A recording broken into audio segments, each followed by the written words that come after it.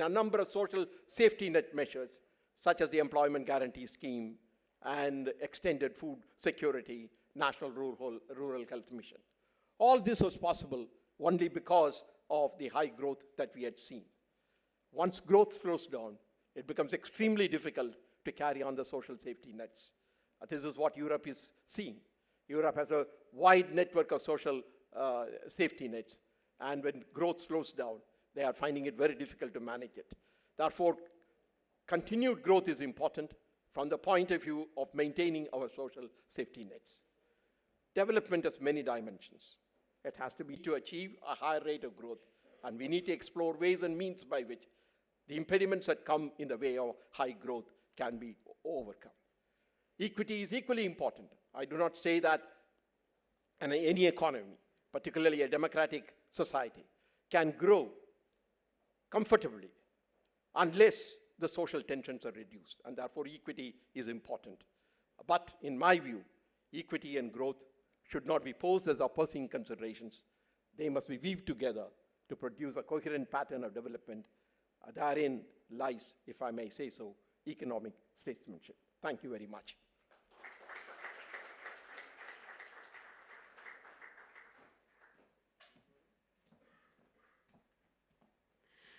Thank you, Dr. Rangarajan. May I now request you to take your seat on the dais, please. While I invite the session moderator, ETNA's consulting editor, Mr. Swaminathan Iyer, and his panelists today, please give a huge round of applause for Ms. Chanda Kochar, MD and CEO at ICICI Bank.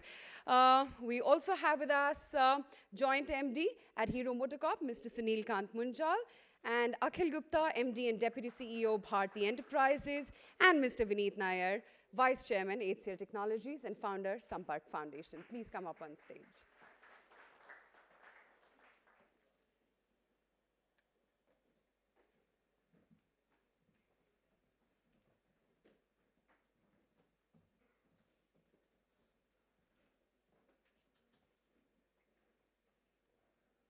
Okay, Swami, over to you then.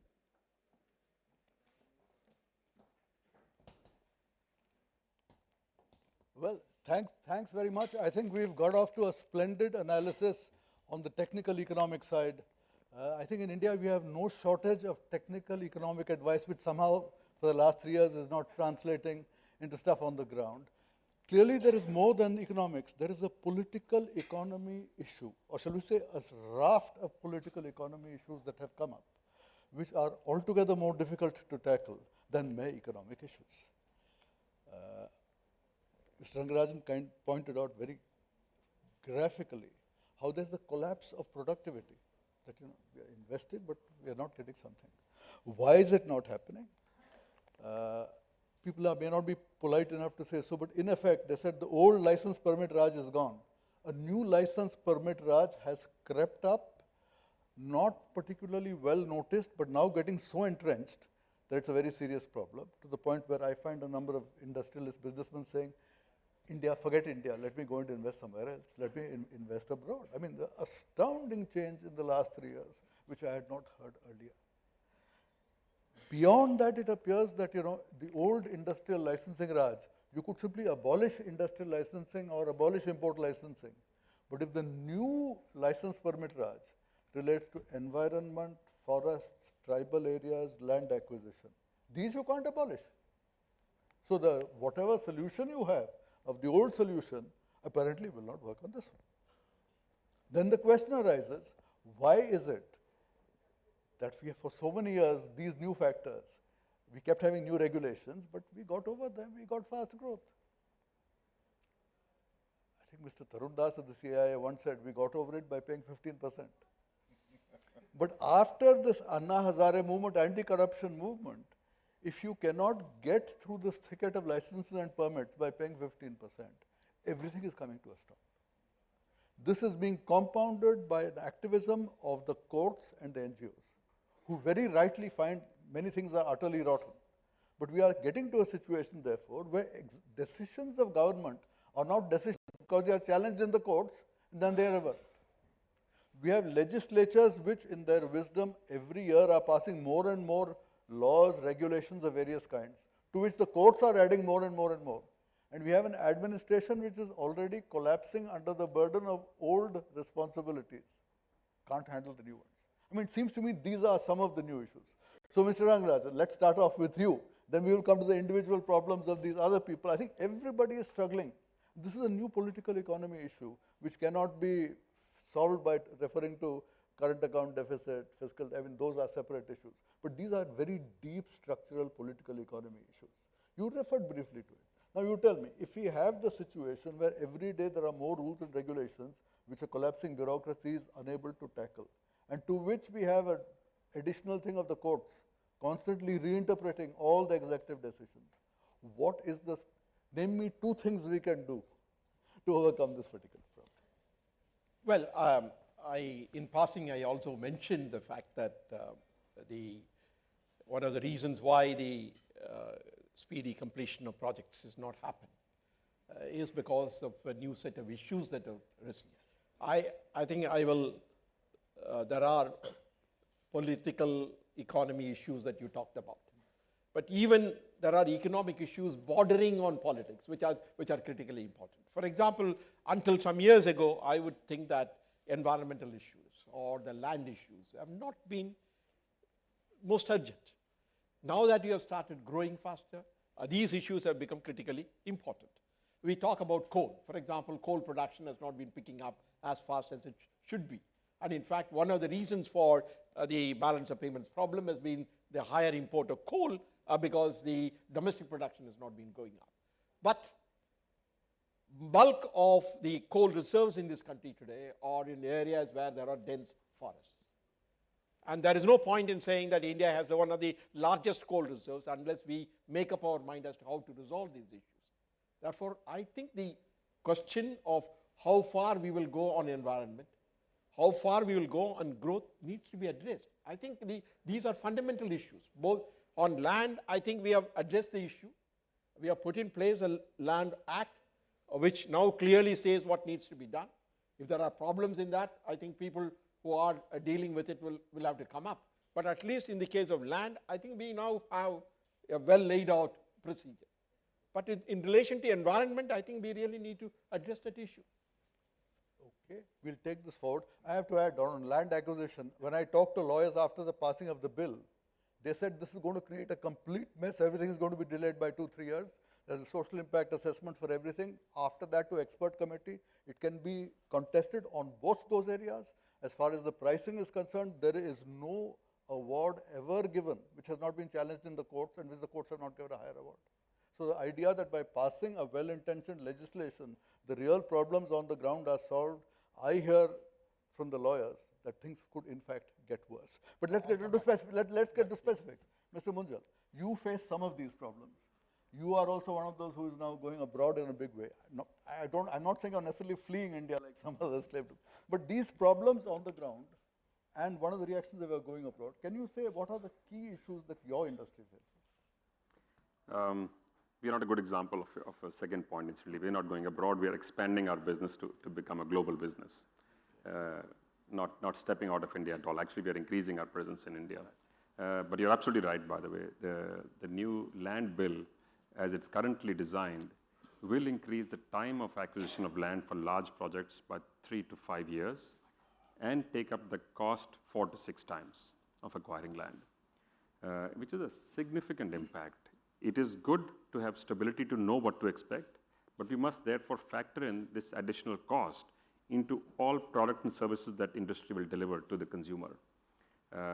As is, on a power purchase parity, we have the highest land prices in the world today, before this land bill.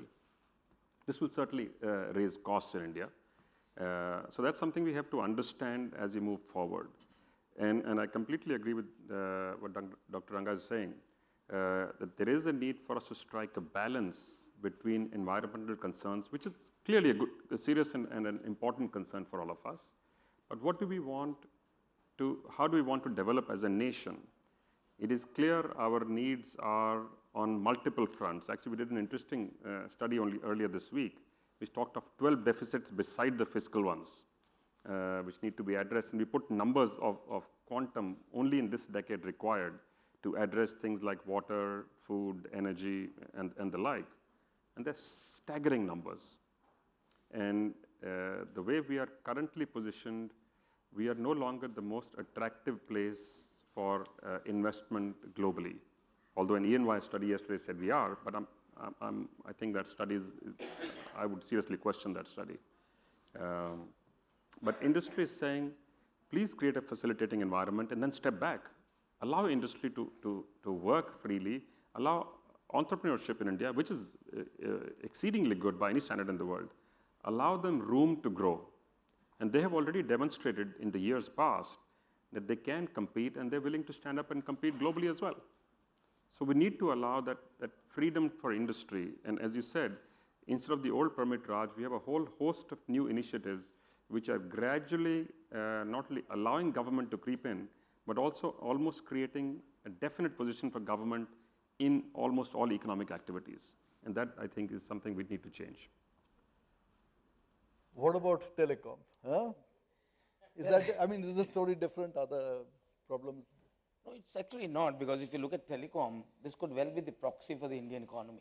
The first phase from 1994, when we got the first licenses, till 2008, 2009, I think if one industry can claim that we fulfilled the potential, we absolutely did. And what was the potential? That you could take this telephony to the nook and corner, every nook and corner of the country, and place a handset in the hands of the common man. I think this industry did that very clearly. The second phase is beginning now. That's on data, which in simple words is mobile internet. Now, something went wrong in the last 3 years. To my mind, all these factors are of course important. The biggest factor is the fear psychosis which exists today. Today, the corporates live in fear. Every morning you go to the office, first thing you ask is what is the new notice today on what tax evasion, new penalties, creative ways of finding means of taxing. Individuals, whether they are promoters, whether they are executives, also live in fear today. There have been so many criminal actions on extremely frivolous grounds. And finally, the bureaucrats, I think for no fault of theirs really, they live in extreme fear today. And the result of that is they take the easier way out. Just go and raise a demand. So now what is the answer? I think I must give you what solution I have in mind for this. You pick up the top 1,000, 2,000 companies of this country, including the MNCs and the big Indian companies, and make sure that every time a notice for a big demand is to be sent, just form a panel which has to vet it. Don't just let somebody down the line just frivolously send out those notices. So let me say Dr. Rangarajan had talked about taming 3 things: inflation, deficits, and fiscal consolidation. I think, sir, please tame this trigger-happy attitude. Tame I fear. think, yeah, if you tame this fear, the fact is today the investments which are not coming to fulfill the second phase of potential, whether it's domestic direct investment or foreign direct investment, I think this one factor would change it. Okay. So we turn to Chanda Kochar. Now, on the one hand, you are at the receiving end of the consequences of the problems other people are facing, and you have problems of your own. Which of those two is the bigger problem, and which is the way forward? Well, I think for a bank, it's very difficult to segregate the two. I think a bank is a barometer of whatever is happening in the economy. And in my view, I think currently the biggest issue is that there is just lack of decision making. And because of that, there are investments in projects that are stuck. I mean, if we talk of reviving our economic growth, I think the single and the most immediate factor should be to bring back investments. And if we have to bring back investments, we have to ensure that the existing projects which are stuck start releasing their cash flows and start actually producing. Now, you take examples sector by sector, but one sector that one could talk of is the power sector. On the one hand, we should feel very proud that as a country we set up more than 15,000 megawatts of power in a year. But on the other hand, there is about 20,000 megawatts of power production that is lost today. You calculate, just apply simple mathematics. If that 20,000 megawatts were to actually get produced, we would add 0.5% to the GDP right away. And the multiplier effect of all that, because there's so many small scale industries that are not working today because they don't get power, you add the multiplier effect, you have 1% coming in just by making existing projects working. And then what happens? When the existing projects work, you start releasing cash flows. You start releasing cash flows, you actually make some cash available for people to even think of the next round of investments.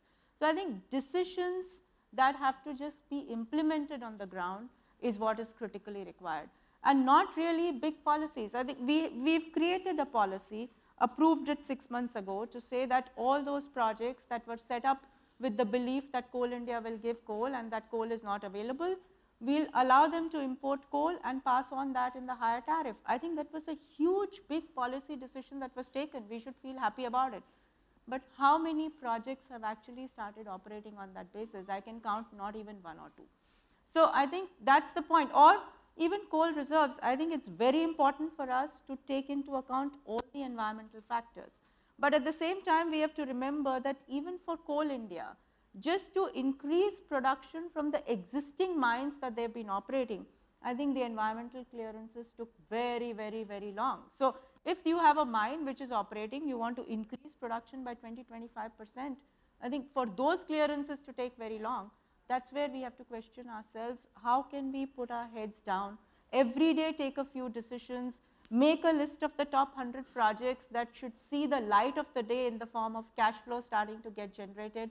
I think that is what will bring back liquidity, confidence, cash flows, and investments in the economy. Okay. I think that's an important one she raised. This recommendation which was made to the government for this cabinet committee to clear investments was actually in 3 parts. One was to clear all the projects which are currently stuck. Second was to set up a very tight monitoring mechanism on a weekly basis that post clearance, these are actually going ahead and getting implemented. And third was to remove the hurdles which caused the blockage in the first place. So that future projects, you don't continue to have a pile up after that. So I think only the phase 1 is actually working efficiently right now. I think there is, only to clarify, there is a group under in the Cabinet Secretariat which does exactly what you are saying. I said it's working efficiently, only one. I think they are very committed people, but This is we so can important, always- we'll come back to it. But right. let's first get You're to right. one industry which is doing relatively better than others. Perhaps it's not only the depreciation of the rupee, there are other factors also. But your particular industry is in some ways seen as the one that drove India. Software, it's become world famous in a sense in which other industries perhaps haven't.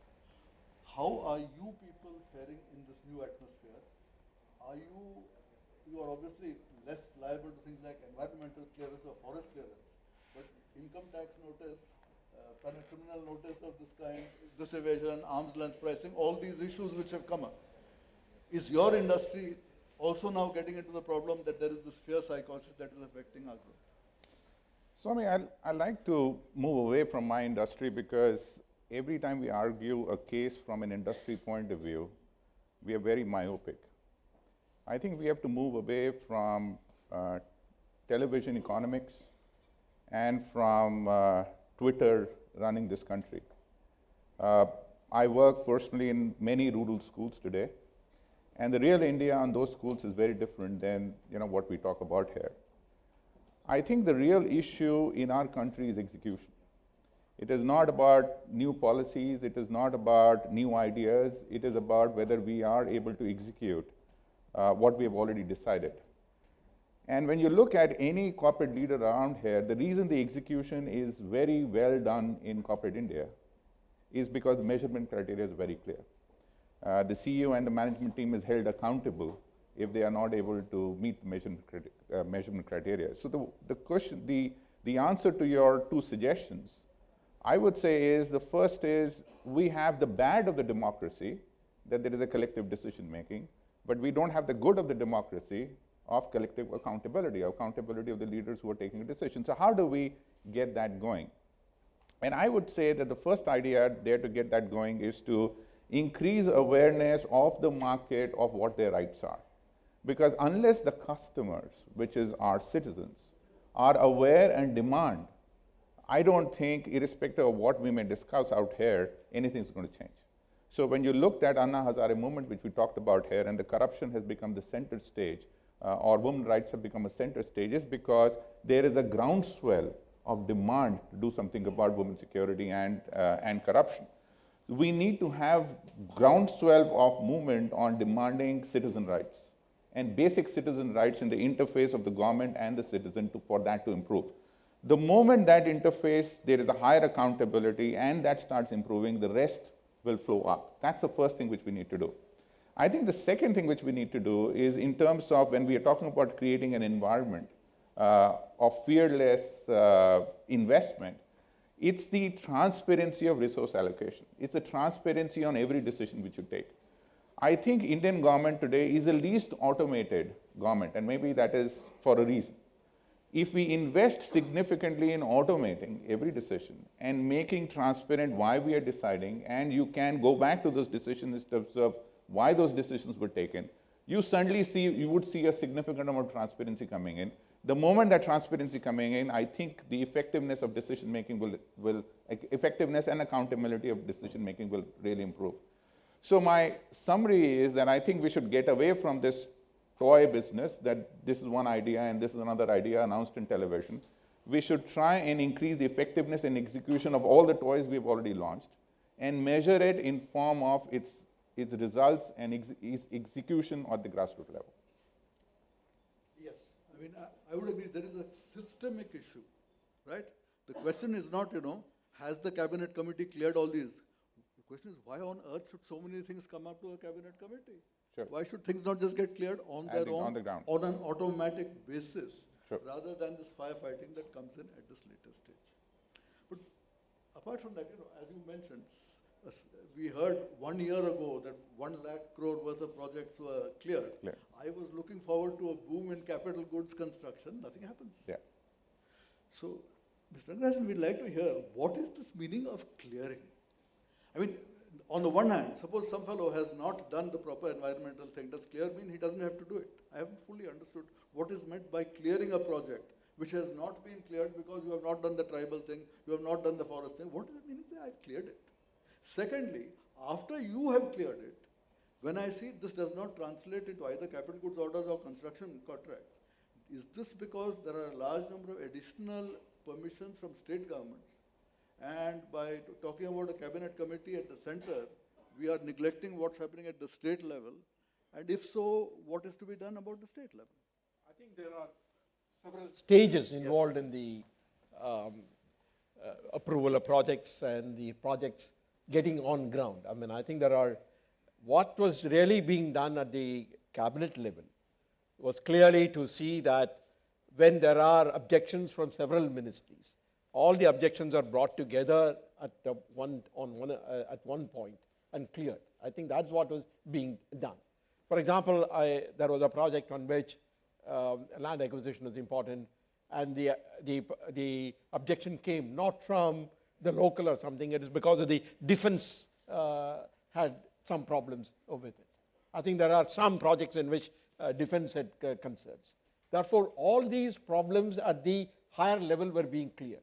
Now, when you say that you have not seen it at the ground level on the capital goods sector, because there is a long chain after that before the capital goods sector will be really seeing the impact.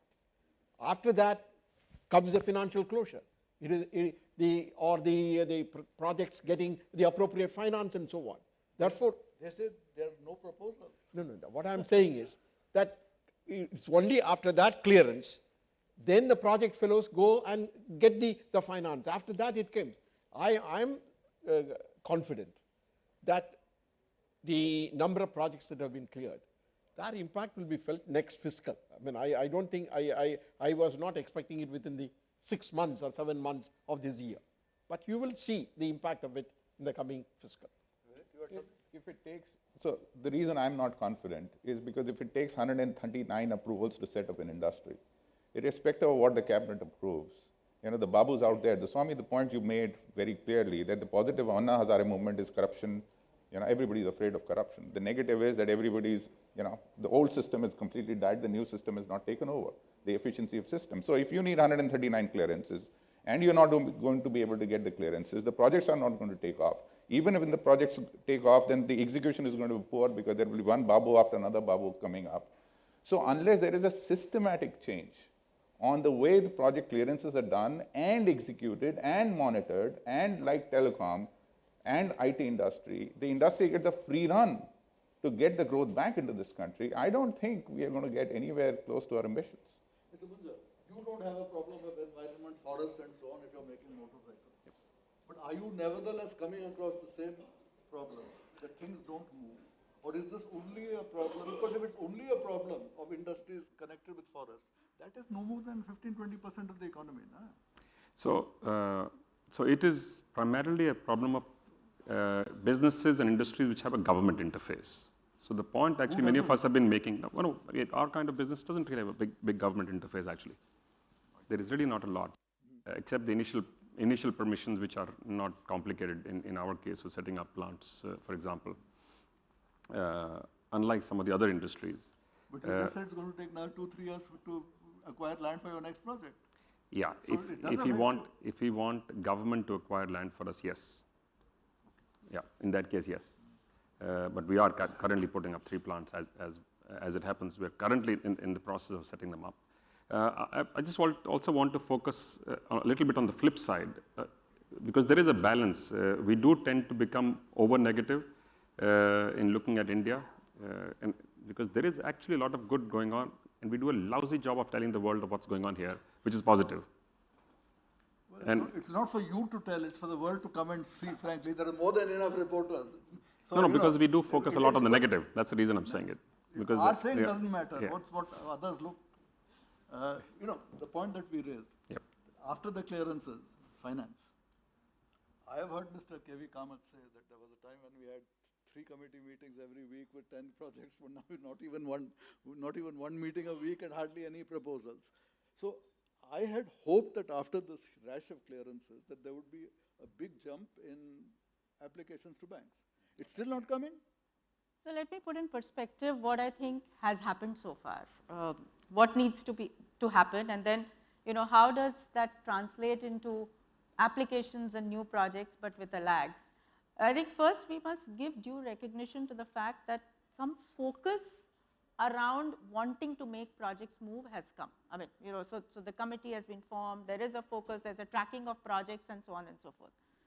But having said that, and some decisions are taken. For instance, I spoke about this Coal India and existing mines. I think now decisions are taken that any existing mine that has to increase production by 25% or up to 25% does not need to go through a whole full round of environmental clearance, but with certain steps can start increasing production. But having said that, I think the next issue is some clearances do not effectively translate into a full project getting cleared. So, there are some clearances where stage 1 clearance is given, but the stage 2 clearance is yet to be received. Or there are some projects that need 6 clearances. Now, even if 5 out of the 6 are received, the project is not yet complete. So, I think that is the detailing that we need to get into to say, have we given clearances or have we made effectively the project ready to start production and generate cash flows. The third is, even as these clearances are coming, and I must say, because I'm always asked and I'm very optimistic as a person, so I'll always look for these green shoots. And I think one green shoot that I'm seeing is some decisions have started to be taking place. But the issue is that they are few and far between. And we need a lot of these clearances and decisions to translate into projects starting to produce cash. It's only after that that somebody would think of the next round of investments, and it's only after that that you will see a flow of applications coming to the financial institutions and an impact on capital goods. Let's remember, the clearances that we are talking about is not going to immediately generate the next demand for capital goods. It's only to ensure that the existing investment in capital goods starts generating cash flows. So there is always a lag in these, in these decisions translating into different impacts. And the first impact we should think of is saying that let's get the existing project starting to work. It's only then that the new round of investments will be thought of. I think there's another interesting angle to this. In many cases, the projects do get cleared. You end up giving a 30-year concession, but a 7-year funding.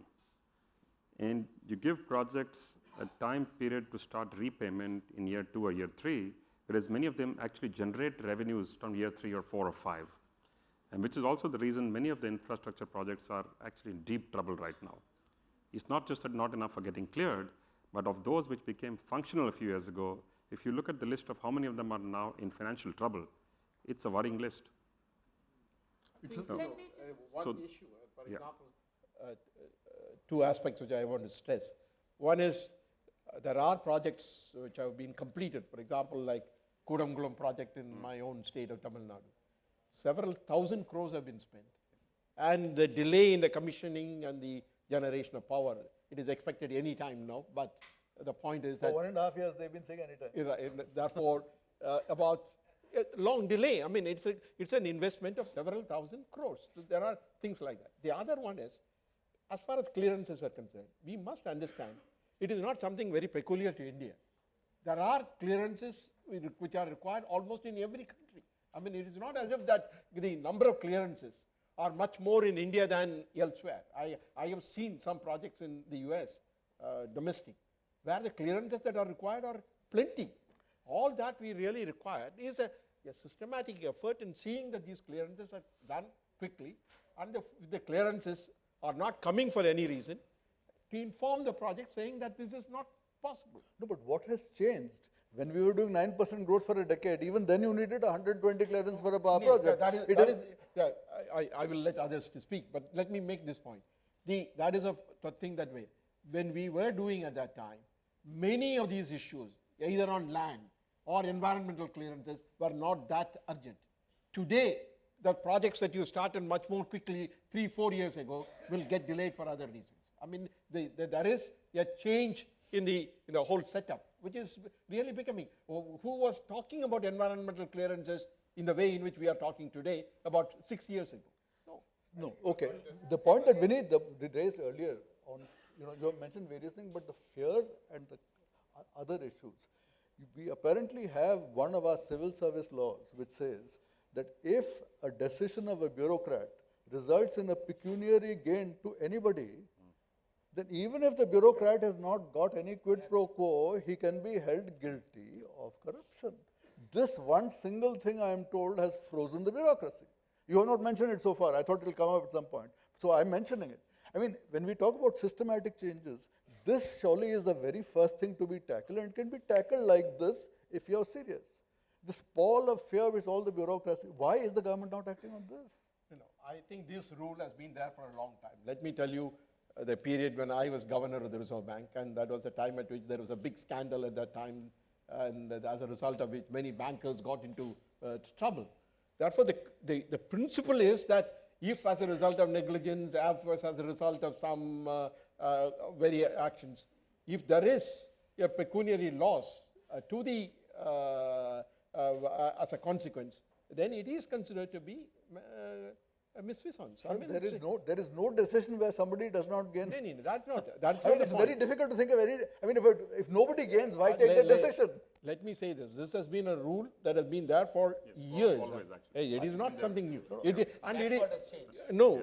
And it is a rule that is there everywhere. It is not what they call mea culpa or something. That principle is there everywhere. I mean, it is not something very peculiar to You're us. asking in terms of what has changed. In my mind, that the equation between state and center, which we are not discussing, has dramatically changed. In the past, the state was not taking as active interest as it is taking right now, and the boundaries of what are state decisions and what are center decisions is really blurring. You just take a simple example of GST, right? Is it good for the country? The answer is yes. Is it good for the state? The answer is yes. Is it good for business? The answer is yes. Can we get it done? The answer is no. So I think this whole, center state discussion has to end somewhere in some leader taking a responsibility of sorting that out. For some of the things which we did not see in the past, we are seeing today.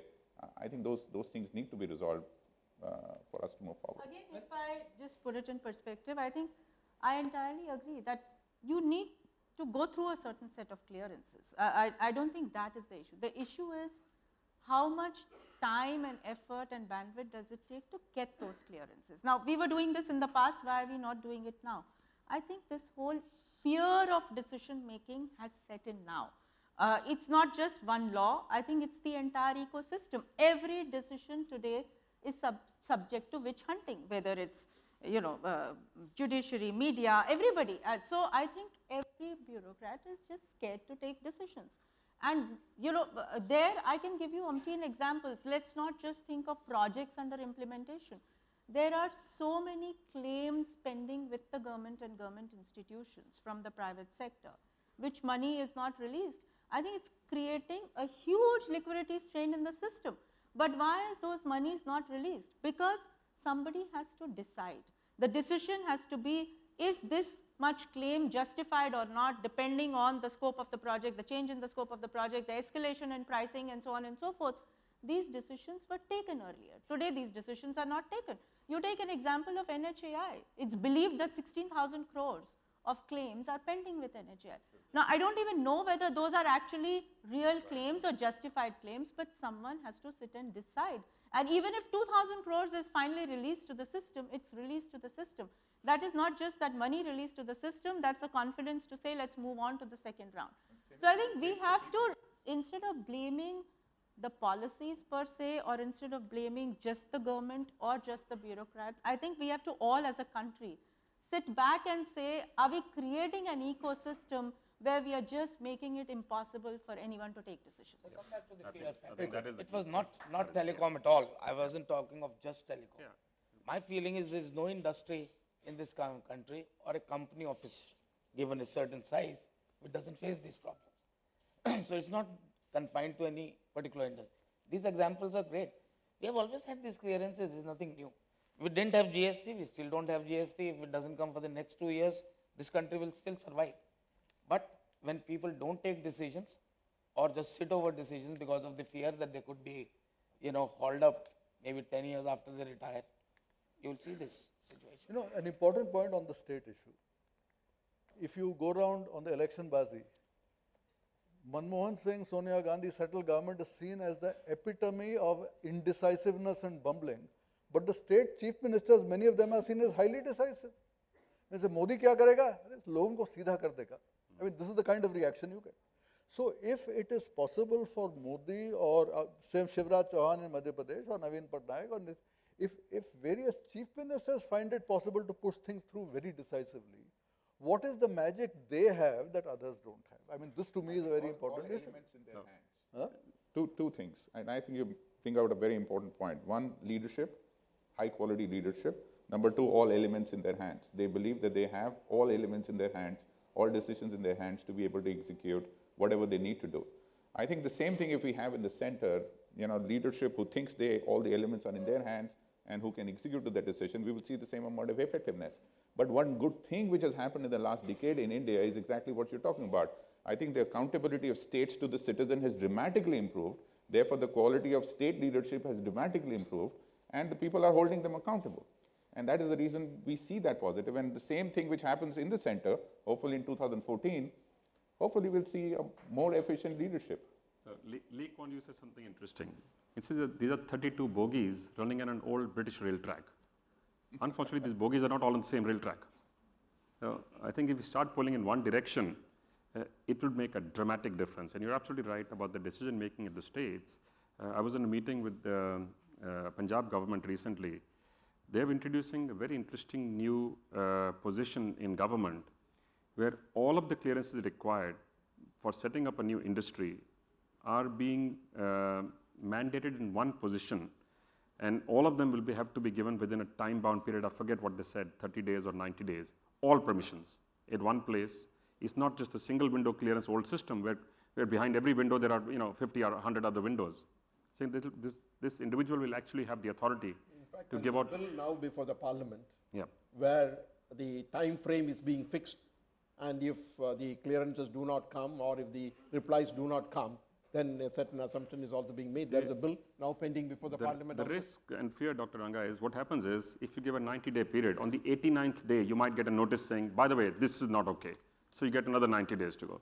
So if we can create a system where you say, within this time, it is cleared or automatically considered cleared, that puts the right kind of pressure to make sure that you're actually doing the right things required.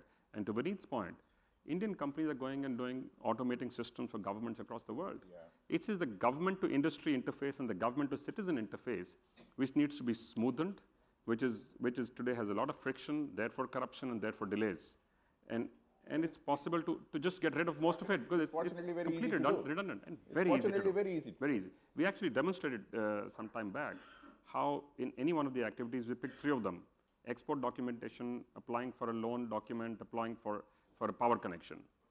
For exports, there were 37 forms. Managed to bring them down to 7 forms in 2 months' time.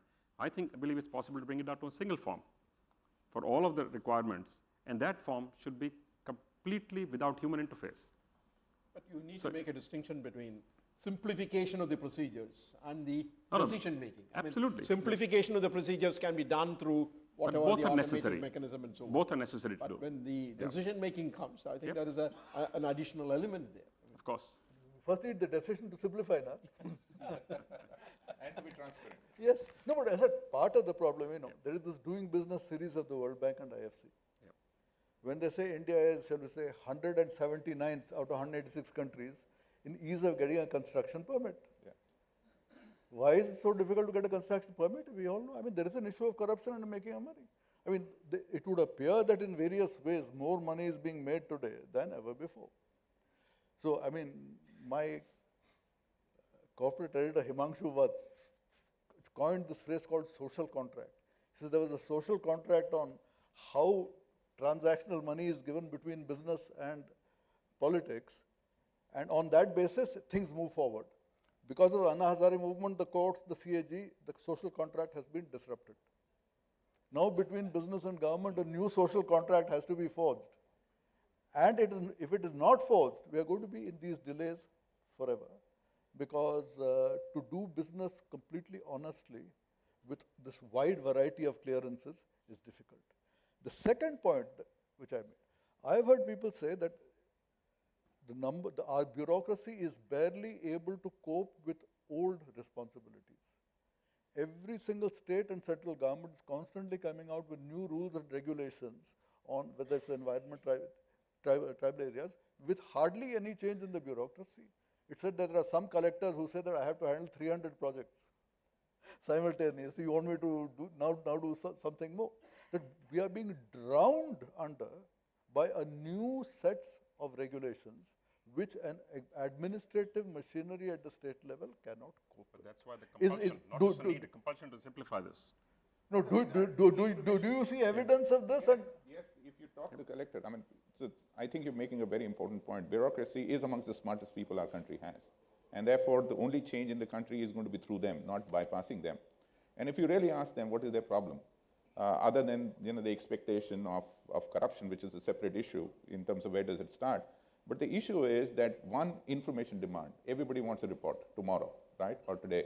Number two is that the number of projects rolled out without thinking of their execution ability, they're rolled out and then the collector has to somehow put together. And the third is this whole VIP movement. The VIP, there is a VIP who wants this done, there is a VIP who wants that done. So that poor guy collector on that seat of power in the district, is inundated with so much illogical work and so much things which he should not be doing. Therefore, what he is supposed to do, which is governance of the state and deliver services to the citizen, he doesn't have time to do it.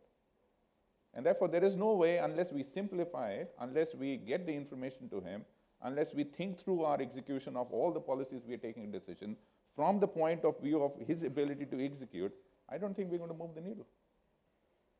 I mean, there is progress in many of these areas, from the issue of passport to whatever you think. I mean, there is movement in this The direction. expectations are also higher now, as they should be. know. They're rightfully higher. no, but we've slowed down. I mean, I'm saying the one net has to effect recognize is there that the progress, economy's yeah. productivity has collapsed. I think we are mixing up too many things, I mean, one is on the other hand of what are the procedures, and procedures are not are inherent in any system, and we can simplify, and we should do it. And the other is the decision making at various levels, which need to be strengthened, and which need to be quick. I think we need to figure out a mechanism which can distinguish between malintent while taking a decision or just not good quality decision making, or something goes wrong in a business after a bureaucrat had taken a decision. If something goes wrong 10 years later, I think the PM we has should not actually- reassured in yeah, many yeah. places that, look, if the decision has been made on bona fide grounds and in good faith, Yep. we will protect. I think there has to be a cost of not taking decisions. I think what we don't There have is no in our consequence system of- yeah. is there is no consequence of not taking a Yeah. decision, which is the difference between corporate and government. Yep. In corporate, if you don't take a decision, good or bad, you're accountable for that. So if you introduce cost of not taking a decision, which is the 90-day idea which you're talking about, I mean, Chandra Kocha raised the issue of witch hunt thing of fear. This has come partly out of a large number of court decisions amplified by gentlemen of my profession. Because, you know, if the CAG and the courts are coming out with certain figures, it's our job to highlight and expand on those. Why has this happened? And how can you change it? I mean, there is the feeling that the courts are interfering here, interfering there, they're coming in the way, second guessing everything. Why has this happened? And what can be done to, I mean, we need courts, but what they're saying is they're encroaching more and more on the executive thing. Why are they encroaching, and what can be done about it? I would go back to your social contract issue. I think there was a social contract between the executive and the judiciary, which is getting renegotiated now. The reasons for that renegotiation may be different. And in certain parlance, what the court is doing, thank God the court is doing it because nobody else is doing it. But at the same time, overzealous lower courts are creating a huge amount of overheads on the system in demanding things which are not necessarily to be demanded. So on bigger issues, they are right. On smaller issues, sometimes they are not right. So I think we are going through a phase of the social contract between the executive and the judiciary being renegotiated, and I think it will settle. It needs to be done. You know, in the evolution of a country, every contract needs to be renegotiated. I think that renegotiation is happening. It will settle down. It will settle down somewhere with a strong executive leader. I think the courts believe that there is some vacuum, and therefore they are coming in to fill that vacuum. Yes. But I think that is where the need for care and caution also comes in. And in fact, when I look at many of the judgments of even the highest court, I do find this is not really a legal issue. This is some issue which any eminent set of people could have decided. And I wonder what is the legal import of that. Therefore, I think everything cannot be written down. We have a long written constitution. Everything cannot be written down, and therefore the constitutional authorities have to impose on themselves how far we can go. And in fact, if any constitutional authority goes very much beyond, then it does create problems. I think it is some kind of a self-correction. The UK doesn't have a written constitution, and that's the pattern we followed. Incidentally, if we have to protect, as we should fiercely protect the pillars of democracy, we also need to ensure that they are somewhat equitably being reformed. We continue to talk of reform over the last 25 or 30 years in India, but if you look at the reform in the criminal justice system, in the judicial system, it's actually been very minimal. And there are parts of the system, of the democratic pillars, which have moved way ahead in terms of reform relative to the others. And I think it's also this imbalance which is creating this feeling of vacuum or place for one to step on the other's territory. Yeah. Well, we've covered a lot of ground, but I think there's a lot of interest from the floor on asking questions on these. I mean, I briefly say we have this excellent presentation of the individual different issues. I open it to the floor. Please raise your hand, say who you are and who you would like to answer the question. There's one there.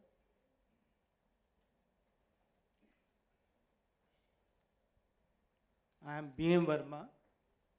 I was chairman of Jharkhand State Legacy Board. Before that, I was chairman of Uttarakhand Power Corporation. I am a man from BHEL to L&T so I have seen 360 degree of power sector. Coming to what Madam Chanda Kochar said, she is very right. The liquidity has to be there, the cash flows have to be there so that the lenders feel comfortable. Unfortunately, even in today's situation, where 1,90,000 crores is being given by Government of India as a part of the FRP program to the various state legacy boards. I am reminded of Montek Singh Ahluwalia Committee, which released 50,000 crores in 2001 and 2002. Nobody knows where it went. One day, when I was on the seat of the chairman, I just came to know that 770 crores have been deducted out of Jharkhand fund to the center. The man who is responsible for collection, unfortunately, doesn't even get a pinch of it. It just gets into macro monitoring. The stress was on me, weekly monitoring. I have devised a system, maybe, I don't know whether this is the forum which can say, see, unless the money flows up from the distribution side, money is collected, from the distribution, it goes to the transmission, it goes to the generation, and then only power sector will improve. Today we have nearly 20,000 megawatts of power stations, about 12,000 maybe because of coal, and 8,000, 9,000 on the gas, which are just lying stranded. And other side, the state electricity boards are forced not to take this power and do the power cuts. It's a situation. Sir, can you come to a question? I mean, The question today is what are we doing towards improving liquidity or cash collections in the power sector in case it has to improve? It affects all the sectors which is there. Mr. Rangarajan, why do you have to go? Well, the whole issue of giving the rescheduling, which was done by more than once, was essentially to see that as a result of rescheduling, the electricity boards will now begin to do their jobs better. I mean, I think it was one of the conditions implicit in that rescheduling that was done. Therefore, from time to time this has been done. I think this is really a bad thing. After all, we should have, as we say in banking, we should have do the rescheduling only once. But in the case of the electricity board, to my knowledge, it has been done about more than 2 to 3 times. What is really required is really the pricing of electricity. I think this is the crux of the problem. Somehow or other, the pricing of electricity has gone into the political arena. And while some of the states more recently have taken the courage to increase the tariffs, there is also the problem that people are complaining that you have increased the tariffs, but the supply of power has not been good. So that's a bad time to increase the tariffs. But I agree that the distribution companies have to become strong. And for that, I think we need to take pricing out of the political arena. Actually, you're right. On public goods, I don't see how that can happen, frankly. Yeah. I mean, I just come from the election circuit, where everybody wants free electricity, and if one fellow doesn't give it, so the notion that we must make it free of politics, I don't think is a realistic solution. Next question, please. This is Saurabh Srivastava. I'm a past chairman of NASCOM and the Venture Capital Association. I just wanted to mention one thing. Swami, you asked this question on the IT industry. It is not exempt. I mean, the same level of aggressiveness on compliance and tax issues that you're finding in other industries exists in the IT industry. It is making a huge challenge for not just local, but particularly multinationals. And in this whole problem that we're finding with the US on the immigration issue or the visa issue for H-1B visa issue, I think for the first time, the industry here is not finding support from our overseas companies. In the past, every time we had this issue with the US government, we could rely on the MNCs to work with us. This time, they're not, and that's a big issue. But the other point I did want to make is that this issue on culpability of bureaucrats, I think is absolutely fundamental to decision making. And I hear what Dr. Rangarajan said, that this provision has always been there, that you're liable if somebody has a pecuniary gain. The fact is somebody will always have a pecuniary gain. It wasn't an issue in the past because we didn't see the kind of implementation or action that's happening today. But today you do have bureaucrats who are being hauled up years after they're retired, not necessarily because it was malintent. You need just 1 or 2 cases like that to make everybody stop working. So I do think we need to look at a reform in that area, a change of that particular clause. That's a comment more than a question. Does anybody have anything to mention? I think I agree from an IT sector point of view. I think there is a fundamental question we need to ask about country competitiveness. Are we going to become 1 billion consumers because we're going to open our shores for FDI in this and FDI in that? Or are we going to leverage that to renegotiate our global mobility agreements with US and Europe so that sectors like IT, healthcare, hospitality get an equal opportunity of being export competitive? And it brings me back to the same leadership question in terms of how do we think about a country?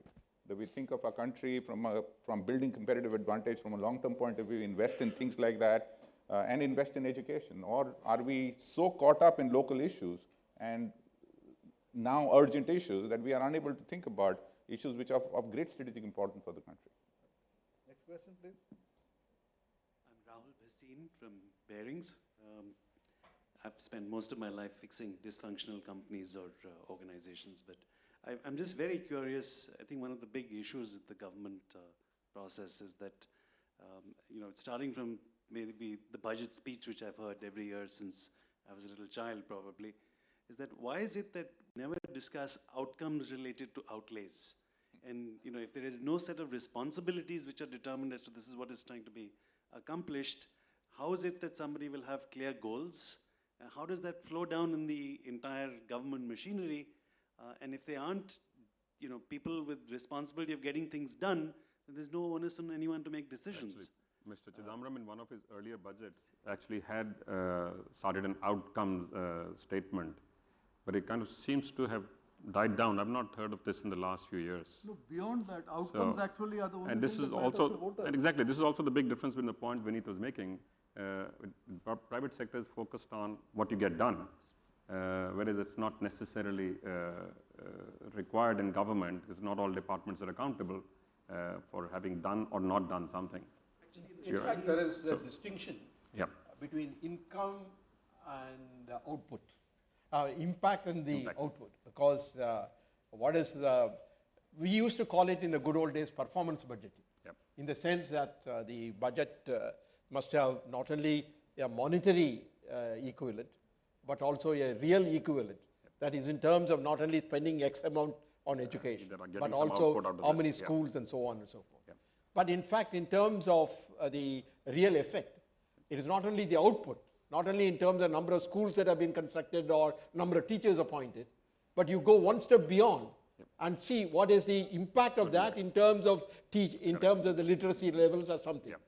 At least we need to start first with output, and then probably need to do. But it is true that the government structure as it is now, it doesn't have these things, even though I do know that in the recent period, the Cabinet Secretariat does ask for details of what has been completed or what has been done.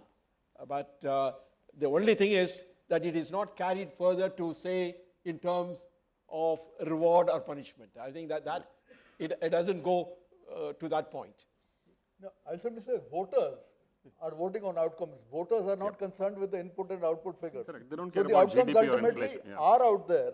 Unfortunately, the political class says that the outcome that people seem to be more interested in is which combination of castes is achieving a particular thing and the weightage to performance.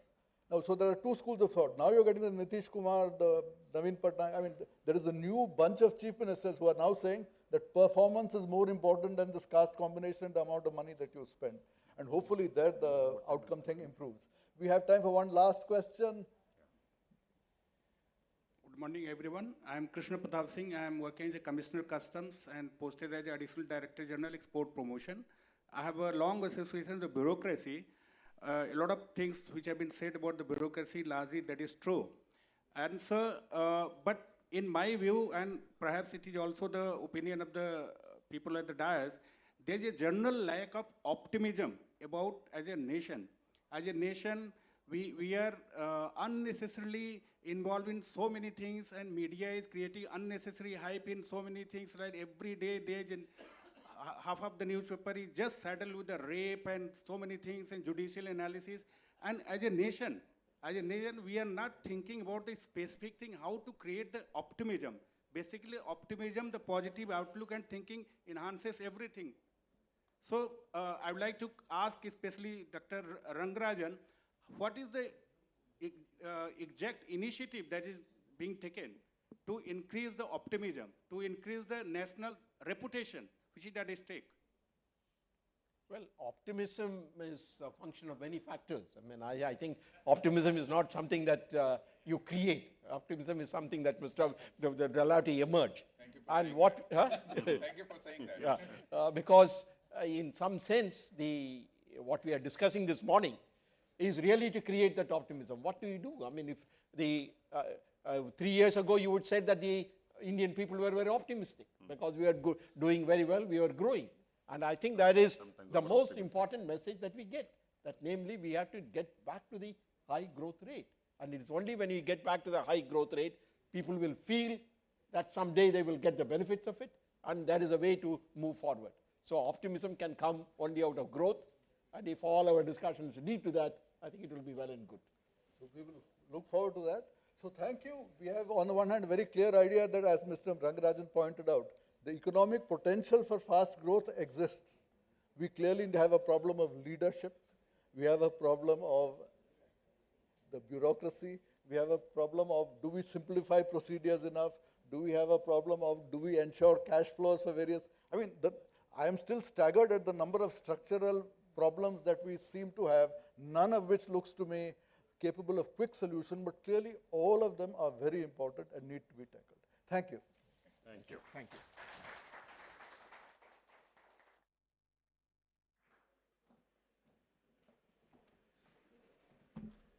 Thank you, Dr. Rangarajan. Swami, Ms. Kochar, Mr. Munjal, Mr. Gupta, and Mr. Nair for a very engrossing session today. Okay, with that we come to our next session, which asks a very important question. May I request all of you to please take your seats.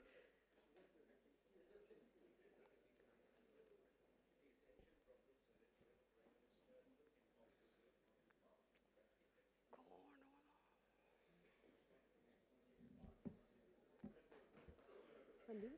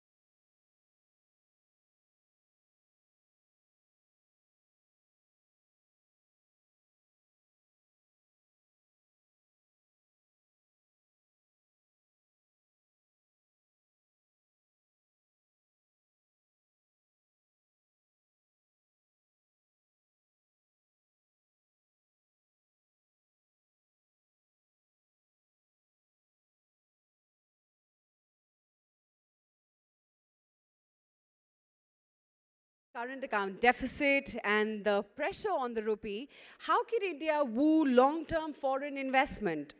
Aviation Mr. Ajit Singh is no stranger to that question. He's played a very key role in opening up the aviation industry to foreign players, carriers, and continues to champion long-term investment in the country. Now, another champion of foreign investment is Commerce and Industry Minister, Mr. Anand Sharma. He was to join us, but he's unfortunately been called for a meeting today, so he couldn't make it. However, we have the pleasure of the DIPP Secretary, Mr. Saurabh Chandra, joining us in his place. May I now invite the session moderator and guest, Mr. Ajit Singh, to please take up his place on the dais.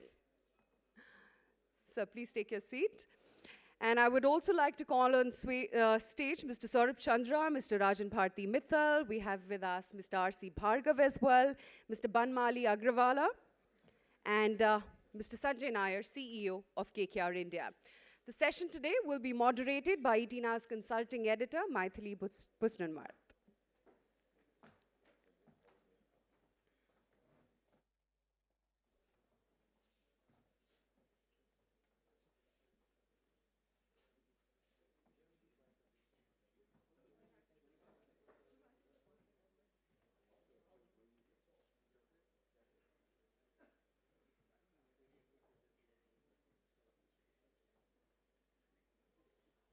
Welcome everybody. I hope you've had a nice coffee break now.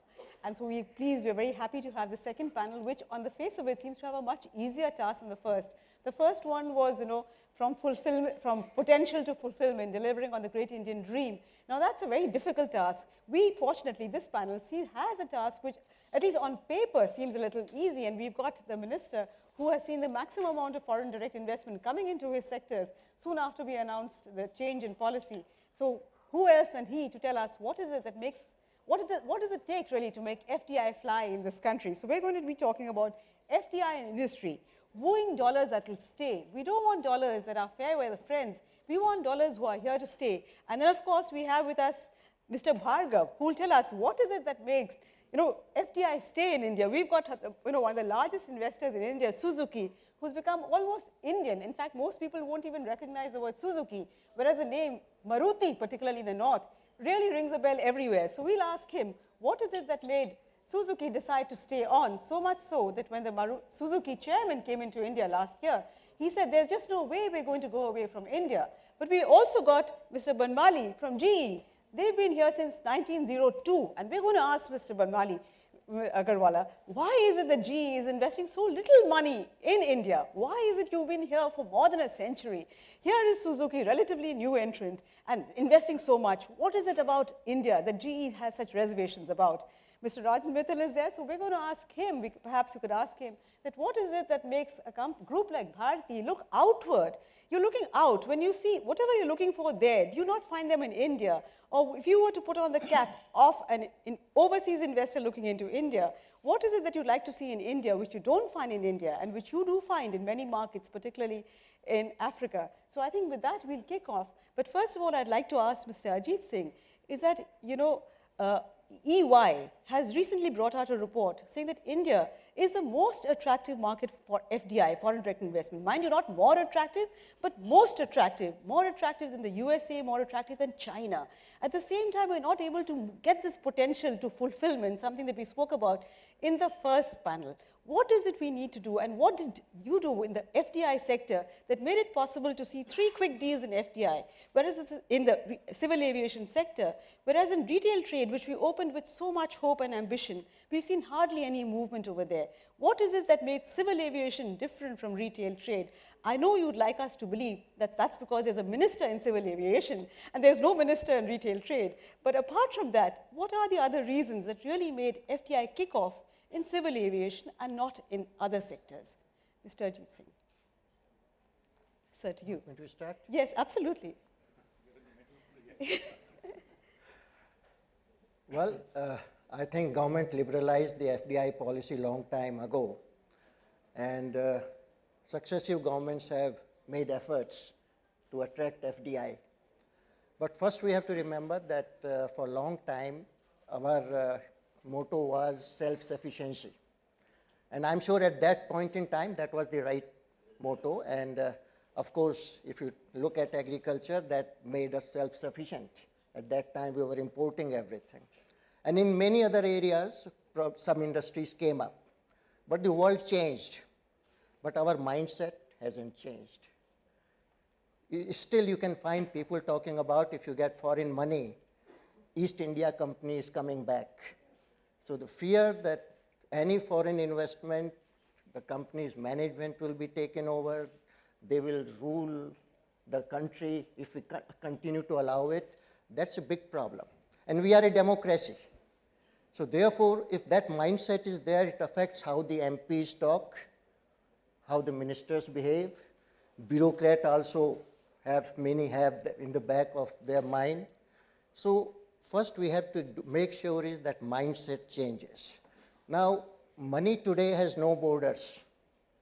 And many people in government and bureaucracy and industrialists understand that if money comes from anywhere, if it creates infrastructure, creates pharmaceutical, new medicines, promotes R&D, provides services, creates jobs, then it doesn't matter where the money is coming from.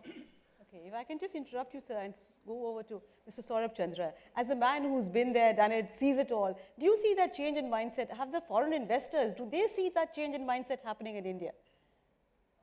And if so, in which particular sector are they more open to investing? The Ernst & Young report is only the latest in a series of reports which have placed India as a top investment destination. The UNCTAD 2013-15 report places India at the 3rd position. The A.T. Kearney report places it at the 2nd position. The Japan Bank for International Cooperation, in the medium term, places it at the 2nd position, and in the long term, at the top position. But we're talking here of attractiveness. If you look at the same UNCTAD report that you quoted, in terms of actual receipts, we've actually slipped. And we get less than not only China, of course, who's been our bugbear, but less than even Brazil, a third of what Brazil received last year. So what explains that difference? I'm talking about the conclusion part of it. Okay. In spite of everything, that is how they have ranked us. Okay. In the last 14 months, a lot of measures have taken place. They are being reflected in what E&Y has come out of late. Certain sectors, for example, retail, we should split between single brand retail trade and multi-brand retail trade. Single brand has seen a lot of action. Civil aviation has seen a lot of action. Telecom is seeing a lot of action. So there are places where there is action. There are places where a lot more needs to be done to bring in dollars. Manufacturing is one area which is completely on the automatic route, but it hasn't seen the kind of inflows. And that is where the questions of ease of doing business, attractiveness come into play. Agarwal, I've just heard the Minister as well as the Secretary DIPP talk about the numerous changes that the government has initiated. A company like yours, why is it that you're not able to kind of get more enthused by India? What is holding you back? Is it the doing business where we slipped from 131 to 134? Is it the stories of corruption? Is it now, at the moment, political uncertainty? What is it that is really holding you back? So first, Maitli, I think you kind of introduced us as GE as not having invested in India over the last 100 years, and I'd like to correct that. Not the scale that you could perhaps have. And I'll just come to that. But I think we were one of the first to actually introduce the whole concept of outsourcing, and that's how outsourcing started in India. We were the first to set up the Innovation and Research Center in India, and that's how the whole series started. We've recently announced more than 1,000 crores of investment in manufacturing for a plant that's coming up. That's in phase 1, and we've also now announced about expanding that to phase 2. So the point I'm making is that we have been invested, and in a manner of speaking, I think we've been a step ahead, looking beyond just what is obvious and the dollars kind of coming in. But let me just take a step back. If you look at a global corporation like GE, and you look at all the possible investment opportunities you have across the world, the first point I'd make is that India is not the only country that has challenges and problems. There are many countries around the world that have challenges and problems. Sitting within India, maybe they tend to get slightly exaggerated. But believe me, you go around the world, many countries have one or two challenges, which are similar. Some might be different, but they make making business in those countries more difficult.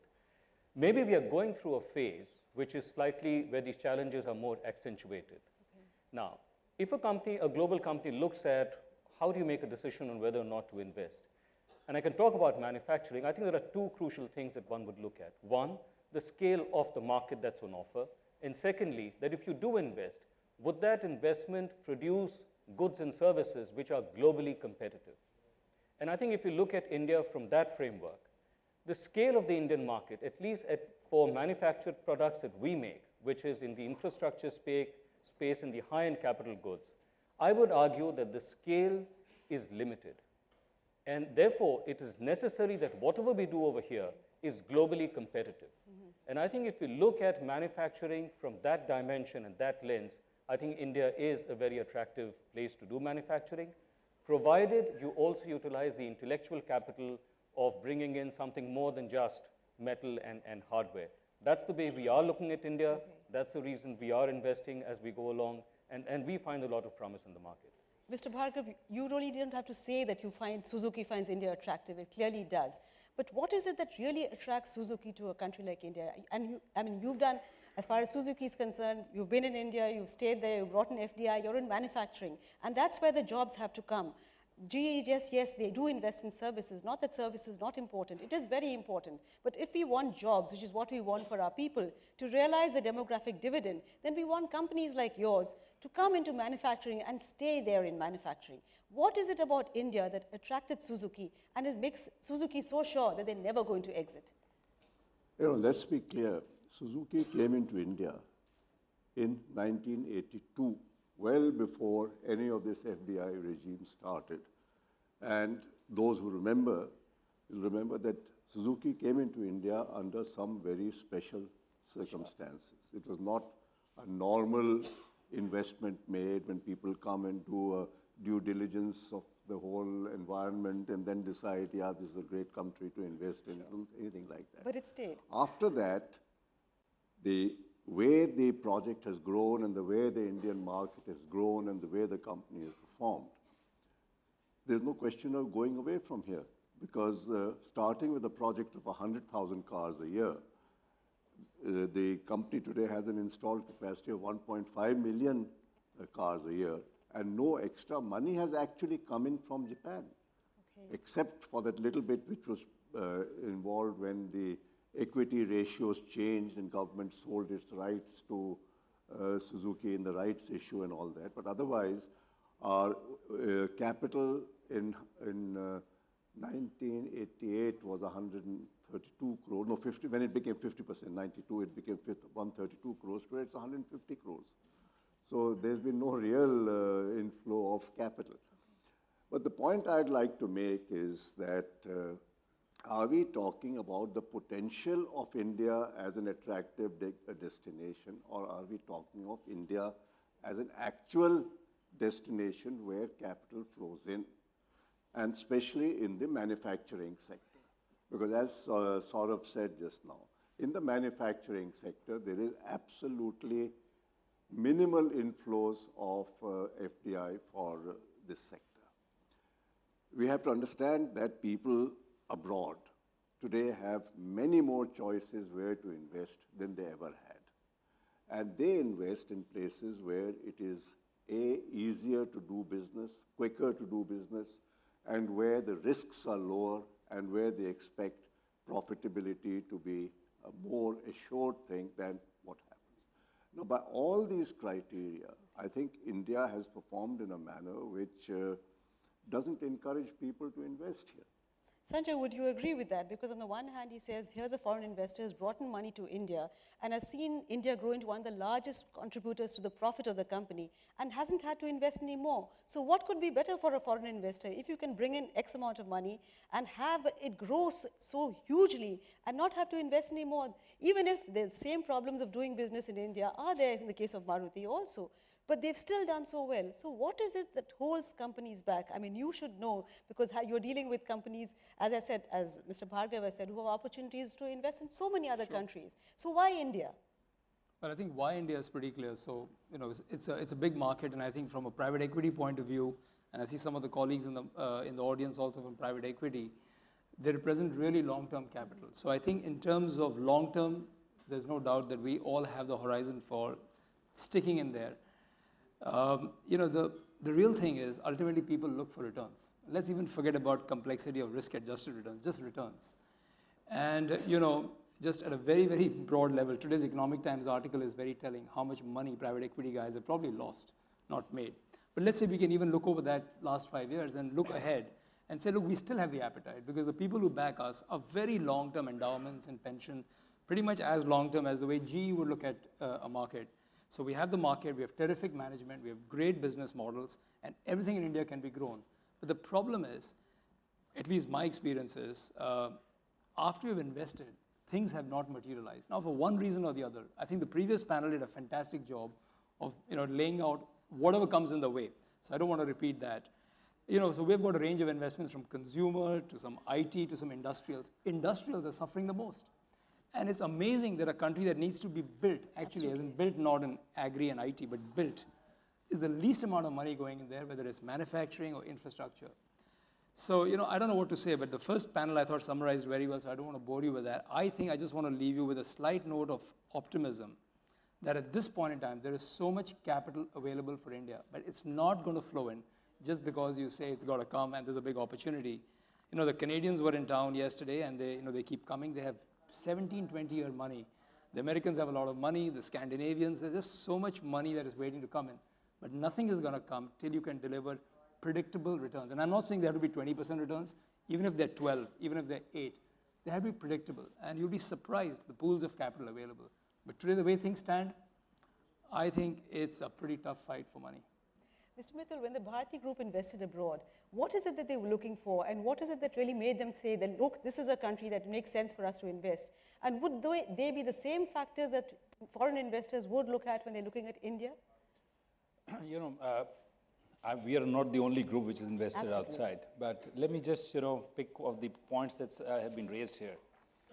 When everybody talks about India as a great destination, it reminds me of Indian tourism. We've got great places, probably better than Switzerland, but to reach that destination can take you hours, if not days. And similarly, the condition of Indian, you know, is there that everybody puts the reports out, you know, refers to one or the other and saying we're a great destination. Of course, we're a great destination, but the process to reach the destination is very tough. You heard Sanjay, you heard him saying that, and Mr. Bhargav saying the same thing. So it's going to be a difficult task if we don't put our act together. For companies like us, we invest a lot in India. It's not that we are investing outside, we have stopped investing in India. It's not either or, because both markets are attractive, both markets are which are growing, the population size, the demographics, all that is there. But of course, when we go out and look out in Africa, it's a challenging market. But I've always said, if you can drive in India, you can drive any part of the world. So you know how to manage the risk factors.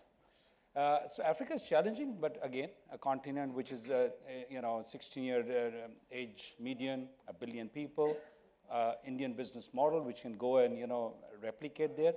But I always believe the companies at home must be strengthened for us to go invest outside. If we are weakened internally, it's very difficult to go invest outside. So if truly an Indian company, an Indian brand can go and, you know, put their flag in 20 countries in Africa and grow there, only on the back of Indian growth. So if the Indian growth gets stymied, it is a problem that we face. Minister, if I can turn to the Minister now, you've really steered FDI in civil aviation. How difficult was it, and are the problems of each sector different, or is it a question of broad acceptance of greater FDI across sectors, or does each sector have its challenges? And why in the case of FDI, I'd like to ask you a very specific question. We had this rather absurd condition, if I can say, that you can allow a foreign company to come in as long as it's not an airline company.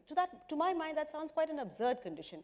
Why do we put it in such absurd conditions, and how difficult was it for you to change the mindset of the entire cabinet, of your senior bureaucrats, etc.? If you could just tell us, so we know what kind of battle we have on hands. See, first in general, there are unnecessary delays at every step. Every regulatory agency, you get an idea they are trying to find ways how to stop this transaction instead of facilitating it, and then everyone delays, and ultimately everything goes to the court again. Like in Jet Etihad deal, SEBI, FIPB, CCI, CCEA, and now it's in the courts. So everywhere there are unnecessary delays, and many times investors get discouraged by that because, as everyone points out, there are many other destinations where things can be done much faster. In some areas, policy changes quickly. And so the uncertainty is there. Today, government is saying this, in this sector, we'll allow this kind of FDI, and then 6 months later, there's new policy on that. So that's another reason. That is by the same government. So why does the government do these kind of flip-flops? Well, that's many reasons for that. There's not enough time to discuss all that here, but that's a fact. Okay. And again, even if you look at the rules and regulations, but then what is the attitude of the people or the ministry you are working with? Of course, every company looks at what the long-term future is going to be, and that's why they are coming here, because it's a growing middle class, there's a rule of law, all said and done, and therefore it's a very attractive destination. But that uncertainty is there, what the government is going to do next, or if I go to this agency, how I'm going to get through that. So that's one reason. Plus, like in civil aviation, it's not only that we allowed airlines, we did away the plane acquisition committee, which used to decide how many planes any company can get. Earlier, we were not allowing, except Air India, no other airline could fly to other places. Now we have that 5-year, 5-plane and 5-year and 20-plane ban. So we are going to remove that. So it's not only just the regulatory agencies and the government policy, how the people involved, and in each sector there is a different ministry which looks at it, how they act. And if the people see that the policies are progressive, it's going to help them in the future, the foreign investment will come. If I can just throw this question at you, Mr. Chandra, since you're the point man, you deal with all the different ministries. Are there particular, can I ask you, are there particular ministries, would you like to stick your neck out and say, which are more proactive and are more willing to go along? Are there particular sectors that may be a little safer for you to answer?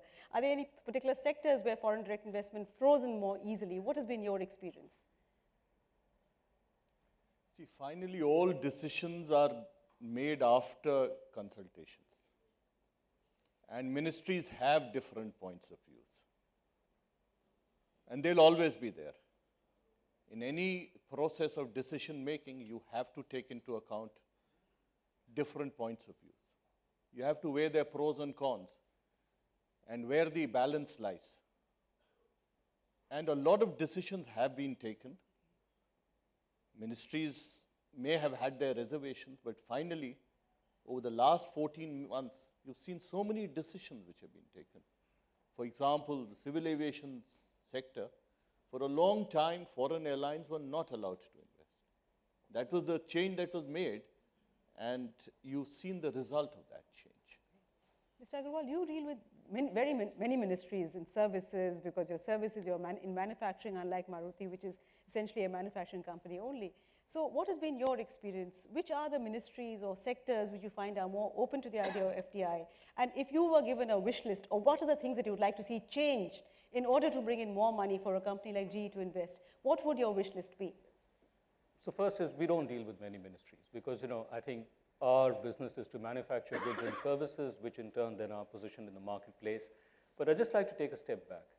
If you look at manufacturing, particularly in the capital goods and infrastructure related space, which is where GE operates, which is industrial infrastructure, we find across the world countries leveraging the size of their market to make sure that companies like GE come and set up manufacturing facilities. So the size of the market is the hook that you provide to companies like us to come and set things up. Now, if you look at that from an Indian perspective, for infrastructure goods, as I said earlier, I think the scale that is on offer is perhaps not big enough, and therefore the need to be globally competitive. If there's one signal that we would like to see so that we can come in even more and invest for the long term. And we keep talking about the potential, the demographic dividend, and all of that. But if we can judge that people are willing to pay for the infrastructure services that there are in full, I think that is a very strong signal for us to come and invest into this marketplace. Today, I think you can go across sectors. Earlier on, there was a discussion on power, and there was this whole thing about how do you debottleneck the setting up of power projects. And my point is that even if you do debottleneck the setting up of those projects, I wonder how will they run, because how will they be paid for? Are the tariffs high enough, and so on? So from an infrastructure manufacturing perspective, if you see tariffs reflective of the cost of setting up projects, I think that's a strong signal for us to come and invest much more in this country. But you're speaking at a time when we have elections around the corner and every politician worth his salt is promising free water, free power. So that's going to be a little difficult, but we'll turn to Mr. Bhargav and ask him. Yes, he spoke about getting people to pay for infrastructure, a very valid point. But in the manufacturing sector, would you look at labor as an area where we've really not seen reforms? And a company like yours has been at the receiving end of lack of labor reforms. So would you kind of like to categorize labor reform as one of the things that we really do need to tackle now? You know, I wouldn't look at labor or power or any such thing as factors which are basically responsible for FDI not coming into manufacturing. I think something the minister said is the most relevant thing in this manner, which is mindset. Besides the East India Company mindset about FDI, which unfortunately still prevails amongst a fair amount of people. I won't say all, but a fair amount. But besides that, you have to understand that industry, as was said, has to become globally competitive if it is going to grow at 12%, 13%, 14% a year. Now, to make globally competitive industry requires that all the agencies of government must accept the necessity of making industry globally competitive, and that their role is to facilitate that happening. Now, that requires a mindset amongst the ministries, which means from the minister to the bureaucrats to everybody down, that it is actually the right thing to do to facilitate people to become more competitive. Consequences of that, which also need to be accepted, is that if industry grows and industry grows in size and the economies of scale and there's more industrialization and more investment, people will also become rich. And therefore, you're actually going to be helping people become rich. Now, what is the mindset in India today about either helping industrialists become more competitive or in doing things which will lead to their becoming richer? Is the mindset favorable or is it anti? My submission is that the mindset is positively anti. And it's anti not because the mindset of people in the government and the politicians is not framed because they are what they are. It's framed by what the general public and the voter thinks. And where we have slipped up is that we have not educated the voter into this thing. And unless we do that, we are not going to get I'll throw this question over to Mr. Mittal, because he spoke about the mindset of the people. And in the sector of FDI, when you come to FDI in retail, this is what has been alleged, that people don't want FDI in retail because it's a mom and pop shops, the corner shops that are going to get hurt. So are we very conveniently blaming the politician and saying their mindset hasn't changed? Is it that we need to look inward and say, has our mindset changed? What is your take on that? You know, a country of as complexity as India is, we have to build consensus. That's a given. There are social fabric here. We don't want to destroy that. Having said that, there are about 10 million, neighborhood stores, which is the largest probably in the world, but the kind of size of population that we have. So there is a coexisting model. It's all we have to develop is an Indian model, not necessarily that we have to develop a European or an American model. If you go to Thailand, if you go to Vietnam, if you go to China, which is more akin to Indian economy and the Indian mindset in that sense, both exist. So there is no reason for it in India, it should not have happened. It's just that at the tail end, you start doing an exercise which becomes politically hot potato, and then the political guys take over, some oppose, some go in for favor. If you see these statistics, I can tell you that it will help this country immensely. All these stakeholders, and I can tell you, all these stakeholders from farmers to small manufacturers, everybody contributes in this. Some middlemen, as we call it, will probably be outplaced, but that is the function of anything that you do differently. So I think it's got more to do with the rhetoric and the pitch of the electoral battle that is taking place than to anybody to stand up and prove, and I can debate, and I've debated honestly enough to say that it can help India much more. So it's really, it's come with conditions. Of course, the foreign investors, as again, they want to see the conditions which are very onerous, and it becomes again that we will wait. Elections are around the corner. Everybody has a pitch to make to say, once we come in power, we'll probably look at the things differently. If I was a foreign investor, honestly speaking, I'll wait for the country to have a stability and a regime which is helpful for me to take a decision. So I don't think this is any different. So would you agree with that, Sanjay? Are all foreign investors biding their time, waiting for elections to come, get over? And if we get a stable regime in power, it doesn't matter which, but if it's stable, then we're going to see a burst of foreign, direct investment into this country, money that will stay like Suzuki. Or are we going to find those fair weather friends, easy in, easy out, no. FIIs? So you tell us, what would you like to see apart from a stable government, of course? No, I don't think we're going to have a burst of FDI. Okay. So that's not going to change overnight. Look, we just, for example, announced a deal yesterday, and I was just thinking that people are just so negative, but the fact is there are good businesses, and we made an investment in a pharmaceutical company, which is in the press now and announced. And I'm sure it'll go through its own processes now. But there is, as I said, there's a lot of capital waiting to come into India. That's not an issue. But we are hearing from our investors that people do want to see a more decisive center. And that somehow has become now so precise, which is a little unfortunate. Big LPs and investors sitting way out in the Middle East and in the West Coast are talking about India should have a decisive center. So again, I think they may or may not be very accurate, but the fact is, people are now waiting for that, unfortunately, or fortunately. So, well, hopefully we will have a little better outcome than what one can expect. But I again come back to the point that the next phase of growth will have to be financed, I think, by a lot of foreign capital, because Indian savings have dropped. Indians are consuming more. They're investing in real estate and gold. And frankly, our capital markets are not going to become deep overnight. So you will have to look for FDI in the next phase of growth. And I think just decisive leadership, a bit more certainty, clarity in manufacturing, regulations, taxation. So none of this is, I think, that complex. It used to be okay about 4 or 5 years ago, and I just get a feeling that we have really slowed down for the last 3 or 4 years. So turning that around, I don't think should take too long, but I don't want you to believe there's a burst of activity that's going to happen. But I think there's definitely a lot of positive view on India for all the reasons you heard before. Sir, if I can turn to you, Sanjay just said he wants a more decisive center, a more leadership-driven kind of center. You've managed to get FDI through in civil aviation. So what is it that is really preventing greater FDI? Because presumably the government has agreed that FDI is certainly better than FII, and FDI does help every country, even though the bulk of our investment must come from domestic sources. Foreign direct investment is hugely helpful. It brings in technology, it's a supplemental income, there's a transfer in terms of management expertise. Best of all, it has huge externalities in terms of jobs. Look at the number of jobs Mr. Bhargav's company has created. So why has it been so difficult for the center, to show more decisiveness in other sectors? No, it's, as Mr. Saurabh Chandra pointed out, a lot of decisions have been taken. And slowly things are moving towards that, as consensus is also being built. Why did it take 4 years? It seems as if the government woke up only after, much too late, 4 years, when their time was almost up. Well, the problem is not that government woke up late. We hope the government stays awake. What are you suggesting, sir? That it's not? Mr. Bhargav says we need more Ajit Singhs.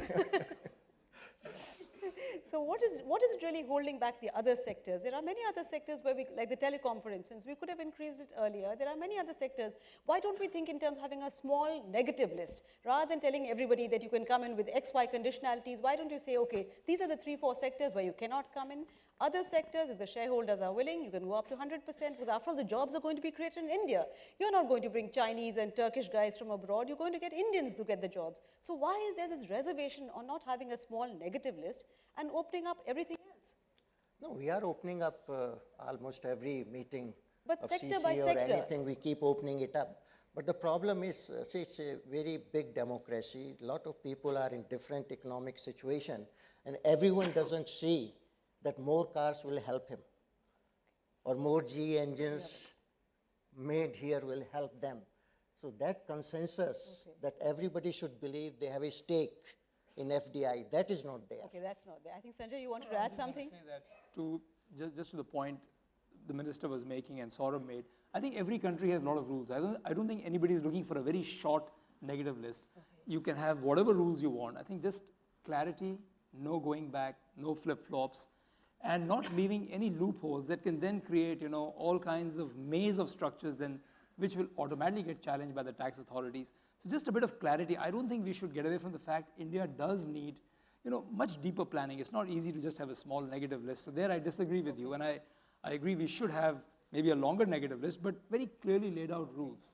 That's about it. You just need clarity. So would you agree with that? May I add that a lot of the decisions which have to be taken and actions implemented are in the states when it comes to manufacturing. It's not at the center. Absolutely, that is one thing. In most areas of manufacturing, the center is hardly involved now. You never need to come to Delhi to get approvals. The attitudes of the states is what I mentioned earlier. It's totally of that old mentality that don't be seen as helping an industrialist make money. Okay. Don't help him in his business. As the minister said, everybody looks to find why things should not be done rather than why things can be done and done quicker and faster than what they are done. So broadly, clarity, It's a mind no challenge. flip-flop. It's across the states. Okay. You look at the different states and you see the difference in the attitudes amongst the states of how they function. So I think broadly we're in agreement that it's better governance, clarity, no flip-flop, getting the states involved and a change in mindset, right? Even in the states, people have to go out and talk to people about the importance of manufacturing. The jobs are where manufacturing is ultimately. Sure. I think we'll just now throw the floor open for Q&A from the floor because we've had a great discussion, but I think it's only fair to give everybody else some time. So if I may request you, please raise your hand, and if you can just identify yourself. And it'd be very nice if you can keep your questions very brief and to the point, because then we can get more questions. I suggest we take a number of questions, and then maybe if you can indicate who the question is addressed to, that would be good too. Hi, this is Punita Kumar Sinha. Mr. Chandra, I have a question for you. You talk about all these rankings where India is ranking extremely, all the reports where India is ranking extremely well. But of course, on the ground, reality suggests something totally different in terms of all the concerns. So are these reports making you complacent, or are you actually wanting to do more when you hear about all the issues that are being presented today? The steps that we have taken, once again in the last 2 years, would suggest that we would like to bring manufacturing center stage. For the first time since India became independent, we announced a national manufacturing policy. The concept of national investment and manufacturing zones strives towards addressing all the factors of production: land, labor laws, environment clearances for a zone as a whole. A lot of powers have been delegated there. The other facilities that have been given in the national manufacturing zones. The 4 industrial corridors which have been announced. It's a long-term story. It will take time. The Delhi-Mumbai industrial corridor was the first of the lot. Chennai-Bangalore industrial corridor, where 25 debottlenecking projects are under implementation. JICA is preparing the feasibility report. The Bangalore-Mumbai economic corridor, where we are once again preparing a feasibility report, and the UK government wants to join in. And the last of the block was the Amritsar-Kolkata industrial corridor, which will actually help the Hindi heartland. What I must say is that this tremendous political consensus for these economic corridors.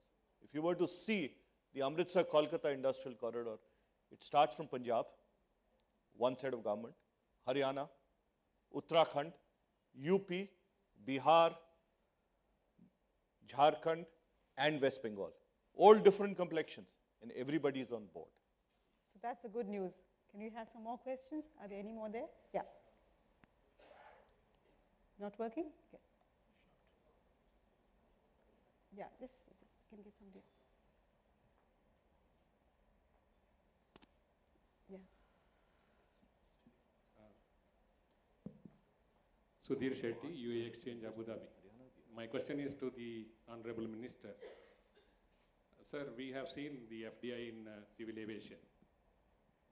But we don't know the plan for Air India, because why I'm saying this is, it was the dream of Singapore Airline to become like Air India. That was the quality of service we enjoyed. We have given away the most profitable routes to the foreign airlines. Are we building Air India or are we scaling it down? Yeah, I think we'll just take a number of questions together, sir, with your permission, and then we can answer together. It might be quicker. We'll take a number of questions and then take the answers. Yeah, can we have some more questions? So my name is Pawan Malhotra. I'm a media entrepreneur. This is for the minister. You're already sounding a rebel, minister. So we see you back in the BJP government, it seems. And for Rajan, why did you divorce? No, you have to answer that. Why did you divorce Walmart? Okay. Some more? We can take two more questions and then we can have, yeah, I see someone, a hand. Oh, sorry, somebody's already standing. Sorry, somebody's already standing, please. Let him give him a chance. I'm Sunil Goel from a venture capital fund.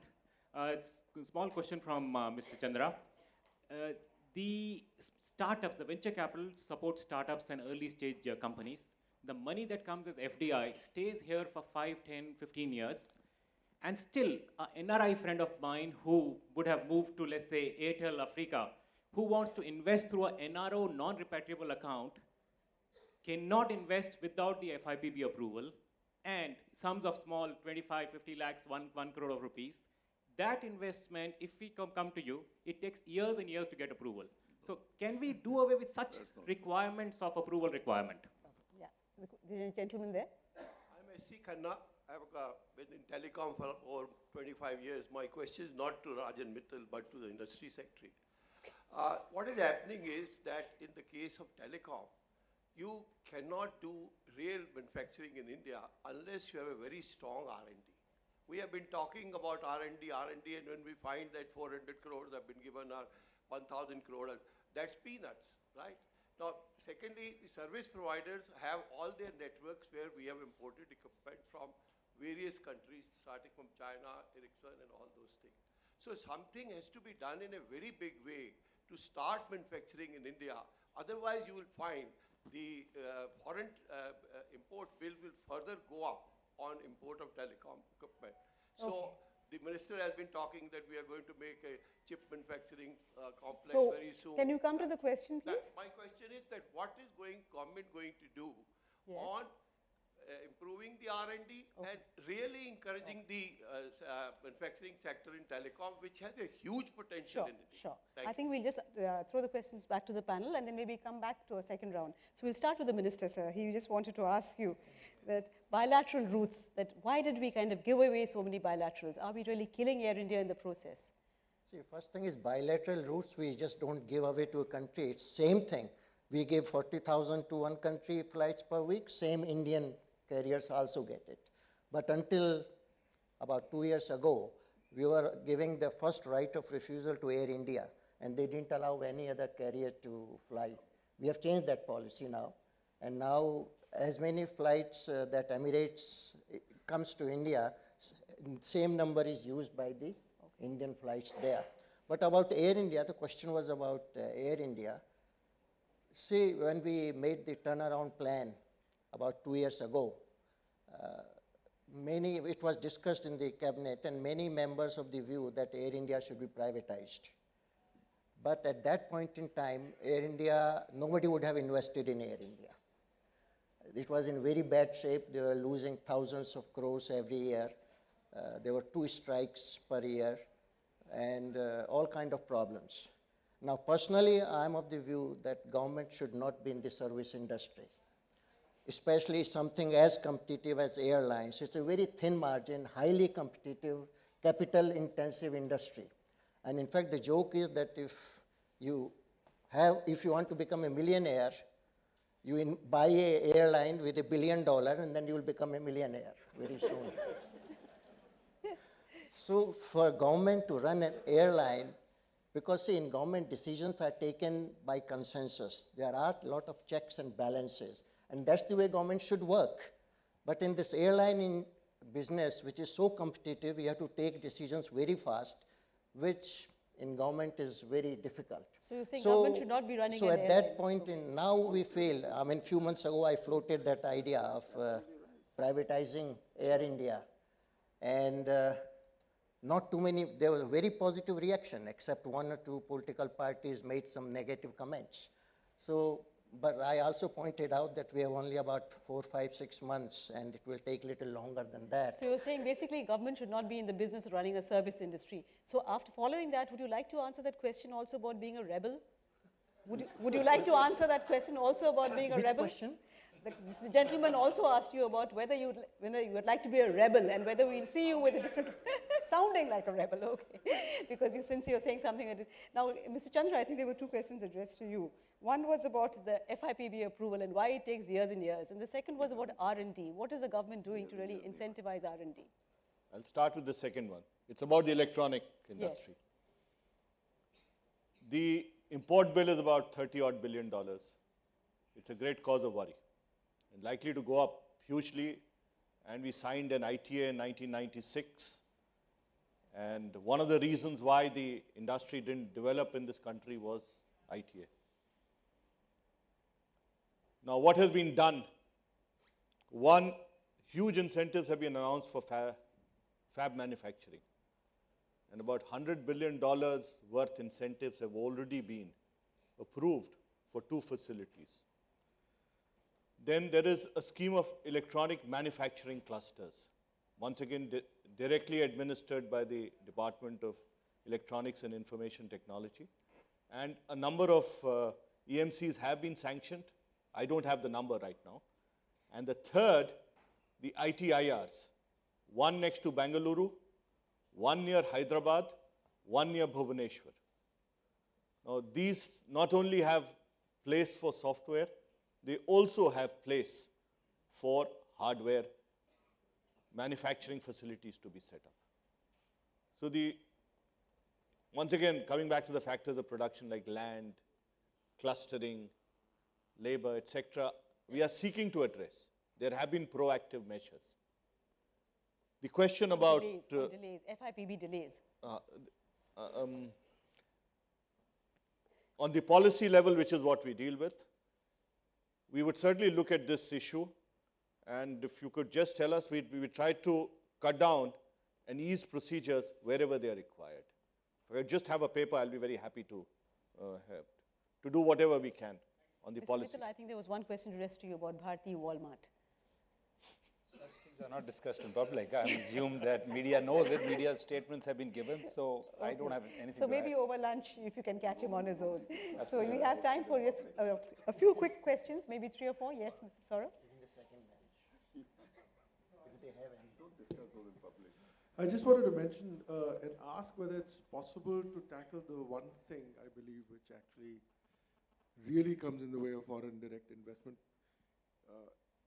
It's not intent, because clearly the intent in many areas like hard manufacturing, many others is strong. It's not in the policies. I think lots of policies do keep coming up. It's not in the potential of India. There's lots of capital waiting to come in. But it's not coming in, particularly in the last 12 to 24 months, when we think we focus the most. It's not coming in particularly in that phase because of factors that are different. And those are factors around lack of decision-making, are slipping down the curve on enforcement of contracts where we are second last in the world, perceptions on flip-flops on policies, so you don't quite know what to expect. So those are the areas, to my mind, that are holding it back. And I'm wondering whether some of that can be changed, and it's a spillover from the previous session, but let me put that question now. Is there any specific person? Yeah, there's a specific question, which is, if you look at bureaucrats today, there's very little incentive for a bureaucrat to take a decision. Because the clause that we heard earlier on, which says that if a bureaucrat takes a decision and there's a pecuniary benefit to somebody else, then that person is at fault. So if I was a bureaucrat, I surely would wonder why I should take a decision. There's no downside to not taking a decision. So that is your There is a question downside to taking one. So is it something that is so much in the way today that could we consider changing that? How difficult is it to change? We'll ask Mr. Chandra that, but we'll just take one more question before we break for lunch. Saurabh, I must interrupt Just the difference between malintent and a poor decision. Yeah, sure. We'll ask Mr. Chandra because he's been there for so long. He's been taking these decisions and he survived. Yes. My name is Karan Channa from Amira Foods.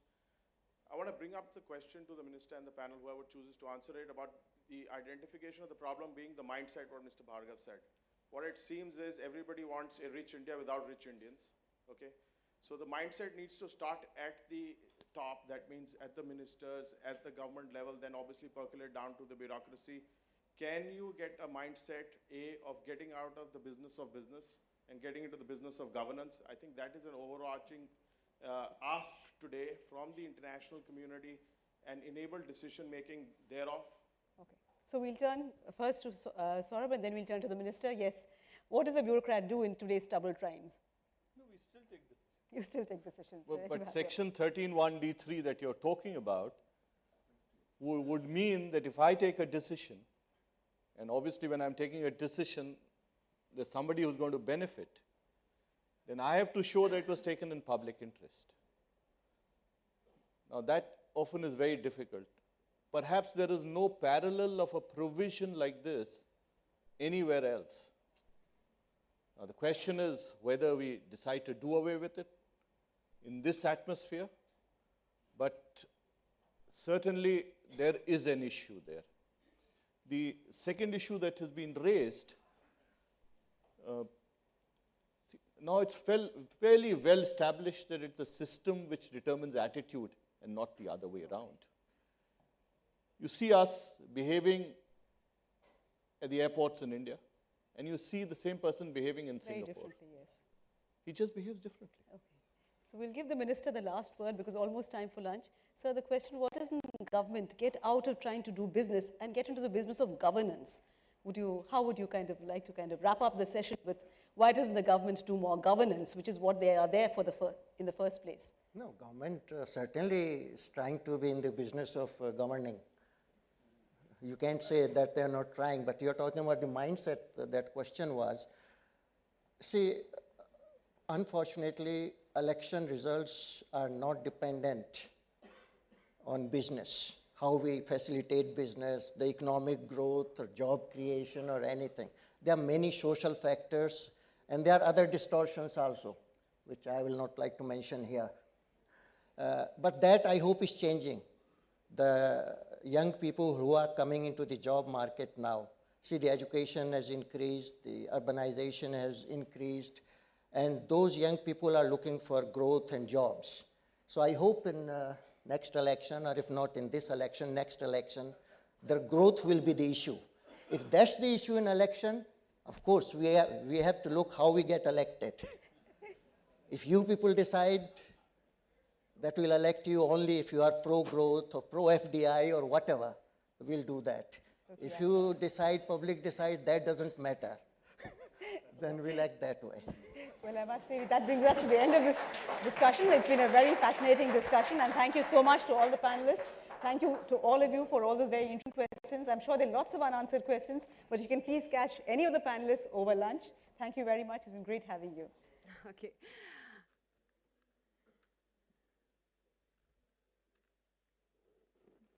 Okay, thank you, Mr. Singh, Mr. Chandra, Mr. Mittal, Mr. Bhargav, Mr. Agrawal, Mr. Nair, and Maithili for moderating this very interesting discussion. Okay, we will now take a break for lunch. You have approximately about an hour. Please be back at your seats at 2 p.m. for the next session on breaking the infrastructure jinx. The chief guest of this session is going to be Deputy Chairman of the Planning Commission, Mr. Montek Singh Ahluwalia. And the moderator is going to be Mr. Sanjeev Aga, former Managing Director of Idea Cellular.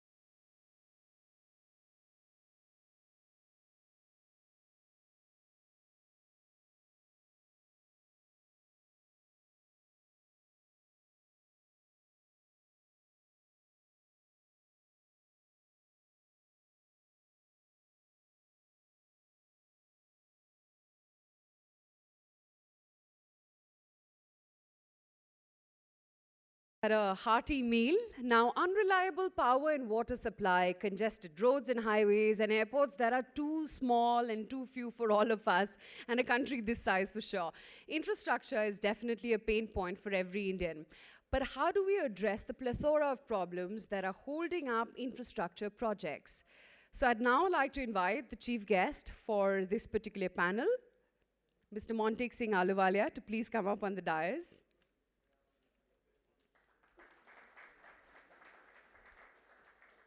And I'd also like to invite the session moderator, Mr. Sanjeev Aga, and the other panelists on the stage as well. The panelists are Ms. Naina Lal Kidwai, President FICCI, Mr. Arup Roy Chaudhary, Chairman and MD NTPC and DVC, Mr. Malvinder Singh, Chairman Fortis Healthcare, Mr. Ravi Uppal, MD and CEO JSPL, Mr. P. Elango, CEO of Cairn India, and Mr. Arun Kumar Jagat Ramka, Chairman and MD Gujarat NRE. Mr. Aga, all yours. Well, good afternoon, ladies and gentlemen. We start this session on breaking the infrastructure jinx, and infrastructure is itself can have things as different as chalk and cheese. It isn't as if every piece of hard infrastructure or soft infrastructure has a common recipe. But I think in general it is true to say that of all elements of the GDP, agriculture or manufacturing or services, it is infrastructure. A poor country with a poor per capita GDP, even by our own standards, it is infrastructure where we have been below par, below our own par. In the time available, given that we would like to take questions and answers, I would like to keep the panel discussion to the extent I can on common areas, because there isn't enough time to do anything like a deep dive into any particular area. And I'd just like to toss my first question to Dr. Ahluwalia, but this is in fact something I would have liked to ask him if I ever got a chance to meet him, because he is a veteran of the Indian Long March. He's been involved with reforms since 1991, and there are not that many people. And I would like to advance a hypothesis that the building block of the 91 reforms was the 8-digit ITC Harmonized System Code. I was a manager, I've been a manager both in manufacturing, consumer and infra, and I interfaced and took some of these reforms on the chin.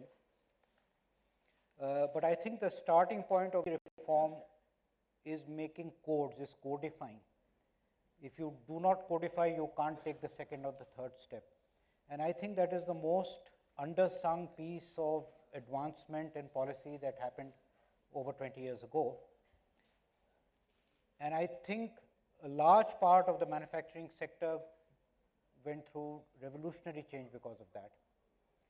But when you come to infrastructure, how do you codify, say, a hydrocarbon deposit? How do you codify minerals? How do you codify spectrum? And our inability to codify has meant that we have not been able to frame rules. In fact, I would like to advance the hypothesis that rules cannot be framed. You need larger principles. And in a sense, the 1991 reforms have bypassed the infrastructure sector. So in a way, infrastructure remains in policy terms, in governance terms, I'm being deliberately provocative, in the dark ages. And we have not, as a country, been able to summon the reserves of energy to take on this next challenge, which is a bigger policy challenge and also an intellectual challenge. I would request Dr. Ahluwalia to contradict or add. Well, let me say that, of course, I agree that infrastructure at the moment is actually the most important thing. I don't actually agree with you at all that codification is the problem. I mean, in 1991, if we had done the harmonization and then adopted the policy of having 200% protection for everybody, I don't think the codification would have made a difference. nor does the basic policy decision that we must get rid of industrial licensing, get rid of MRTP, lower tariffs, open up. This had nothing to do with whether you had a codified system, you didn't have a codified system. And I don't believe that if you had codified infrastructure, that these problems would have disappeared. So my first suggestion is, I agree with you that infrastructure is the key thing we should be focusing on. In my view, it was not the key thing in 91 because there were so many other low-hanging fruits. There's no point focusing on infrastructure if Indian companies that wanted to expand were not being allowed to expand. And if they did expand, they were being prosecuted for having violated some ridiculous industrial license rules. That was the right thing to do. Probably around about the 11th plan, we shifted the focus a lot to infrastructure. And I think there are some real problems there. We can discuss what they are. Government doesn't deny that this is a complex area. And you know, it's not just the natural resource areas that you touched upon, spectrum. Those things, to be honest, are really quite simple. I mean, both in coal and spectrum, the most important thing is that the government continued with a policy that had been in place before the government came in. That policy became controversial. Government was very clear that we need to move to a different policy, and they said we're moving, and they have moved. I mean, spectrum's being auctioned, coal is being auctioned. But the focus is what was going on when it wasn't being auctioned. The big difference, if you ask me, between now and 1991 is in 1991, nobody shone a light on how licenses were given in the last 3 years. If you had subjected the activities of the then chief controller of imports and exports for the previous 4 years, on what basis did someone get an import license and what basis did they not get an import license, you would have had exactly the mess that you have right now. Now, the reason why this is it may be higher demands for governance. That's also good in the long run. But let's be quite clear about it. In the key areas of infrastructure, some very important things have been done. There have been some very major successes. And for example, the private investment in power generation is a huge success. In fact, the big problem is that there wasn't a comparable success in coal. And that is because that particular part didn't get reformed at all. And furthermore, that is a part where it's not just, the industry is nationalized, there are land acquisition problems, there are environmental problems, there are forest clearance problems. And frankly, those are not issues on which the country is actually united. And maybe we need a clearer focus so that all the different stakeholders that have different views come forward. To my mind, what we need is clarity. I mean, for example, if it is indeed the view of the country that 30% of our coal should never be mined, one can write out the implications of that. Just assume that we don't have that much coal. We're going to have to import coal. Coal prices are going to rise. Power prices are going to rise. You're going to adjust to a much higher energy price. There's no consensus on that.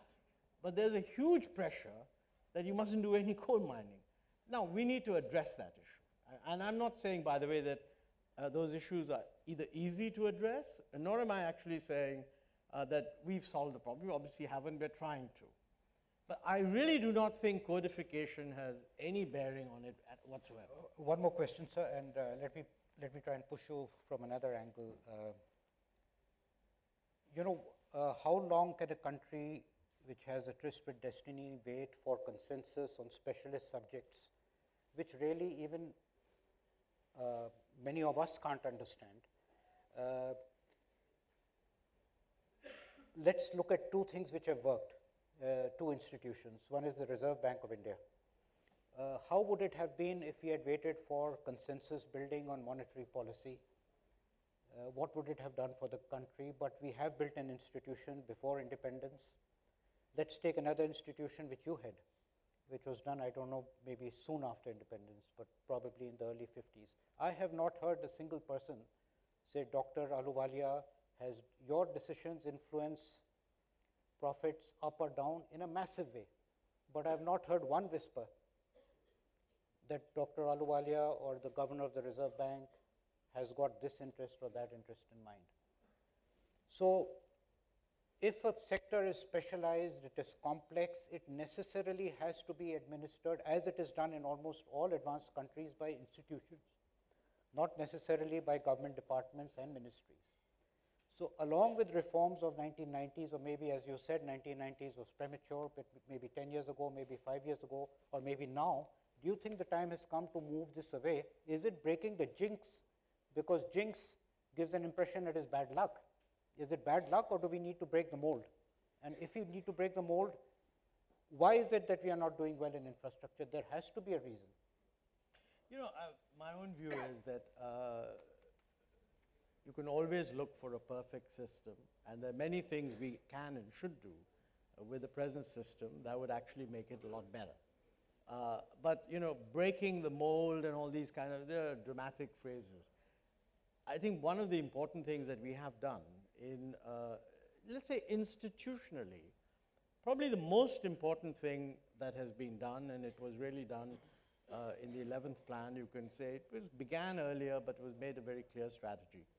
There's a totally clear recognition that A, infrastructure is very important, and B, given the limited resources available with the government, which have to go into health and education and these soft infrastructure kind of things, the infrastructure we need cannot be delivered if you rely on the public sector alone.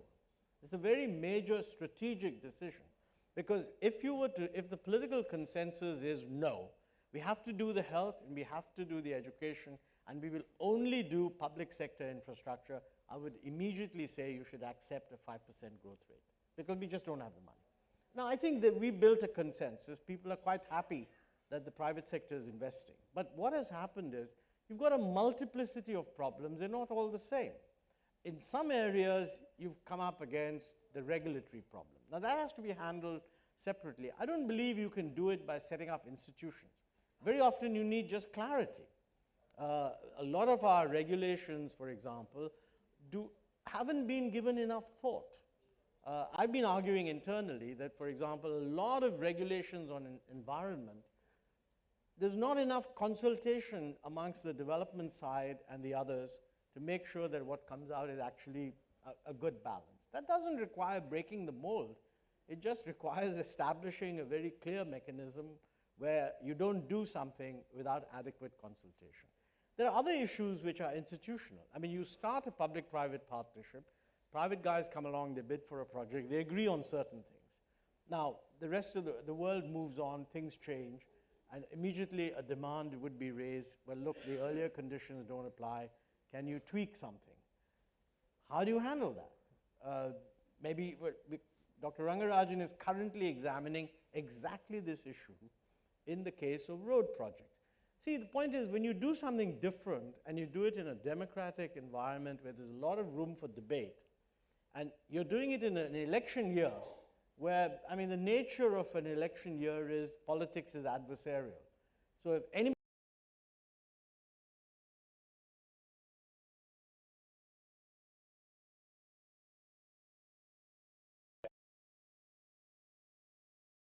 need for special problem-solving mechanisms was recognized last year. And the government said, look, let's set up something called the Cabinet Committee on Investment. Now, you know, this is a very important mechanism because in our system, every regulation is run by one ministry. What the Cabinet Committee on Investment did is that when you've got differences, they actually could be pulled into the Cabinet Committee on Investment and an overall view taken. A secretariat was set up in the Cabinet Secretariat, which is looking at problem projects. Now, I was just talking to the person who runs it. They listed about 300 and something apparently problem projects. They've been able to resolve the problems of approximately 120 of them simply by sort of internal consultation and telling the ministry, come on, get on with it, why is it getting delayed, etc. About 20 of the projects will have to go to the CCI because there are strong differences. I mean, that would mean out of 330, at least 150 projects will have got these regulatory problems and clearances resolved. But you know, this is happening at a time when the financial system has choked up a bit, not just in India, but globally. And people have overinvested, and many of them are finding financial constraints.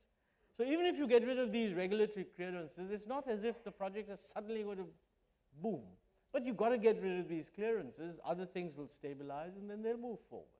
So I think you shouldn't be looking, it's too complicated to look for what I would call a magic solution or a reinventing. I think you need to be very result oriented. We've got the system we've got. It would take far too long to change it. But you can always tell where it's non-performing. And if you're determined to resolve it, it can be resolved.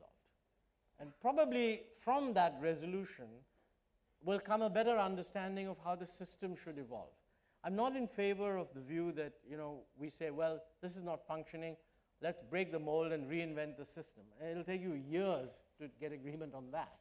So it's a different approach. I picked a wrong phrase, but I'll come back to it. Before I come to Diana, I wanted to ask you, in your role as a banker, but you are on FICCI and you have every role. But Ravi, I just want to push you. Dr. Ahluwalia used the word adversarial, and we have a system of checks and balances. And I'm not talking of changing let me not use the word breaking the mold or changing the rules or changing the system, but just mindsets. Is it necessary that environment should be adversarial to a project? Should it be a yes, no? Or would it not occur that we could work along with the project and say no only if things come to a head? In the previous two sessions in the morning before lunch, taking decisions, not taking decisions, taking mala fide decisions, taking bona fide decisions. But I've also worked for decades, and I'd never thought of my job as taking decisions. It's a mindset, it's a magisterial mindset that things come up to you and you'll either sign or not sign.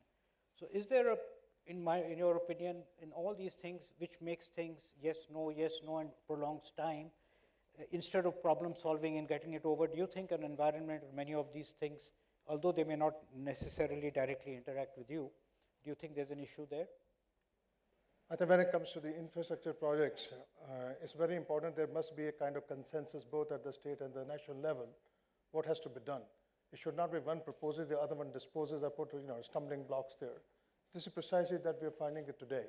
And, we do get support some cases from center, but the state level, they bring up a multitude of issues whereby it's a complete showstopper. I do agree with Dr. Ahluwalia that there was a time when it was only state institutions, public institutions which were doing the infrastructure, but now the private sector has come in a big way. Even if you look at the 12th plan document, it's saying 50% of the investment has to come from private sector. And if you look at, Dr. Chaudhary is here, in the power sector, in the last plan, 11th plan, more than 50% capacity has been added by the private sector. Private sector is the one which has brought buoyancy to the telecom sector. Every sector where we have done well, private sector has played a big role. Having said that, and I just want to point out, Dr. Odia, I slightly beg to disagree with you here, that in the 11th plan, a lot of private sector companies came as joint generation projects. But if you look at the year 12-13, I can't think of any private project which is taking off now. Because the private sector is feeling that there's such an atmosphere of uncertainty, unpredictability. They don't know what the regulators are going to do. They feel very intimidated. I think this is the kind of thing which is going to be a big showstopper. So if the regulatory environment, we should declare it, make sure that it's known to people, and the regulators, create a positive environment rather than an environment in which people feel highly insecure about what is going to happen next. I don't want to take time with this forum, but I know many projects where billions of dollars have been invested, but they are not able to take off because of small reasons. It's it's like a pendulum between state and center, center to state. Even after CCI has, taken off and trying to give thrust, but not many of them have taken off. I do agree that, in India, we used to grow at a small rate, and now that rate has increased dramatically. Some of the issues which were not problems like coal linkages and coal availability have suddenly become big issues. But as long as we can hold the bull by the horn and create very speedily a policy framework, they can be handled. The coal issue, to my mind, is not a big issue. I mean, this issue, India has proven reserves, so nearly 200 billion tons. We continue to mine less than 500 million ton. It's not going to be, a useful source of energy for very long. So what are we trying to preserve? What are we trying to serve? This is one issue. The second is, which I definitely would like to bring this forum, the lack of integrated planning. We have Ministry of Power, we have Ministry of Oil and Gas, we have Renewables Energy, and Ministry of Coal separately. And therefore what happens, there's a lot of file moving between ministry to ministry, and decisions don't come. But if you bring everything under the umbrella of what we call Ministry of Energy, and supported by very able regulators, I think it can make a tremendous difference. Well, let me ask Mr. Chaudhary, assuming he was that very able regulator with undiluted powers, and let me turn to the sector of power, which is perhaps, looks almost gridlocked at the moment, and let us ignore the coal issue as a passing issue, however politically charged it may be at this point of time, and however impoverishing. Let us just ignore that. If you were that dictator, would you do what is the current method? Would you do more of that? Would you sort of de-bottleneck? Or would you like to do things somewhat differently? I don't know whether the regulator is a dictator, but... Well, I'm using, I had no other... Since you raised the power sector, and I think Dr. Ahluwalia did a great service to the power generating sector, by virtue of which today you are with this huge amount of capacity that we have in the country in generation. But then down the line, somebody should have integrated the other thing also, the fuel required for generation, the transmission and distribution, and I think what you meant was the utilities distributing the power and collecting the money, which is disturbing the banks today. That's the sole reason why all the power projects are becoming either NPAs or not very viable for the banks to fund. I think I believe very strongly what Ravi said, that we have to actually plan for our own power requirement with our own coal.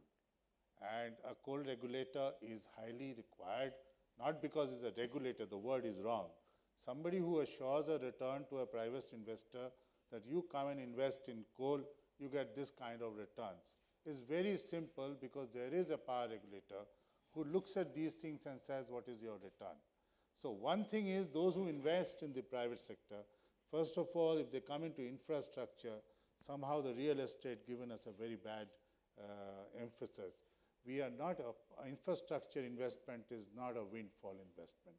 It's also not good for fly-by-night people. If you put in money today, you keep earning for the next 40 years. That's how we invest.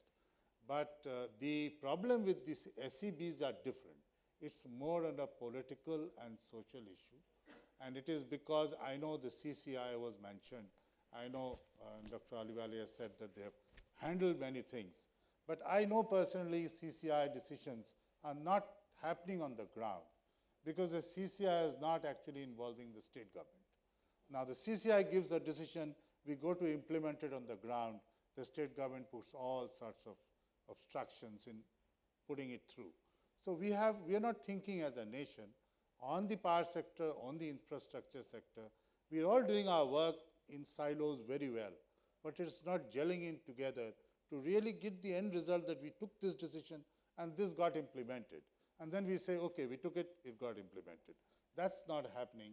And the power, even with our own coal, people are not able to afford the power because there is a wrong feeling which is given, and especially this is election time, as Dr. Ahluwalia rightly said, that a feeling is given probably the power will be given free. Power has an economic cost. 75% of the cost is the cost of fuel, it's passed through. So, I mean, whether it's passed through or not, that's the cost. So somebody has to bear that cost. So probably if the whole chain, somebody looks at the financial returns on the whole chain, this whole sector will look differently. And sir, since you looked at the generation, maybe you could give us a lead into the end part of it also, the distribution and realizing the money, that's what is actually the bottleneck today. No, by the way, I completely agree with you, but as you said, the CCI may be helping, and I hope it is, resolve the problems at the central government level. But obviously the CCI cannot resolve problems at the state government levels. That has to be done by state government. Distribution is an entirely state government issue. So as a matter of fact, if the politics of the country does not lead towards sensible distribution policies, all investment in the power sector will be infructuous, because the money that comes to pay for the power sector is only collected by the distribution companies. I think that good sense is beginning to dawn. There are several states in the last couple of years that have increased their tariffs, which hadn't done it for 10 years. So my guess is that every state will not improve immediately, but the states that do will attract investment, and the states that don't will actually show a very poor performance, and good sense will then trickle down. There's no other way of doing it. So it's not possible to build a kind of national consensus with regard to the distribution reforms? We have glowing examples. This panel seems to be veering between the desire for a dictator and a desire for a national consensus. Now, you know, in a democracy, a national consensus is obtained by the democratic process building a consensus. Right now, there are states in the country which are going to elections where some parties are saying, we are going to cut the power tariff by 30%. So, I mean, you know, let's see how it goes. It's a very big issue. I don't have a simple solution. I'll come back to Dr. Ahluwalia because I want to provoke him a little more. He's more than enough to take a dozen like me. But Naina, let me ask you a couple of questions on finance. The Planning Commission subgroup has made a projection that if India is to grow at 9% GDP, then infrastructure needs to approximately an econometric kind of projection, and this is the funding gap. And they have identified some things, and I'm reading it out: deepening bond markets, measures for banks, regulatory reforms, insurance, ECBs, and equity, particularly foreign equity. And even with all that, there is still a funding gap, assuming we are going to actually have that kind of investment projects on the ground. So there is an assumption, and on the assumption there is, you know, a lot of reform, and then you still come to something which is not a gap. Now, I want to ask you that if you are familiar with the planning commissions offhand, would you think that is right, or have they missed any kind of trick that comes to your mind, number one? And number two, do you believe that get the right project and the money will pour in? And or do we have to do both things? I mean, we have to iterate, or so let me ask you. So let me start by saying the Planning Commission is always right. Yeah? So no issue on that one. Now, I think we have to really look at where we are today to understand the magnitude of the problem. We are in a position today where a bank going forward is going to think 100 times about funding projects in the infrastructure sector, by and large. There may be pockets that look good, like metros, maybe certain power companies that have come with a vintage, but typically they would not be standalone power companies. They would be power companies within a larger group, where the group gives it a certain comfort. It isn't because it's in the power sector. And I mean, forget roads and multiple other spaces where bank finance is just not going to be available, and for good reason, because banks that lent money are now being put under a magnifying glass, as in, why did you lend? And in any case, they have mounting NPAs, and the cost in the system till we unscramble this mess is huge, and it's huge for you and me, for every one of us who borrows from the system, because an NPA is a cost in the system. So today, we are in a position where I believe our banking sector as a whole is still not big and strong enough to take on the scale of infrastructure projects that is required. In fact, that's one of the reasons that prompted me to put a book together of the subject, to basically say we need to unleash the sector to be able to borrow from the markets, to not have 75% as in government hands with curtailed equity as a result. And I think we are seeing some of that opening up happening, but we do need a larger banking sector. For the scale and size of our economy, it is still a shame that our largest bank is not even amongst the top 50 banks in the world. So we don't have the biggest, we don't have enough, and we need more financing. Then you look at the capital markets, and you need debt products, and you need long tenor debt products, and there we don't have a capital market or in debt. We export our debt financing. 25% of all financing in the debt markets is happening offshore through ECBs and so on. So where is that? Now for that we need a much more liberated insurance and pension sector. Small steps are being taken right now by the government, but we're very far from where we need to be. We need the funds that will buy these long-tenured instruments, which sectors that our infrastructure will indeed issue in. So actually the basic building blocks for financing the sector are not yet in place at a scale which tells me that we can finance what we require going forward. And I do believe that deserves attention. Now, you can put those building blocks in place, but as long as there is what I would say is largely regulatory concerns, where projects stall for multiple reasons, each sector having its own issues, I think we will also have the appetite from offshore, which is available. And talking to them just last week, who have a huge appetite to enter spaces like warehousing, which is also infrastructure, and the power sector, and they fund huge projects around the world, but they don't like India because there is lack of clarity. I mean, just that broad sort of bucket, lack of clarity, for which I think we may need a dictator, as in a regulator, who not only rules for the consumer and only looks at producing the lowest priced product or is afraid of the complaints that come in otherwise, but has a vision for the long-term strength of the sector that he regulates.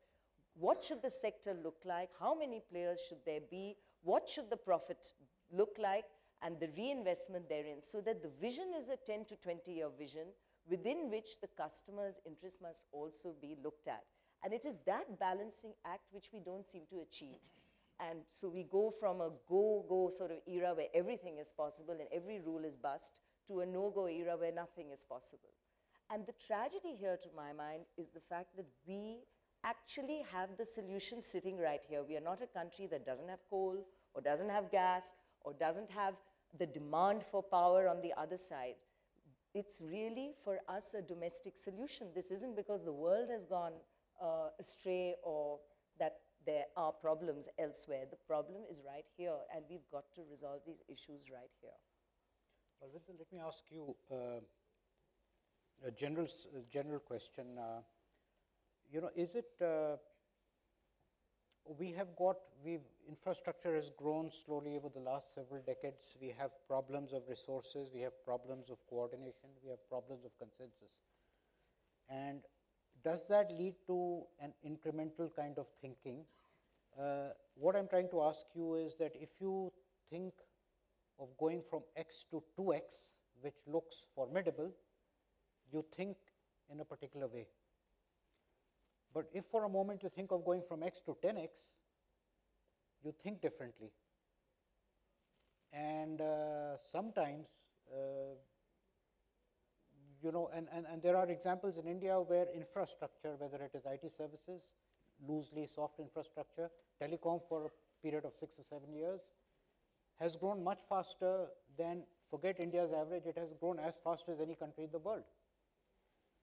So if the conditions are right, and if forces are unleashed, impossible looking things do happen. Do you think there is, and you are in a sector which, of all the infrastructure sectors, has the least interface with decision making? So either for the healthcare sector or in general, do you think something of that is little imagination and daring, dreaming? I think if you look at it over the next 10 years, 20 years, the Indian market and the opportunities that we have are tremendous. Now to sit down and have a conversation and assume that, look, will everything be ideal and perfect? It won't. There will be problems, there will be complexities, and that's the nature of the country that we are. But I think we need to just step by step start focusing on addressing some of these things and looking at it from a positive and a solution-oriented manner. And we have to just take one step at a time, but move forward collectively having all the stakeholders together. The question on a separate point that you raised about, say, healthcare as an example, I would certainly hope that healthcare gets to be a part of the infrastructure status, because it will really enable the industry to go quite substantially. But for us, we started our healthcare business 12 years ago from scratch. And in a short period of 12 years, from virtually having nothing on the ground, we've become the largest healthcare player in the country. And I clearly see a lot more opportunity for the need to invest and create capability on the ground. And we are today actually reducing our international exposure and investing far more in India. So while I think many people, as investors or businesses have questions on the Indian economy, we actually are very positive and very bullish, and we are actually increasing our investment in India because we see the need and we believe we want to be a part of the India growth story. Now, eventually, yes, there may be different challenges versus in coal and power and so forth, but the reality is in the healthcare sector, we as an industry have collectively done things together.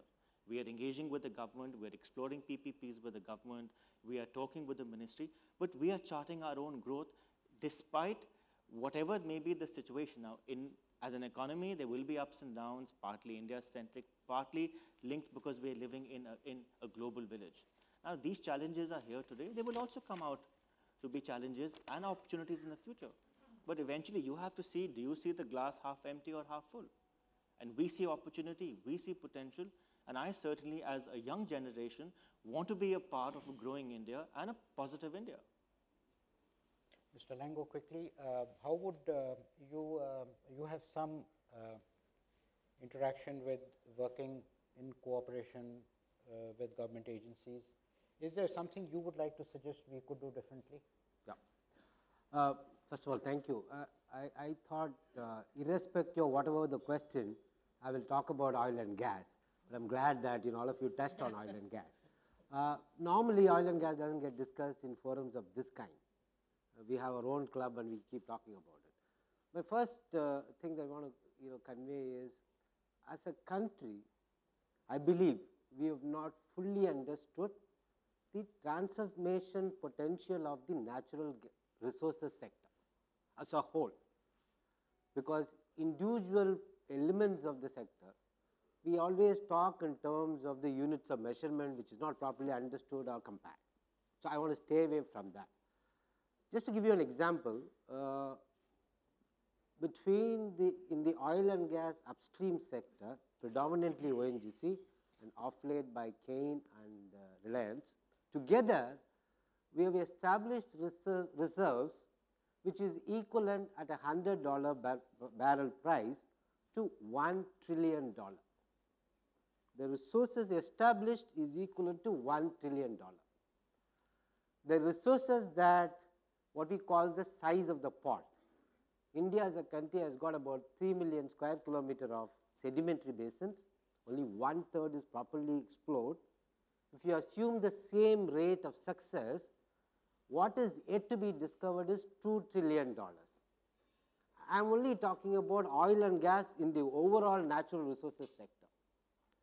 So why things are not happening? One of the problem is we as an industry have not communicated it properly, number one.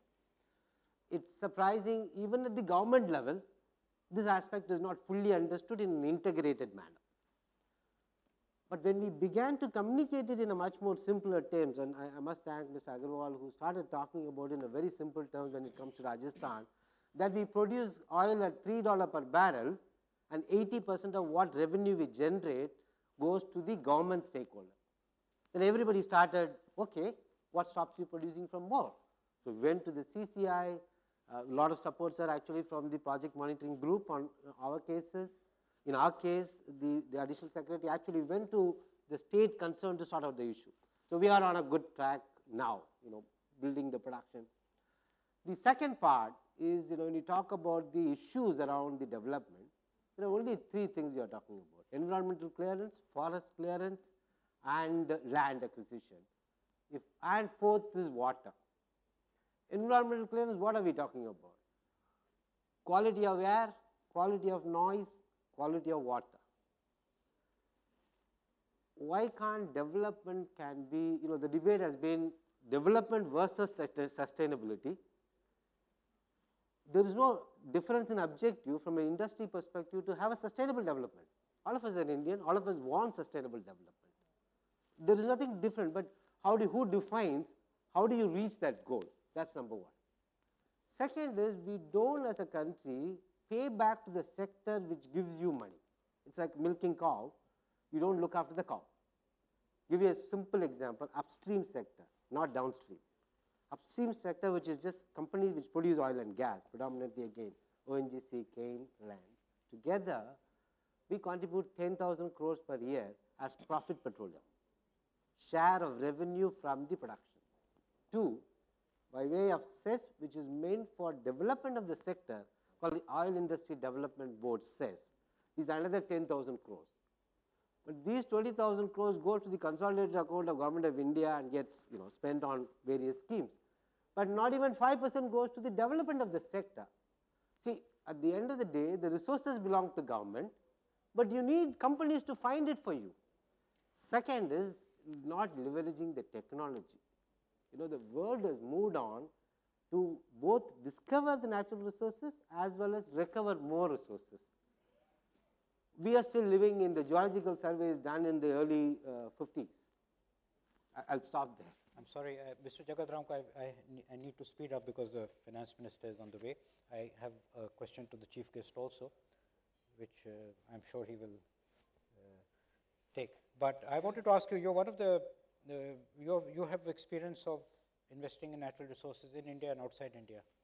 And is there something you can tell us which we don't know? Three things, 3 points.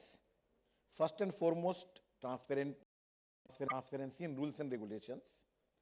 Second, certainty in those rules and regulations.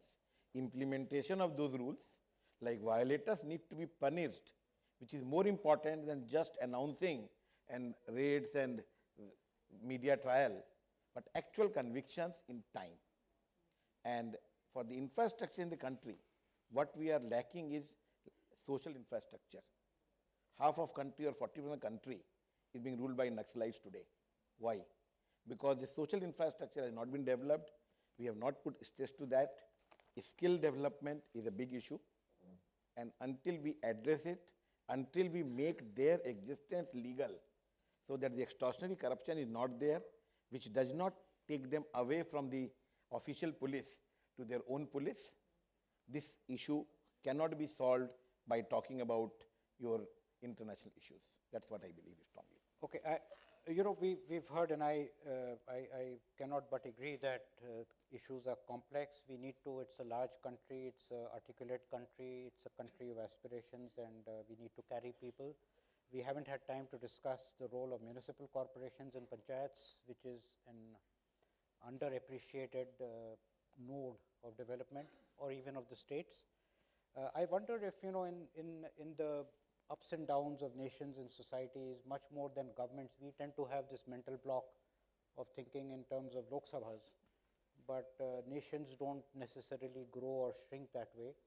And there are times when the same forces, one set of forces is on the ascendancy.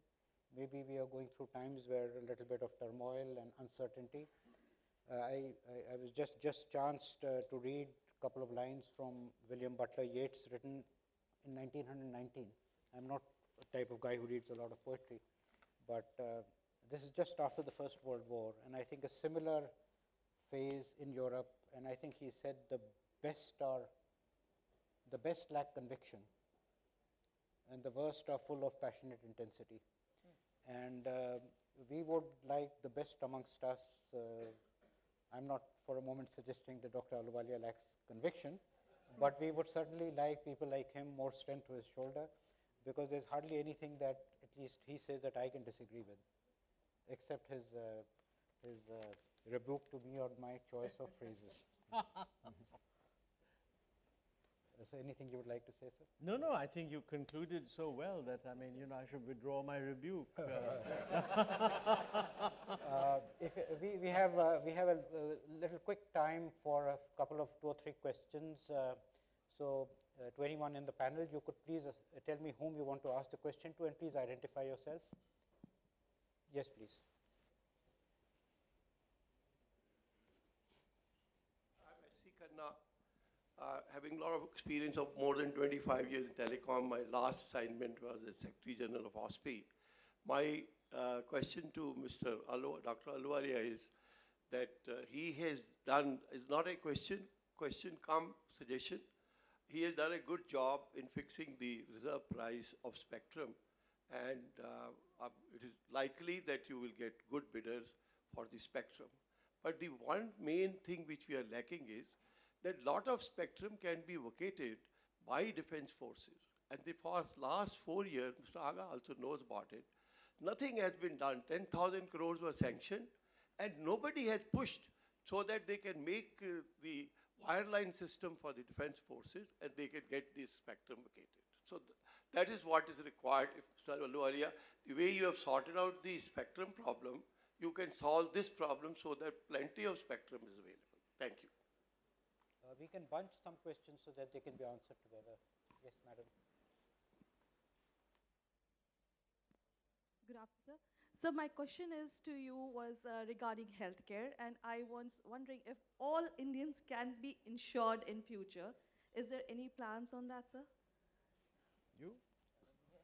I think it must be to you. Yes. Because you are the Let me just quickly, first of all, by the way, I didn't solve the spectrum problem. There's an empowered group of ministers of which I have, yes, I have the honor of being a member. But the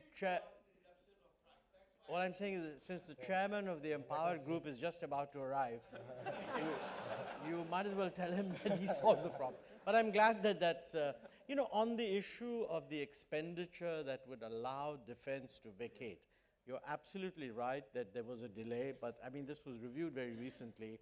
I think these delays occur because of tendering procedures and this and that. But the last time that I heard a review, all that is now over. So the laying of that network, which would allow defense to vacate, is actually going to take place. I mean, unfortunately, it's taking a little bit longer than it should. You know, on the issue of every Indian, the approach that we have a dual approach. We're certainly encouraging the private sector to provide good quality healthcare, affordable, try to plug whatever. Indians should, in fact, do a lot more health insurance than they do. And this is a big transition because, you know, people never assume, they don't like assuming that any 1% of us might be subject to some kind of catastrophic risk. So how you do that, I leave to Malvinder and his friends, but I think it's better be done. From the government's point of view, at a much lower level, we have got the Rashtriya Swasth Bima Yojana, which was originally meant for the rural poor. Then we've expanded that category. And you know, my view is that that basic health insurance should actually be more or less universalized. It will actually get universalized. What will happen? I mean, ideally, we should be able to have a basic insurance that's effectively paid for by the state, but people can add on by paying more and improve the quality. See, at the moment, you've got a basic health insurance, and then you go to private if you don't like that. I think we could do this. You know, there's a lot of talk, we've started talking about universal health care and some form of shared cost, whether through insurance or through some form of managed care, has to be the way to go. But this is a very, very early stage. So quite frankly, I'm in favor of states experimenting. You know, this is a good example. Healthcare is not a central government subject. It is a state government subject. The only constitutional role of the center is in medical education. So actually, healthcare is a state government's responsibility. We often provide assistance to state governments, and we should actually encourage them to experiment. I mean, I'm very much in favor of a situation where different states may experiment in different ways. Some may want PPP and others may not. They should be free to do that. And I hope that it will evolve in that direction. Can we have one last question, please?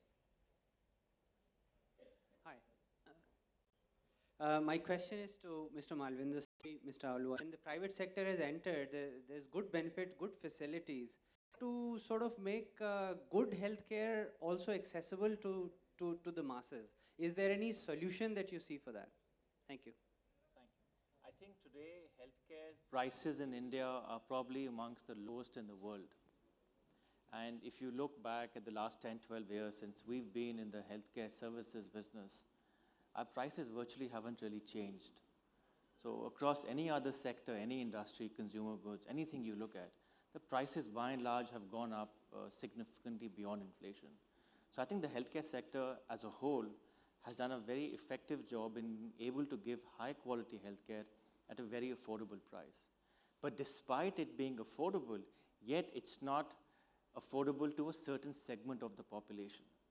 And therefore, while the healthcare sector is making investments to expand, I think there are two things that one should be looking at doing.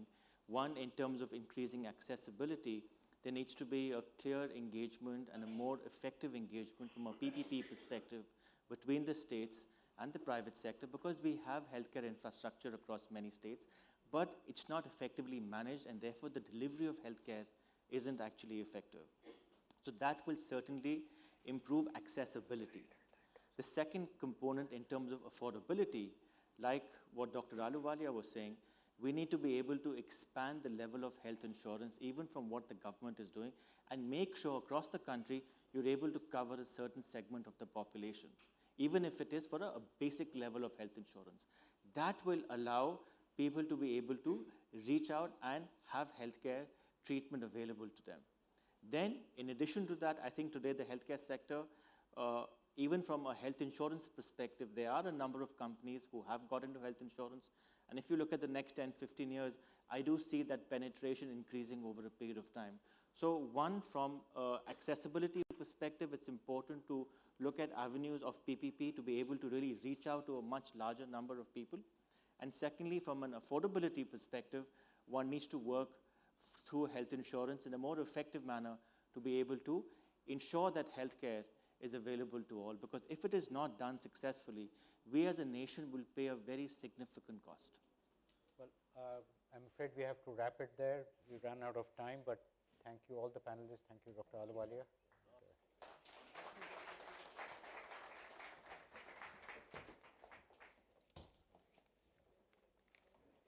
Thank you, Mr. Ahluwalia. Thank you, Mr. Aga, and all our other panelists. Our next session is now going to be a keynote address by the Finance Minister, Mr. P. Chidambaram. So please remain seated, all of you. The Finance Minister is already here, and he will be escorted to the dais moments from now.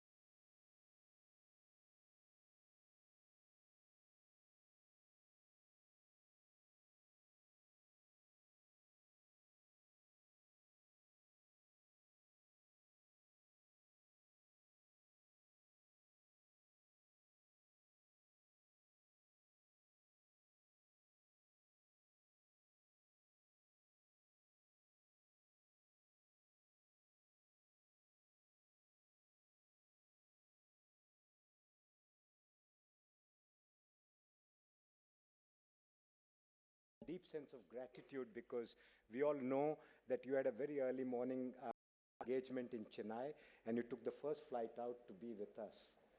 But then, sir, you are a man of your word.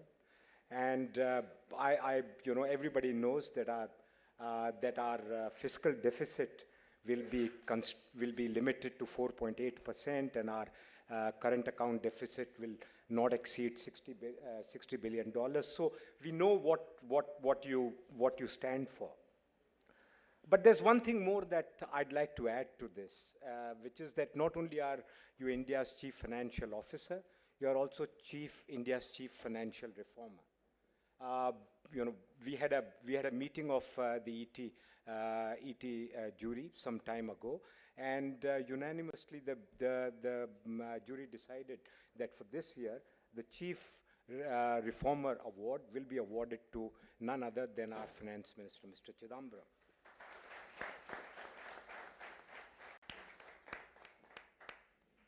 But Chief Financial Officer, Chief Reformer is not enough.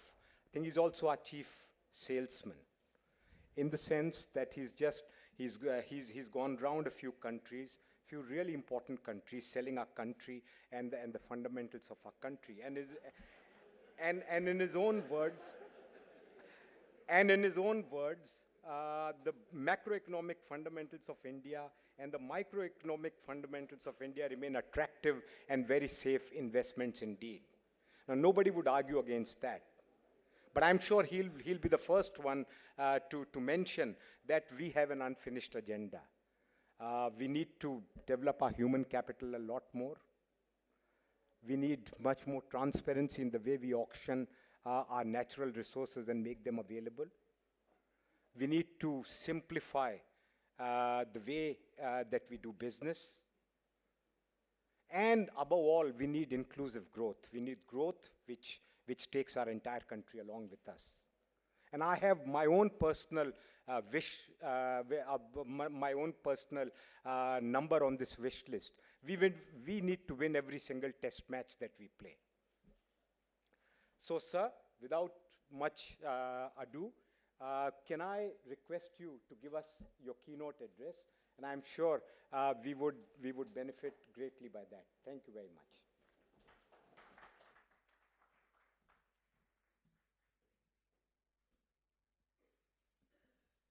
Sir, may I request you now to please deliver your keynote address? Sure.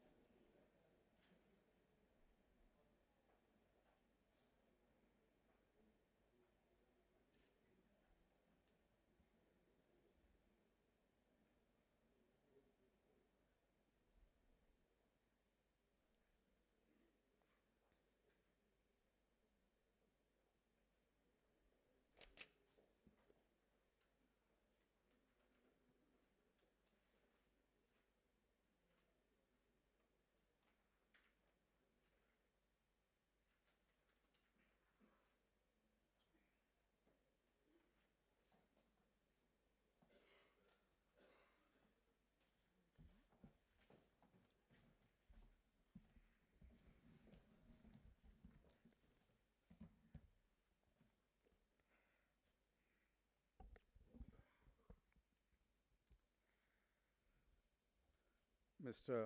Ravi Dhariwal, other friends at the Economic Times, publisher, editors, staff, friends from business, industry, and trade, distinguished panelists of the other sessions of this conclave, ladies and gentlemen. Thank you for inviting me to speak at the conclave. I shall, of course, take Mr. Dhariwal's advice. Next time I travel abroad, I'll try to sell Economic Times.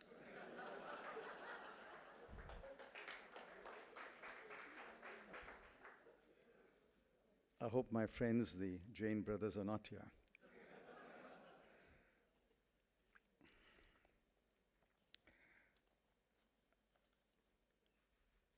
I've been asked to speak briefly on the Indian economy.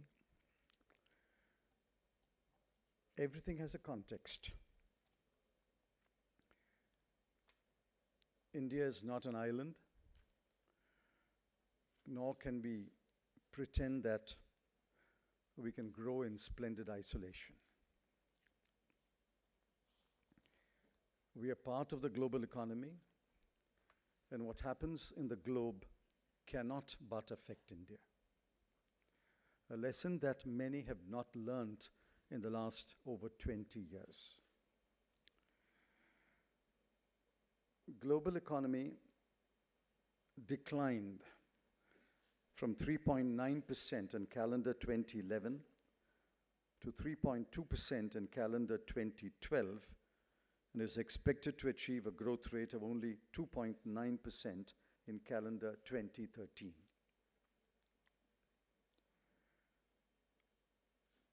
Advanced economies are expected to grow only at 1.2% in this calendar year. The Eurozone area, which is one of our major trading partners, is expected to shrink 0.4% in this calendar year. And therefore, what happens in India, what we're able to do, must be seen in the context of the global economy. As you're aware, I returned to the Finance Ministry on the 1st of August 2012. It's now been 16 months since I returned. And from time to time, I have made statements on behalf of the government on our policy stance and in the direction in which we will travel. If I may recall the first statement of 6th of August 2012, then statements early this year on the current account deficit, and then a statement taking stock on the 1st of November this year.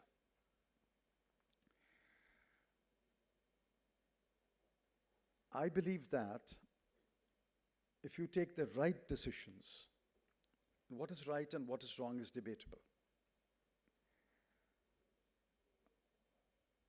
In fact, if you open the newspapers on any given day and you're looking for the right advice, you will get an advice to do something and you will get an advice not to do that. I recall President Harry Truman's famous statement. When he called in one by one, the economists said, on the one hand, Mr. President, you should do this. On the other hand, you should do this. After listening to over a dozen economists, he said, heaven's sake, get me a one-handed economist. But if you take the right decisions and be patient, results will flow. Now, what are the right decisions can be debated. Whether we are taking the right decisions can be debated. But I maintain that if we take the right decisions and remain patient, you will find that the economy grows. It was not long ago that we had witnessed 9% growth. Sometimes I see despair written on the faces of business persons. One of them asked me, how are you so cheerful? And I said, I don't have your money or debt.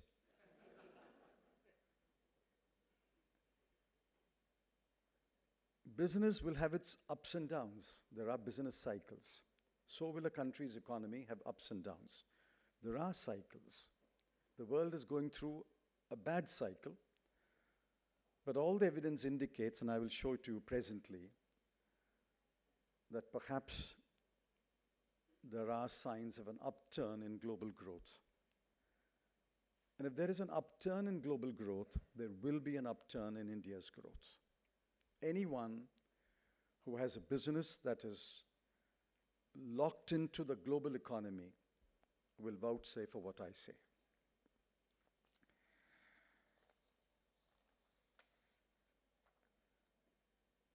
Since I returned to the Finance Ministry on the 1st of August 2012, the best thing that we have done is acknowledge the facts. We are not in denial. In fact, in my first statement, I acknowledged that we have a problem with the fiscal deficit. We have a problem with the current account deficit. We have a serious problem with inflation. We have a problem with investment. We have a problem about perception of our tax laws and our tax administration. And we therefore have a serious problem, a serious challenge that we have to face. But we have taken each one of these problems and faced them squarely. Wherever we had to draw a red line, we drew a red line. And I maintain that no red line that I have drawn will be breached under any circumstances. Wherever we have to create institutions, we had created institutions, like the Cabinet Committee on Investment.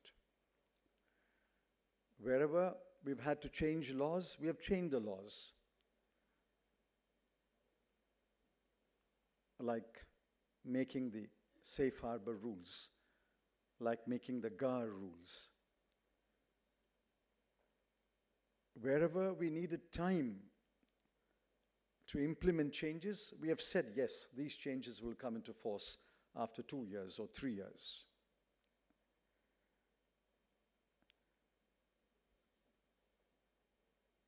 How is the world looking at us? That's a good benchmark to say how we should look at ourselves.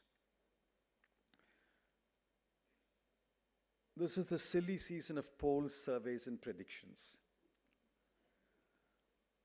I'm going to give you one more to that list. You may treat it with cynicism or applause. Recently, 1,600 executives from 72 countries in companies that are in 20 industry sectors were asked to respond to a number of questions.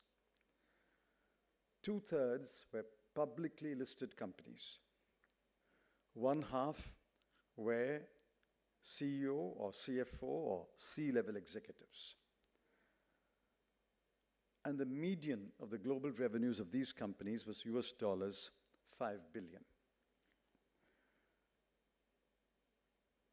There has been a dramatic change in the level of confidence between October 2012 and October 2013.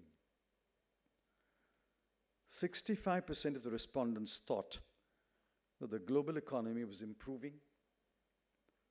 The same number were confident of economic growth. 58% affirmed that their company was focused on growth over the next 12 months. 57% remained optimistic about emerging markets. Their main concern was global political instability. When asked where, outside their home or local market, they would invest, they placed Germany at rank 15. Indonesia was ranked at 10. The US was at rank 5. At rank 4 was Canada. At rank 3 was China. At rank 2 was Brazil. And at rank 1 was India. 1,600 executives surveyed in October 2013 placed India at rank 1, where they will invest over the next 12 months. Let me give you another, not a survey, but a study. Some of you may be aware of the Global Forum on Transparency under the OECD. It is the multilateral framework which rates countries on transparency and exchange of information for tax purposes. India is one of 50 countries that went through 2 reviews, phase 1 and phase 2. Only a handful of countries were rated as overall compliant with their rather rigorous standards of transparency and exchange of information for tax purposes. India is one of the handful of countries that was rated as compliant.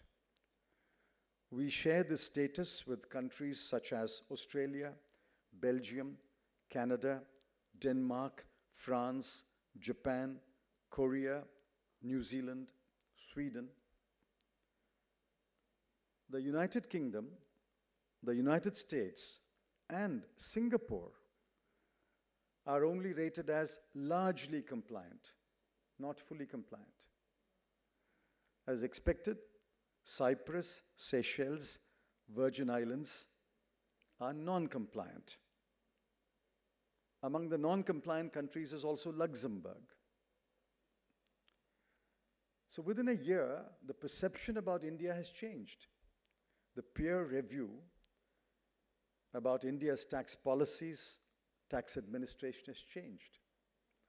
We are one of the few countries that went through 2 rigorous peer reviews and have been rated as compliant. Why do I quote these surveys and studies? I don't produce growth. I don't deliver growth. No government delivers growth. Government delivers the conditions for growth. You deliver growth. Farmers deliver growth. Service providers delivers growth. Workers, artisans, homemakers, exporters, importers, manufacturers, mine workers, they deliver growth. When I hear people say nothing happens, everything has come to a standstill, I would like to believe you are referring to Lutyens' Delhi. Outside Lutyens' Delhi, please remember, millions and millions of people are working every day. They're producing millions of tons of wheat and paddy and sugarcane and oil seeds. They're producing millions of tons of coal. They're standing near blast furnaces and producing steel. They're standing on assembly lines and producing cars and exporting them. They're going into the deep sea and producing fish and exporting it. Millions and millions of people in this country are working every day, working hard. It is they who can produce growth. We can only create the conditions for growth. And I believe in the last 16 months, we may not have created all the conditions for high growth. We have certainly made it better. We have certainly prepared a better pitch for high growth. In the last 15 and going on the 16th year, there have been 2 major formations in government in India. In fact, we've had remarkable political stability. In 16 years, we've had only 2 prime ministers, 4 finance ministers. Compare it with some other countries of the world.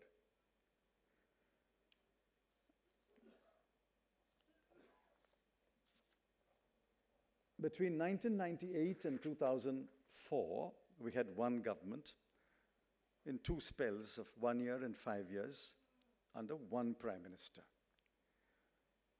Between 2004 and now, we've had another government completing 9 years and going on the 10th year under 1 prime minister. Just keep these 2 periods in mind, 1998 to 2004 and 2004 to 2009. The best GDP growth rate was recorded in 2006-07 at 9.6%. The worst was in 2002-03 at 4%.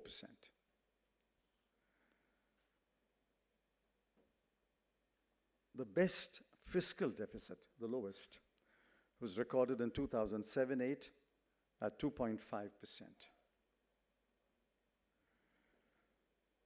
The best revenue deficit, the lowest, was recorded in 2004-05 at 1.1%. The best savings rate was in 2007-08 at 36.8%. The best investment rate was in 2007-08 again at 38.1%. The best tax to GDP ratio was in 2007-08 again at 11.9%. The largest accretion to foreign exchange reserves was in 2007-08 at 92 billion.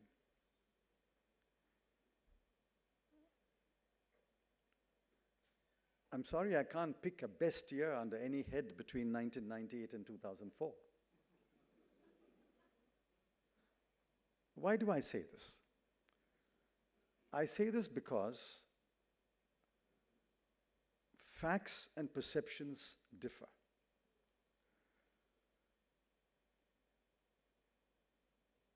We are going through a period of stress, but I'm absolutely confident we can overcome this period of stress and return to the high growth path.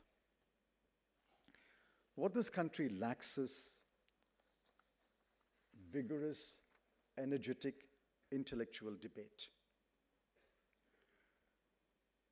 There's hardly any debate in this country on matters of moment, matters of concern. Yes, academics, researchers write about it, but where is the debate among political leaders, among political parties? Which political party has asked the question, why has the insurance bill not been cleared yet?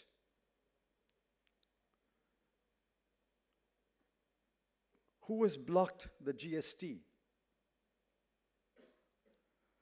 Why are states loath to take steps against hoarding and profiteering?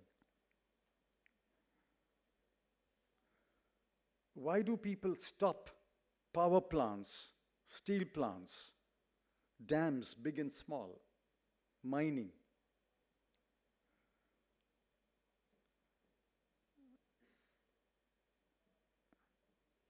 Who tried to stop the food security bill?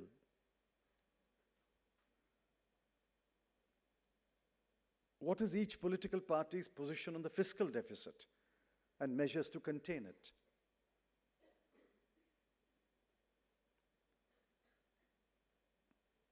What are political parties' positions on importing gold?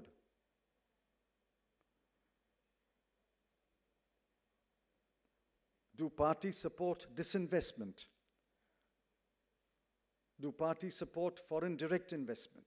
Apart from a stray speech here and there, where is the debate among political parties?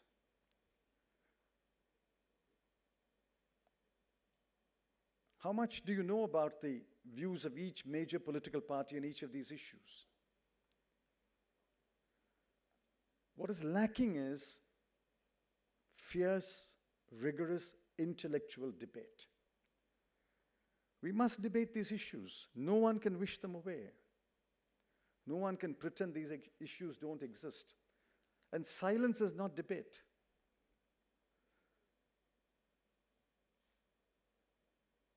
I have always, whenever I've had an opportunity, or whenever I want to seize an opportunity, I've always stated my views on record. And my views, I believe, since they are formed after debate within the government, are the government's views. and by and large the party's views. It's quite possible that the party could have a slightly nuanced approach which is different from the government's views, but my views represent the government's views. But I don't find a rival view which debates the views. What you hear is a voice here, a voice there. I think it's important for you, especially the informed, educated sections of leadership among different sectors of the economy, to ask parties tough questions. It's important for anchors to ask tough questions on these issues. In fact, I believe there is greater and deeper and fiercer debate on these issues even in the secret Communist Party plenum of China than in India.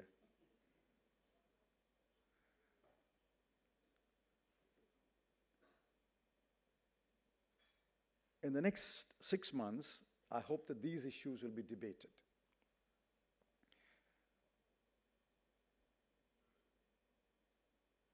Before I conclude, I want to say this. We will continue to work every day until the last day of the term of this government. Anyone who's an elected politician knows that his term is for 5 years.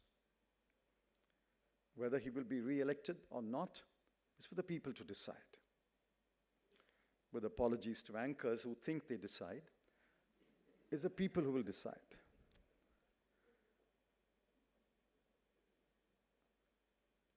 Nobody thought that the UPA government will be re-elected in 2009.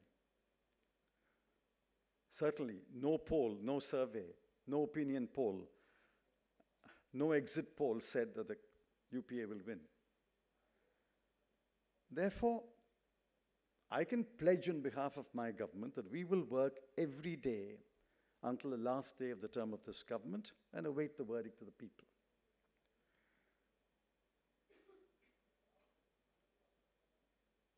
Whether we have taken the right decisions will be known as the results come in. In fact, the second term examination results are due in the next couple of hours.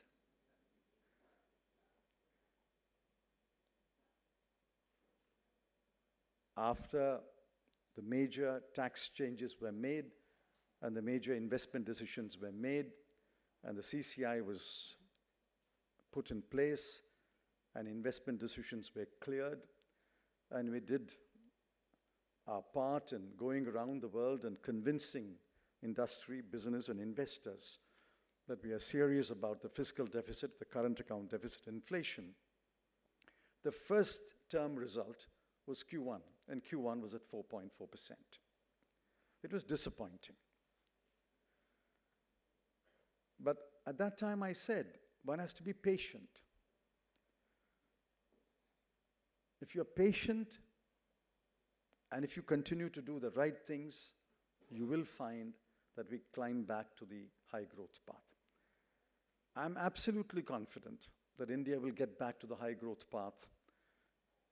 In 2014-15, our growth rate will be close to 6%.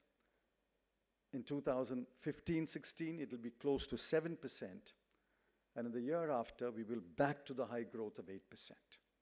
I have not the slightest doubt about it, irrespective of who is in government and who is the Prime Minister and who is the Finance Minister.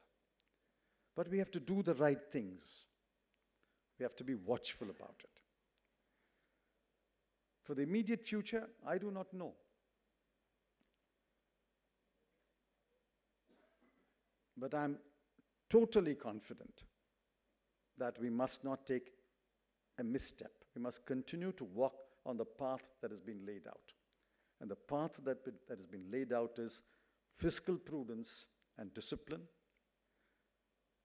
containing the current account deficit, encouraging exports, revitalizing the manufacturing sector in India, which has been neglected for a long time, continuing to support service providers, growing enough food for ourselves and for export, becoming completely, as far as possible, completely self-reliant on the agriculture sector, and reforming our institutions, improving governance, liberalizing the financial sector, and engaging with the world. If we continue to walk on this path, as we did only a few years ago, before we turned inward, if we continue to walk on this path, I have no doubt that we will climb back to a high growth path. And when you go back to your offices, to your businesses, to your industries, I want you to shed any sense of gloom or despondency. Think of the millions and millions of farmers, workers, miners, fishermen, artisans who work every day to make this country's economy strong. And if you put your shoulders to the wheel and show the confidence which 1,600 executives around the world have shown, I have no doubt that the best is yet to come, and we will take our rightful place, and we will take our place as the third largest economy in the world by 2030. Thank you.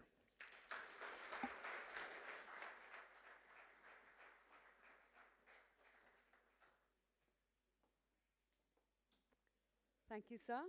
May I now invite on stage, please, ET Now's consulting editor, Mr. Swaminathan Iyer, on the stage to moderate a short question and answer round with the Finance Minister.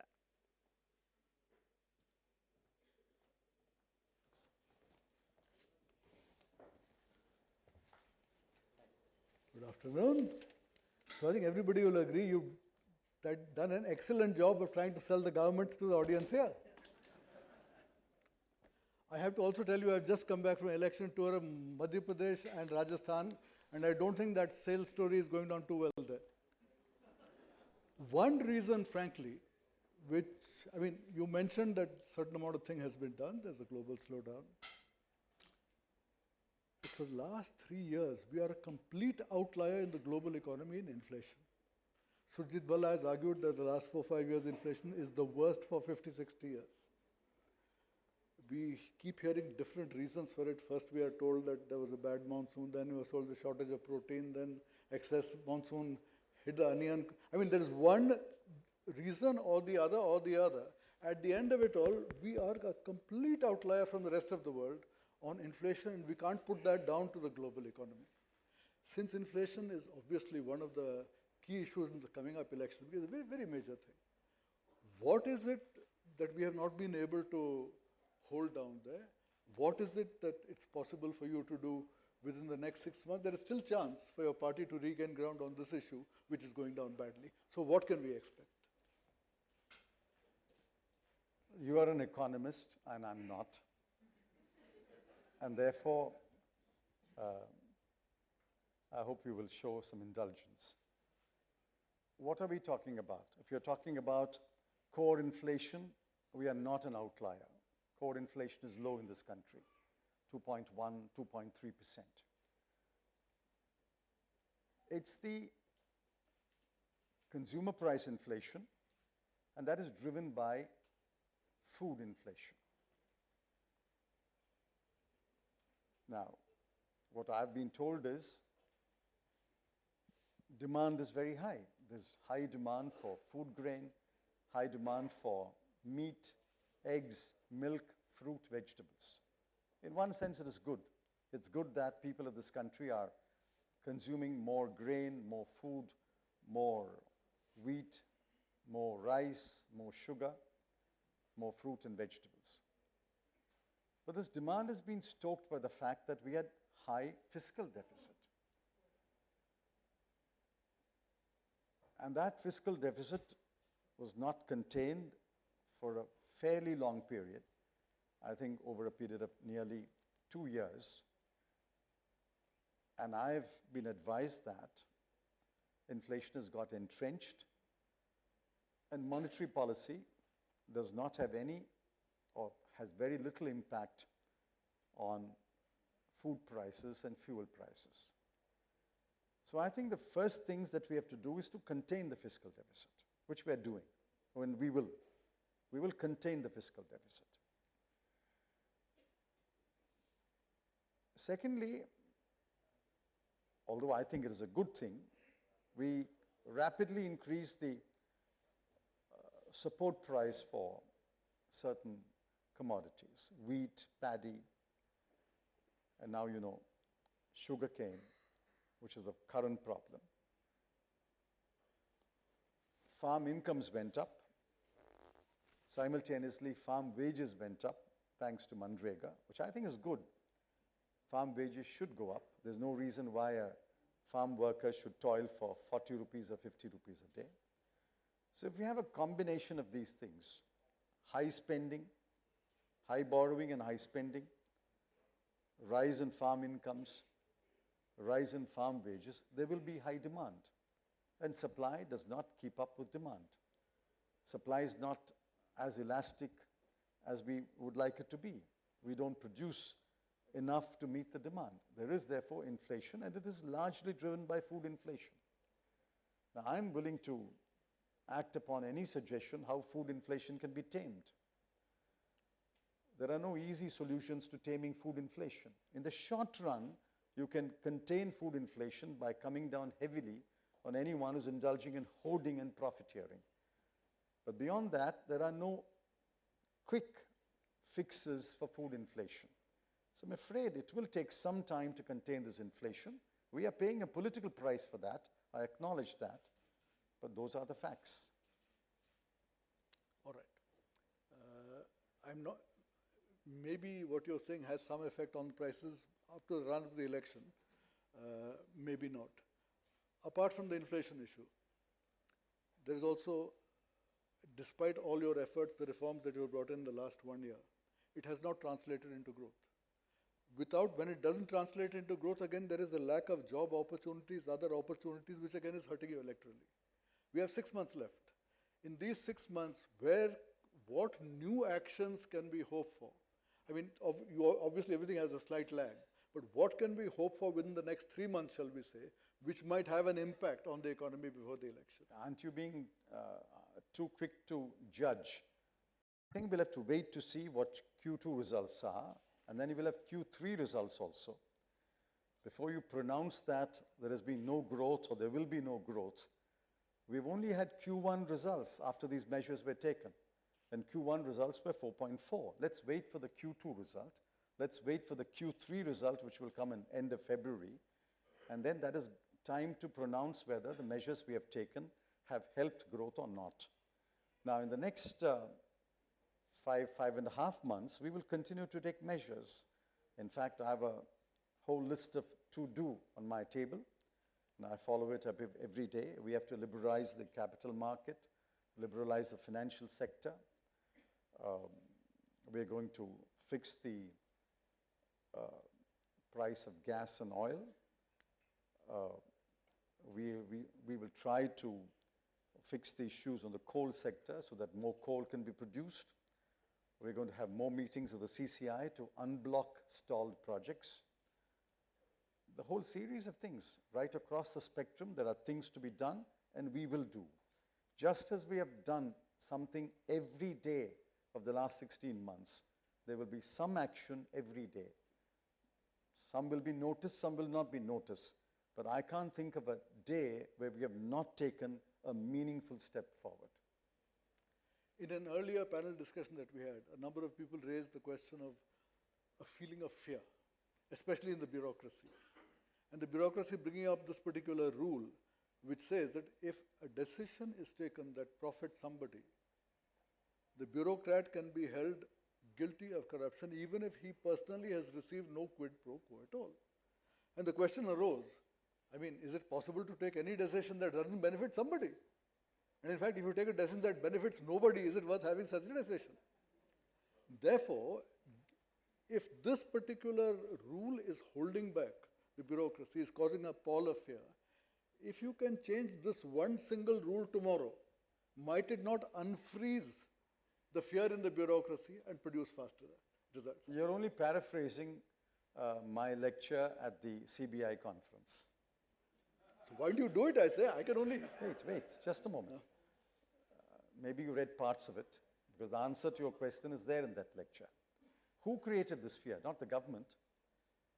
This fear has been created by certain actions, by certain institutions, which you have lionized. The courts and the CAG. So this fear is not created by government. And at the CBI conference, I pointed out that the interpretation of section 13(1)(d)(3) was wrong. And even that section required mens rea, or a state of mind. Nobody has challenged my statement so far. Nevertheless, there is a bill in Parliament to amend section 13 of the Prevention of Corruption Act. Without amendment, I think that section requires a state of mind or mens rea. But with the amendment, the matter will be placed beyond doubt. But who was behind or who created this impression or this wrong interpretation of that section? Not the government. Who read these sections wrongly? Who read into actions that even without a state of mind you are guilty? Not the government. It's the institutions that we have lionized. And this is why I, at the risk of annoying some people, said some institutions and some authorities have clearly overstepped their limits of jurisdiction. Very good. And another issue that came up was, they said, people say things are stuck here, stuck there, stuck.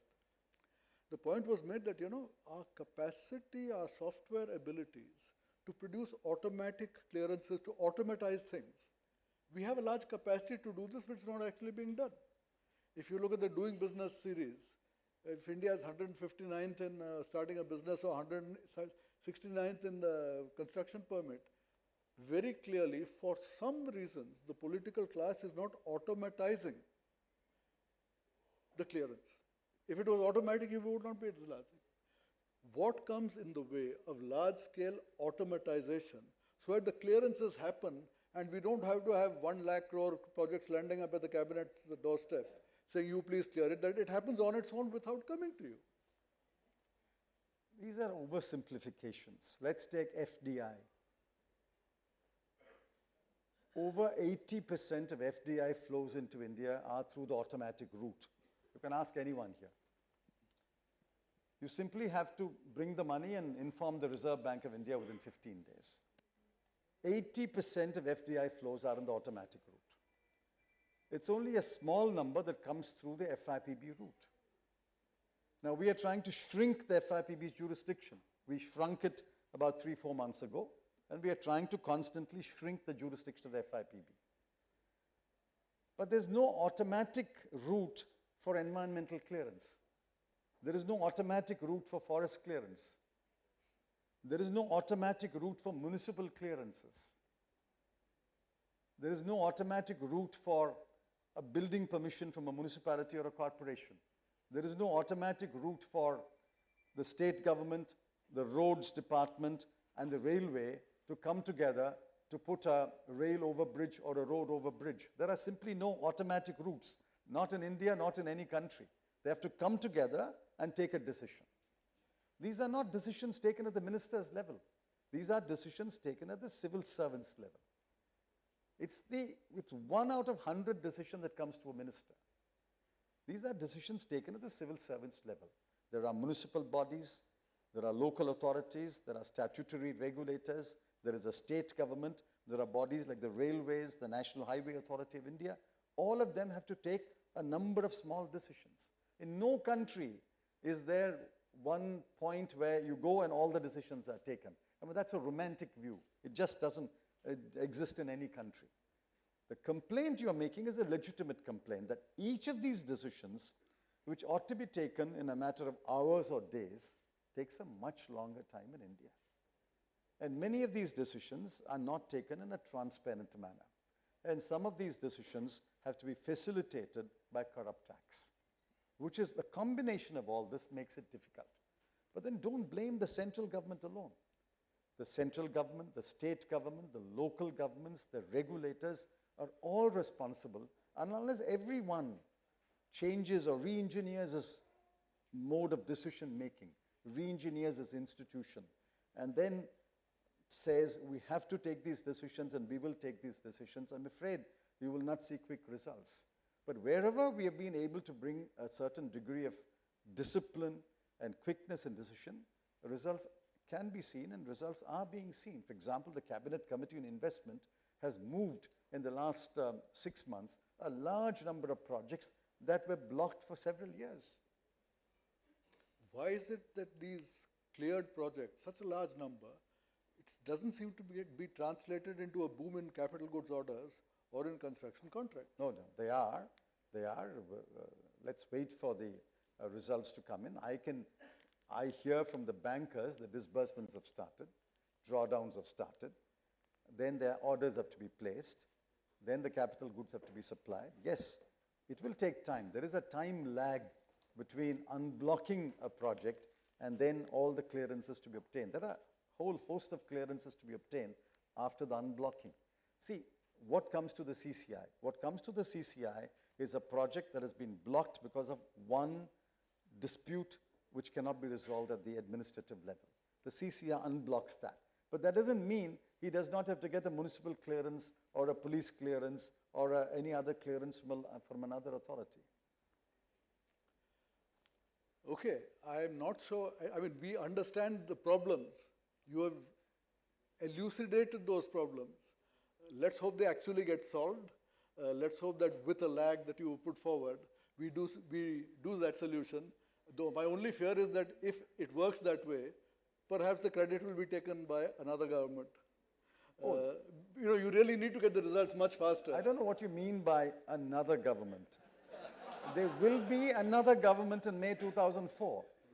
Right. If I remember, you said more or less the same thing in 2009. Okay. More or less the same thing. You're doing an excellent job again of selling the Congress party. Thank you very much. There will be another government. Every 5 years there is a government. There will be another government.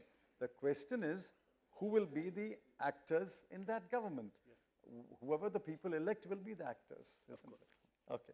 Thank you. Thank you. Thank you.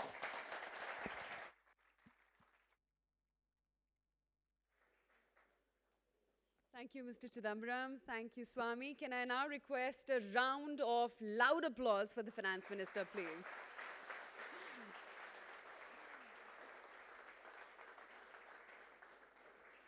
Okay, we will now take a short tea break and we will see you back in 15 minutes, 4:15 sharp.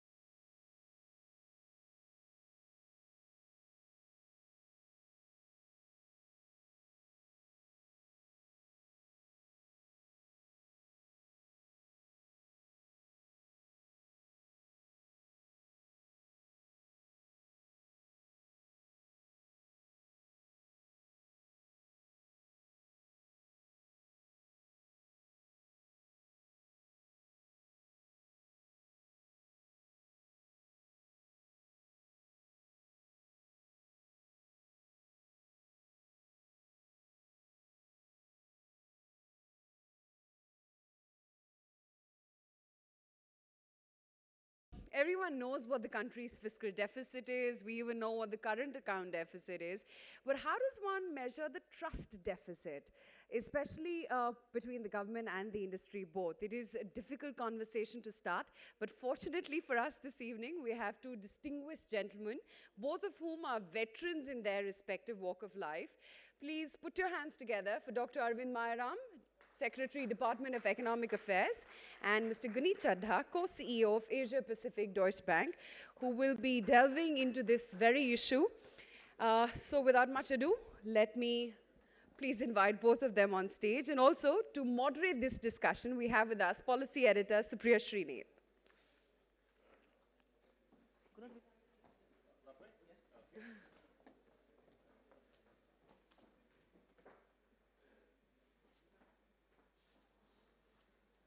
Thank you all of us for getting back into this room, and both of you gentlemen, to talk about the trust dialogue. There's been much written, said, spoken all this morning, all day about sentiment. Two sides of the debate. Some people believe it is picking up. There is a definite change on the ground. Others believe it isn't. I'll begin with you because you really are in the hot seat. People believe the government has done enough. There is no denying. Your worst critics in this room will perhaps grant you the fact that you've taken enough decisions in the economic space, in the financial space. Why is it that we're not seeing sentiment pick up with the same rhythm? Or do you actually see it pick up and it is perhaps not as visible? Will it take a few months for the pickup in sentiment to be visible? It surprises me also sometimes to think that if you look at the list of changes which have happened, my sense is that many of them have not even sunk in terms of their far-reaching impact. Let me just give you one example of the Railway Tariff Authority. Right. Very few people have actually picked up and said it's a good idea. But can you really conceive of a situation where the tariffs will not be determined on any other consideration than economic considerations? And cross-subsidization will be phased out, and very rapidly. What it in turn means that you are going to have tariffs which are competitive, which are market-driven, and they'll be determined by an authority outside of the railways. They also are going to determine the track access charge. So therefore, if the private sector wants to come and invest in the track laying, they would get a proper return on their investment, irrespective of how the railways looks at the track access charges, etc., because an independent authority will do it. Look at it in the backdrop of the dedicated freight corridors. Our estimation is that almost 30 to 35,000 crores would come from the private sector. The PPPs were not taking off very well because of this one opacity in how the track access charges will be determined. So I believe we have unlocked by creating, at least taking the decision to create, it will happen shortly, a railway tariff authority. So I can list out a huge number of such decisions. I think the finance minister spoke also earlier, and he spoke about the fact that, and many of the persons present from the corporate world also had the sense that foreign investors are long on India, the Indian investor is short on India. My sense is that we, when we are living in the midst of a situation, get swamped by here and now. And it creates a gloomy picture in our minds. If you step back a bit and look at it from a distance, an investor is looking at an investment over 20 years, 30 years. And therefore, they look at the long shot in terms of the returns that they will get. And therefore, you see that this year, for instance, the FDI in the first quarter was higher than the FDI last year. Although this year, the economic conditions were in the first quarter much worse than last year. obviously, and these are not FIIs, I'm talking about FDI. That's right. So therefore, those who are investing long term have much greater faith in India and India's story sitting outside than it appears it is in India. That's an interesting point. I've got the long and the short investors here, and I'm going to come to some of them in just a bit. But Gurrit, what do you believe? Like he said, he's also surprised. I mean, coming from the government, it's a candid admission. He's surprised that the sentiment isn't picking up or keeping pace with the number of decisions that have been taken. What do you think is the problem here? Is there a problem of communication? The government is perhaps acting but not communicating enough? You know, it's fair to say that there are structural challenges in India, right? I think we can't walk away from those. There are structural challenges which have got magnified as global growth has shrunk, right? So in good times, you can live with some of the structural challenges. When times get tougher globally, they get amplified. But equally, I think that certainly over the last 12 months, and I agree with Dr. Mayaram, a lot has happened in India. And it's no surprise to me that foreigners stay long India while many Indians are short. And sometimes I say it's interesting how when I come and meet with corporate entrepreneurs here, India is looking west, when frankly the West is looking east. India, yes. And sitting in Singapore, I can certainly relate to that very well. It's also interesting that foreigners have stayed fully invested in the equity markets. Last year, we got about 20 to 25 billion of FI flows. That's the same amount of money which has come in this year. He's right on FDI. That's another 20 to 25 billion. You could argue, but China gets 125 billion. But China always got more than India, right? So let's not magnify the fault lines of India without imbalance, also looking at the fact that India remains a very profitable and a promising place to do business. It now needs to get recalibrated on two fronts. One, that structurally, historically, Indian ROEs were high teens, early 20%. Frankly, that has come down, but it's come down globally. For the world as well. I call on bank CEOs in India who tell me that they want to take the bank ROE from 14 to 18. Globally, banks are struggling to take their ROEs from single digits to double digits. So there is a recalibration globally. And the second point in India is it takes time. This is an 800-pound gorilla, right? The government can put out policies and frameworks, but growth has to come from entrepreneurs. So it takes time. And we are in the camp which says we're in the right direction, though we could go faster. It takes time, and that's something that everybody complains about. In India, decisions are made. The problem is with execution. And do you somewhere believe it falls between stools? Your ministry is taking a decision at the pace at which you and your minister work, and everybody appreciates that. But there's yet another ministry, say environment, for instance. It doesn't take a decision at the pace we'd like it to. Is it frustrating being in policy making, making decisions, and those decisions not panning out? I'd like to correct two impressions. Sure. One is that only finance ministry takes decisions and others don't. I think it's incorrect. I was being kind to you. Every ministry is doing Sure. its bit. But let us look at this issue. For instance, environmental clearances. Very interestingly, I was looking at a report just recently where it stated that in countries like United States, it takes 5 to 7 years for a large project to get all the environmental clearances. In Germany, it would take an equal number of years. Now, the reason for that is that we have this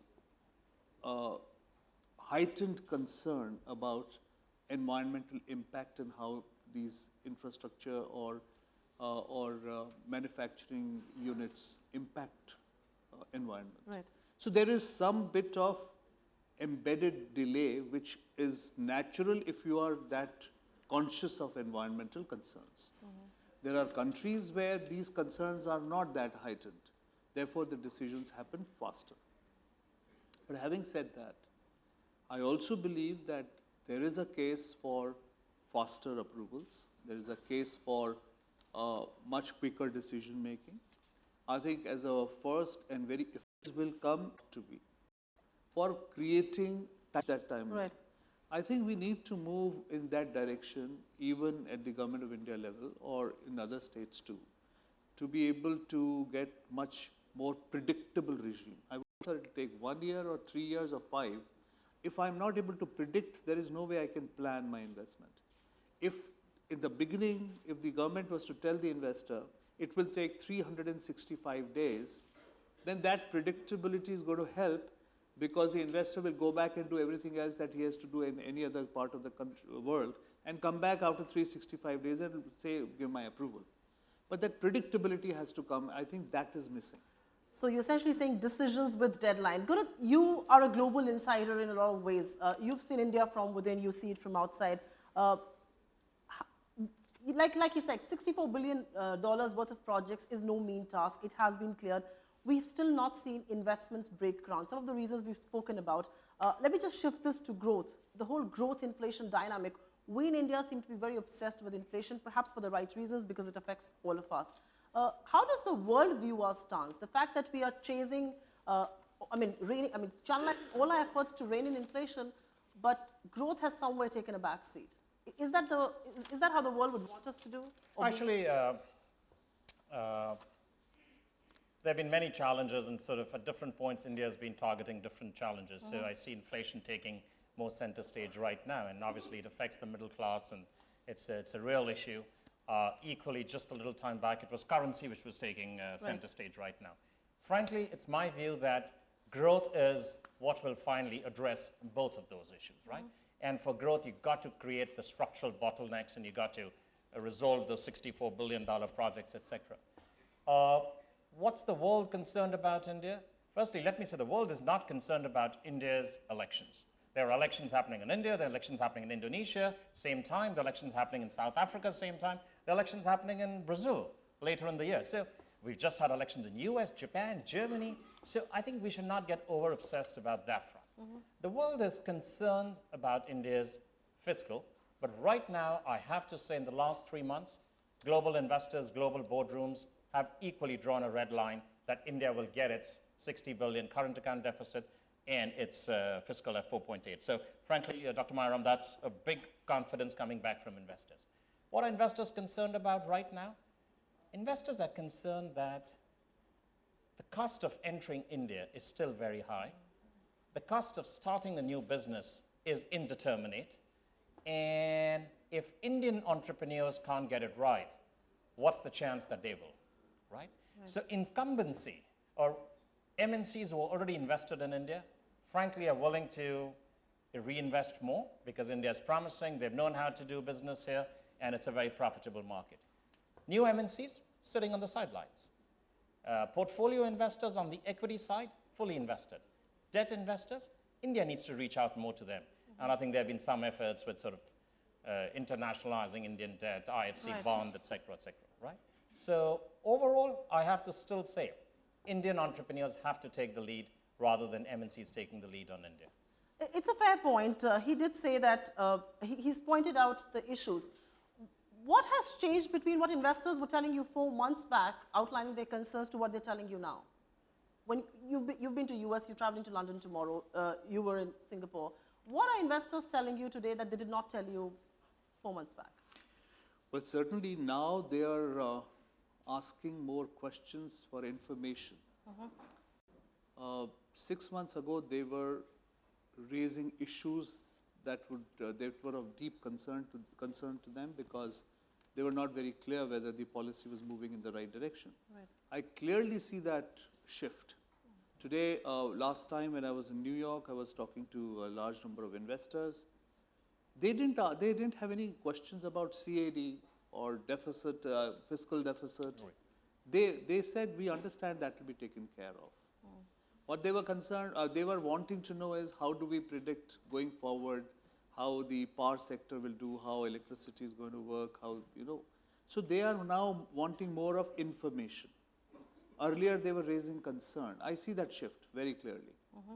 And I agree with that. I completely agree with that. What India needs to be careful on right now, if global growth reemerges, which is the camp where we are in, Deutsche Bank is, US gets much stronger, China actually bounces right back, and we can talk more about that.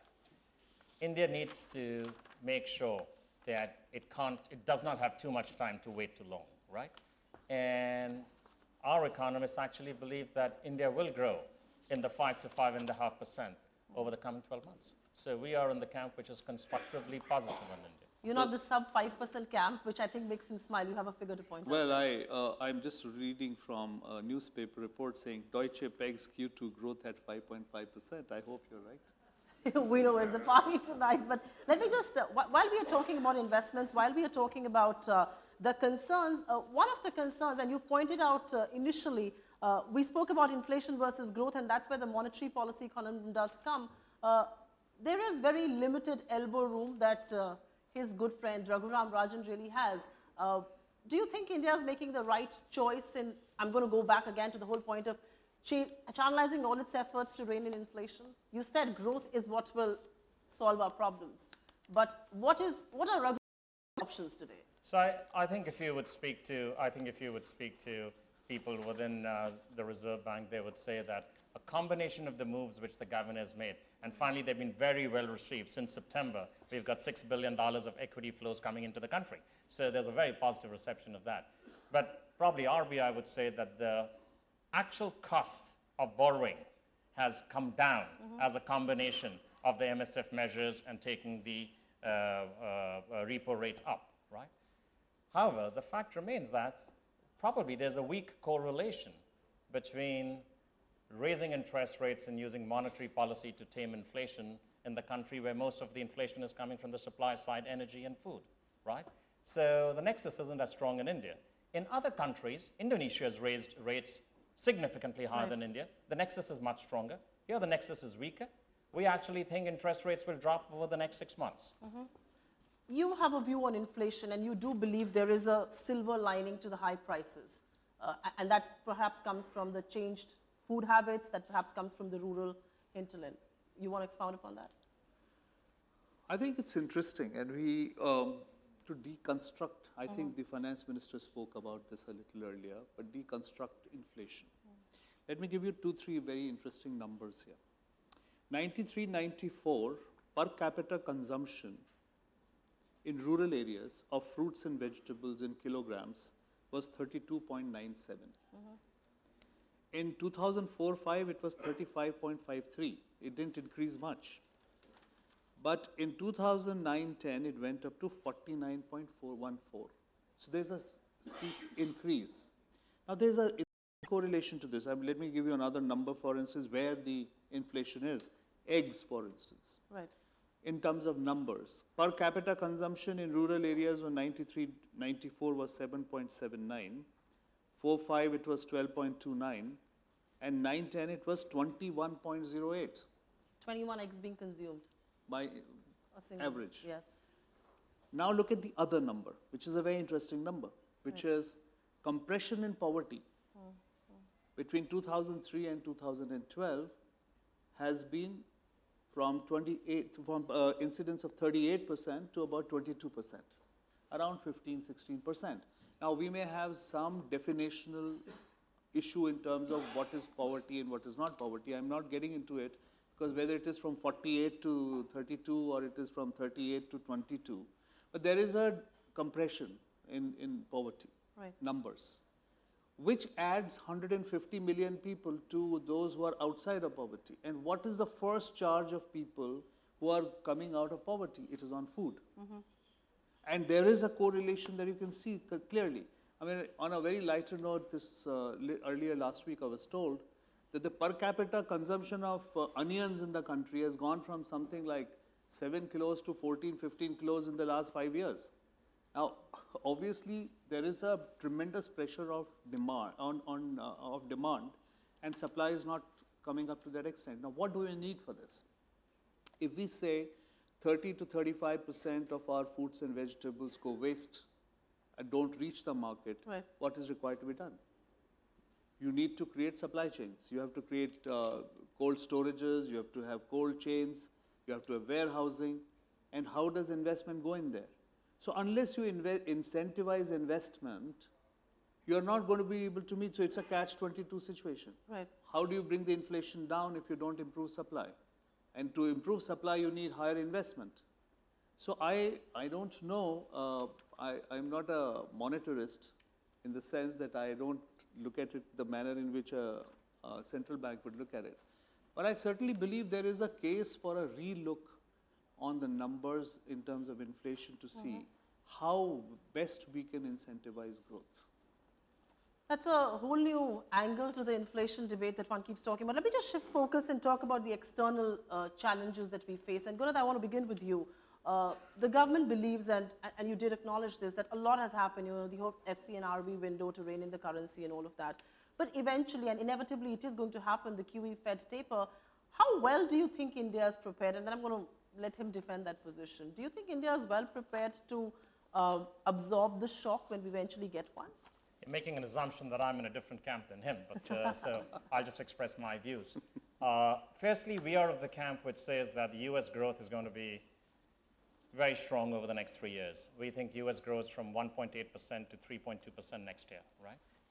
It's interesting how things are turning on their head.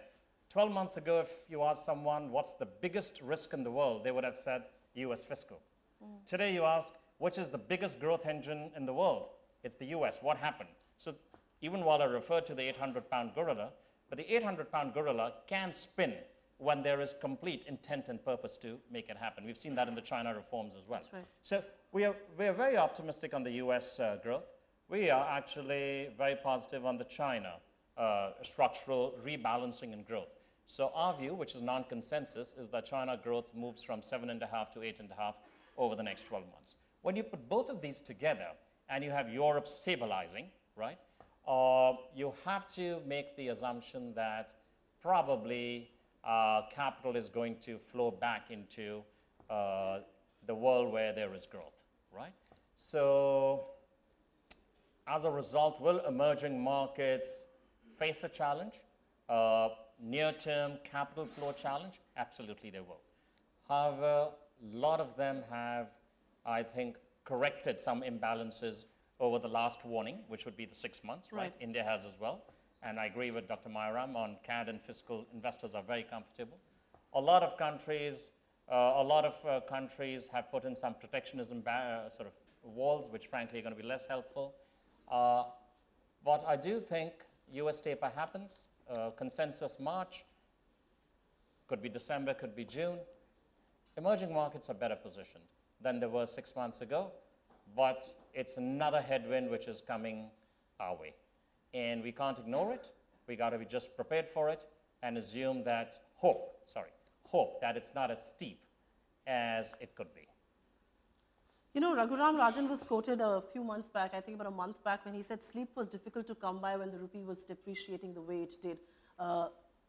Collectively, you guys maintained a very brave front. Would you want to keep up the brave pace? Do you think we are adequately prepared? Like he said, the headwinds will get stronger, but they are inevitable. Consistently, if you recall, and we have had chats on this earlier, right,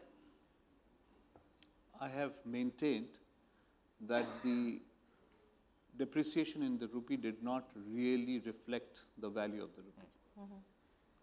And I've also used the term sometimes to the great irritation of many people that it's irrational sentiment. That's right. Look at the situation.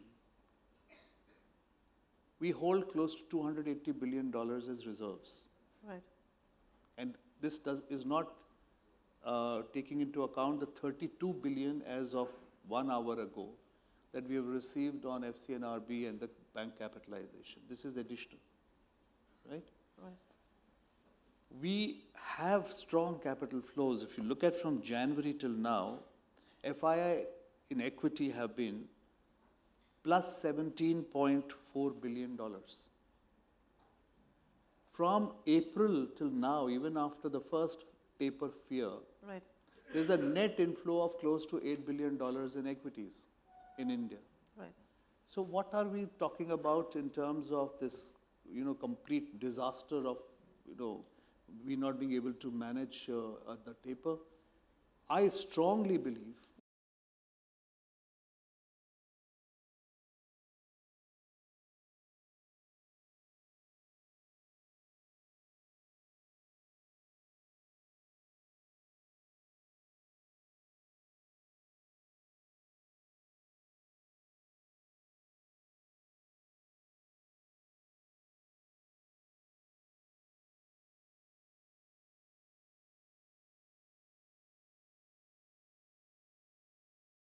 that to be just there.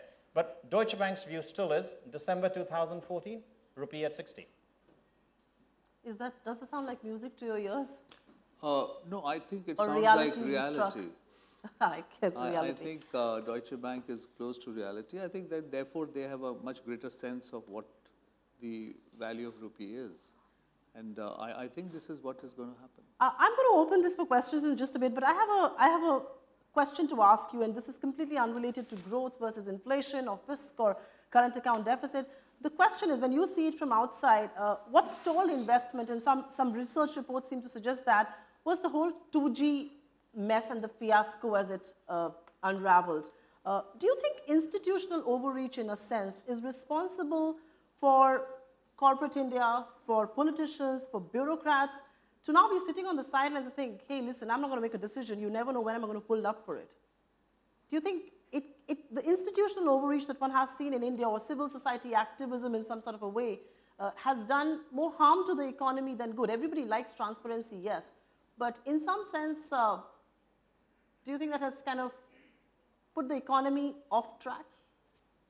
It depends what time frame you look at it. If you look at it from a more medium to a longer term time frame, I would argue that it's done more good than bad, right? Because who doesn't want cleansing of the systems, institutions getting greater teeth, governance moving to a higher plane? But unfortunately, nothing can be extrapolated as a straight line. It sort of overshoots, it overcorrects. And to that extent, I think the last few years have been challenging because in many ways there has been overreach, which is for longer term good, but short term it creates nervousness, fear, and bureaucracy gets impacted, right, to make decisions.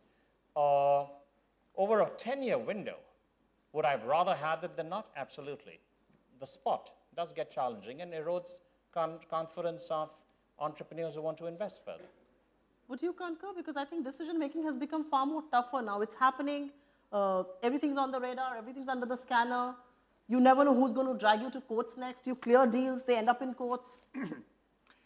Well, I don't see that because every morning at 9:30, the finance minister calls all the officers, gives them a list to-do list, and next morning he reviews it. So I think decisions are being made every day. But is it tougher to make a decision now? But it's tougher. But let me also say this. I think there is a big case for a little more informed debate, including on television, about the issues and how they need to be looked at. You mentioned about 2G, for instance. I'm not going to the merit of it. I'm not getting into what it is because it's all being looked at. But I'm just giving an example. Suppose you would have auctioned the spectrum. And whether it was 40,000 crores more or 70 or 90, the government could have got it. Who would have paid for it? The consumer, perhaps. Consumer. So today, if you have the situation where the unique Indian phenomenon of missed call Mardena, where a poor thelewala or somebody also is using it as a communication tool without paying for it, because you have a lifetime incoming free by paying 250, 400 rupees, something like that. This is on account of the fact that the spectrum was not priced on a market value. Today, if you go to United States or otherwise, incoming calls are and outgoing both are charged. So you can have a situation where the government can maximize revenue, or you can have a situation where you roll it out in a manner that 800 million consumer, you have a consumer base of 800 million people out of 1.2 billion. So it's a question, these are policy decisions. That's why it is policy area. Policy area in a democracy is best left to those who have been elected by the people, because that is the rationale of a democratic system. They need to do that. But having said that, there's no one's case that in the process, if there is a perversion, I'm making a distinction between policy and process. If there's a perversion in process, certainly whoever perverts that process must be tasked with punishment, and they must be fully made accountable for it. So there's no question that we need to have clean, transparent system of governance. But there is a larger issue that needs to also be debated as to how policy formulation should happen and what should be the objective of the policy for which we are taking up certain Who course. does it eventually serve? You have a point there. I just want to go on one thing.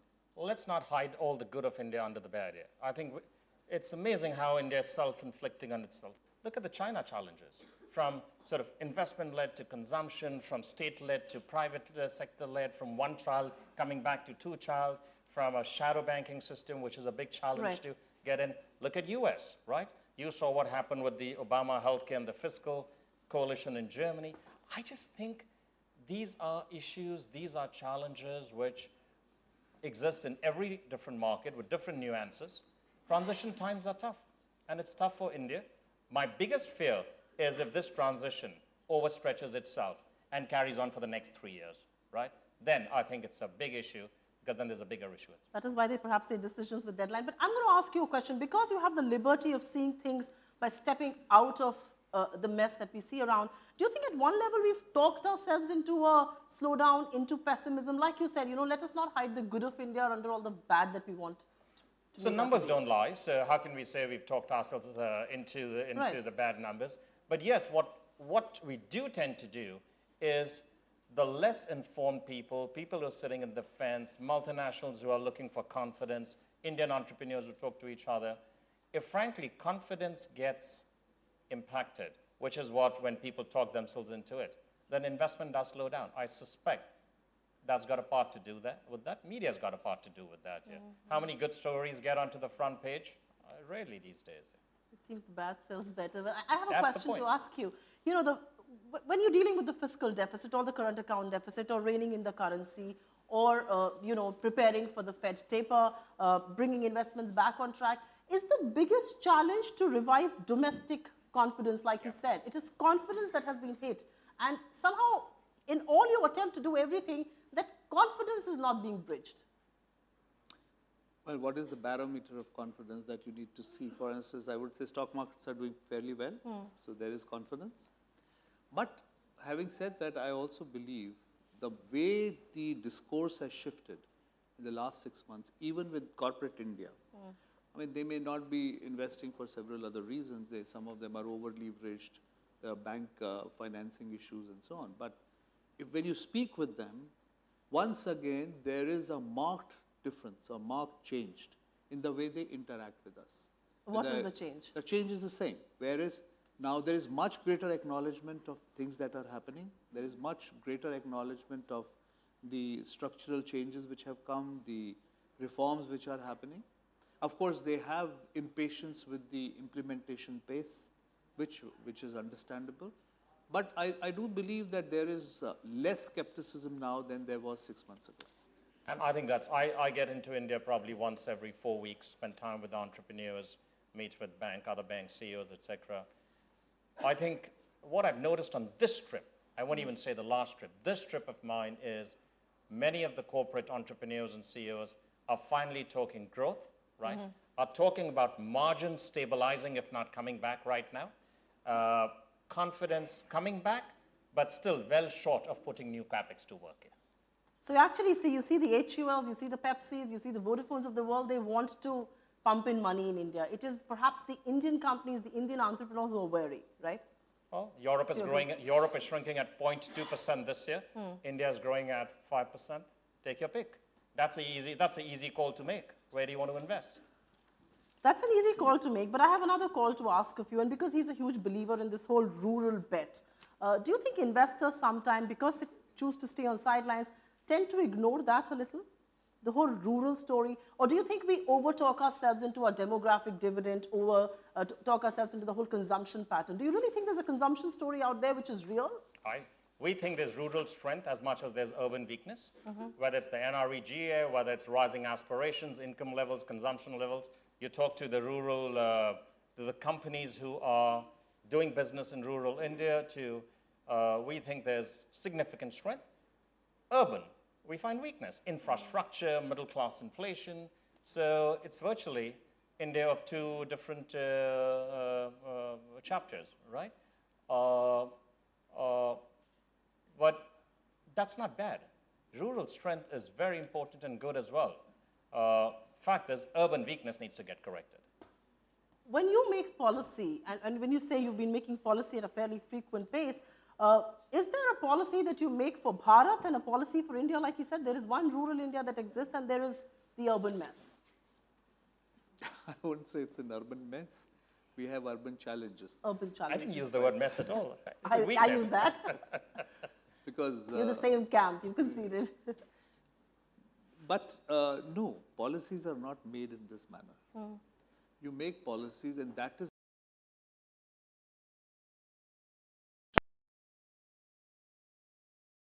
the compulsion of democracy. I think we should be proud of the fact that we have democracy, and decision making actually takes into account creating a consensus between very diverse interests.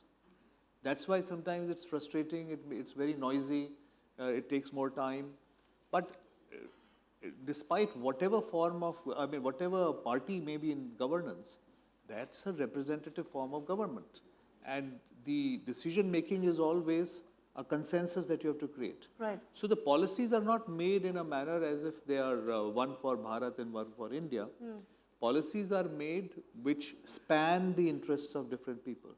So you will have to take into account, for instance, when you're doing a land policy or land acquisition policy, you're doing land acquisition policy for manufacturing or industry or infrastructure, but you're taking into account the interest of the one who's going to lose land. So you have to create this kind of a balance. And that balance is difficult to make, but it happens. It actually gets done. Let me put you on the mat, and I'm going to ask him to respond to it as somebody who sees India from outside. Do you believe the reform process that has been set into motion? Many things have written, we at Economic Times have also said, the government seems to have got its mojo back finally. Do you believe the reform process that has been put in motion is now irreversible, irrespective of the government that assumes office? This is how it's going to carry on? You have to look at history, actually. I think many times economists don't look at history. So you need to look at history. 1991 onwards, if you actually plot the reform trajectory, it's been linear. It's a linear movement. Right. At no point of time have policies been rolled back or reversed.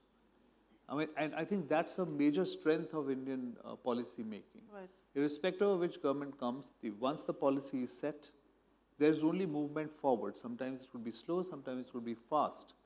But there is never a movement backward. And I think that is a strength that India enjoys in terms of the stability of policy. Gurut, you agree with this? The motion has always been linear, it's always been the way forward. Is that the confidence that you share, that no matter who comes into office, who assumes office, the reform process is irreversible? Or do we have a... Well, listen, there are some instances which global corporations would question that things were retrospective or there was a reversal. I won't extrapolate that into a policy statement of the government. I think investors, whether it's direct investors or portfolio investors, certainly take it for granted that policy reversal is not going to be the risk they're going to face up with. The question really is, what is the pace of acceleration of policy reforms here? And it's not just reversal which can hurt, it's time value of policy paralysis which can hurt as well. So it's very important that the pace of reforms keeps accelerating, because frankly, if the world pace is accelerating, India, being one of the major destinations of global capital, needs to also measure up to the same standard.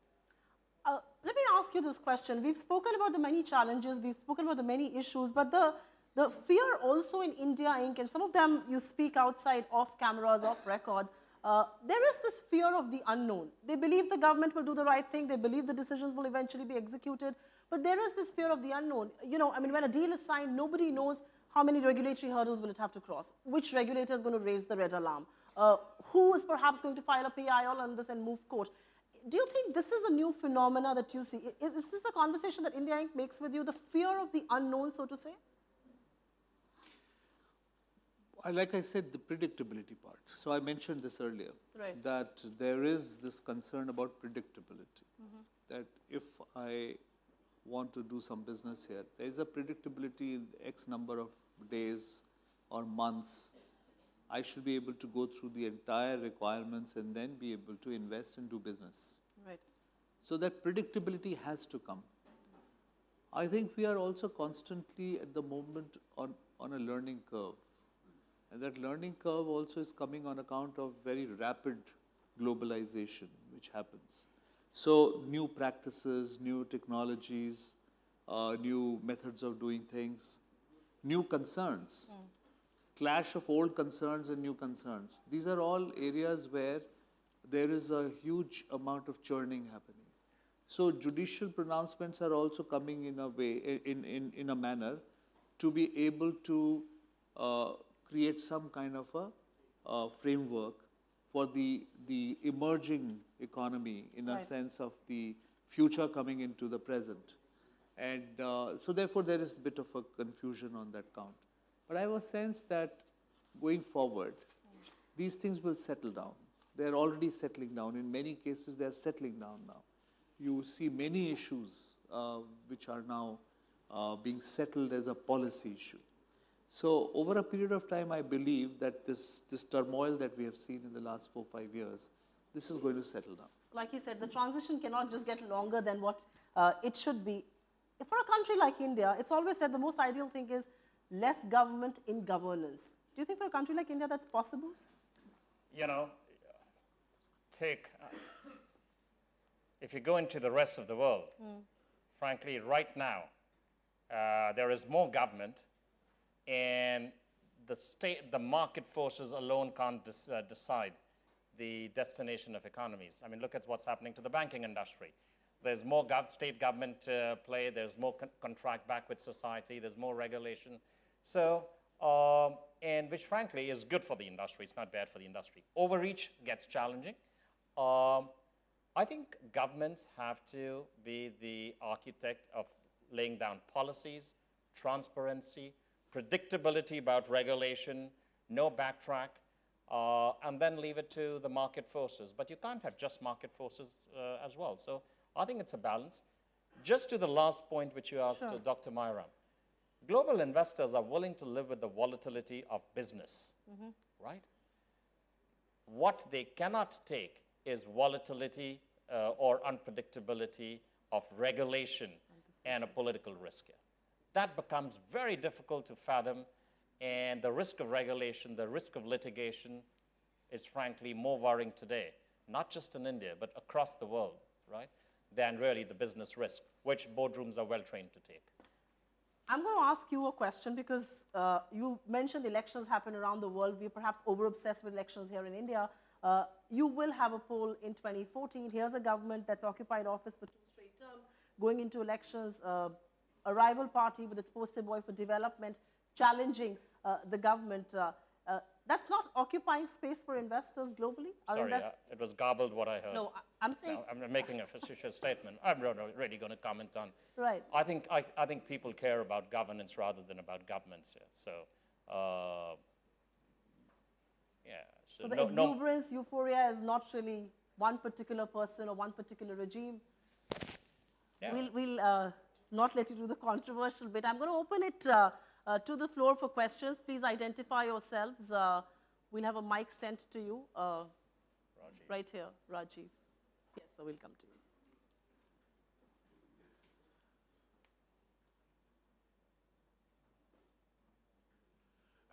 Thank you. While I agree, Dr. Myram, with your optimism mostly, and I also agree that this TRP-hungry press, which she admitted about bad cells, and this whole negative that's been spreading, and you also very candidly said there's this unpredictability in our policy, and and that's one of the fears of the investors. Recently, I've seen, again, we are having this flip-flop happening on the pharma policy, for example. Now, there is the extent law in place, there is extent policy in place. A number of pharma companies, based on that knowledge, are trying to invest in India, and it's a whole process, 8-9 months before they get to the FIPB stage. and then they are put on hold because a policy is being made. Now, I can understand a policy is there. If the policy today, I'm in FIPB, why should my application be put on hold? It's just one of the things I thought I'd just highlight and take a view on that. I don't think that any proposals are put on hold. That's the first. Whatever proposals came before the FIPB were considered and an appropriate decision was taken. But on the question of the term flip-flop, I think it's not so much flip-flop, as I mentioned earlier. In a democracy, we need to learn to live with different points of view. And these different points of view will be debated. They will be debated in the public space. And then because the circumstances change, situations change rapidly, you also would change policies accordingly. So policy is not something which is written in stone forever. It is a response to an emerging situation, and in that situation, what is the best course for the country emerges after a lot of debate. So I don't think one should look at it as a flip-flop. There is no flip-flop. There is a point of view. There is a strong point of view, which perhaps may be contrary to the existing policy. It is being debated. But it does not in any way stop the governance function. So I would believe it's a healthy sign to have a lot of debate. Maybe I didn't articulate myself properly, sir. What I meant was that today the policy is X.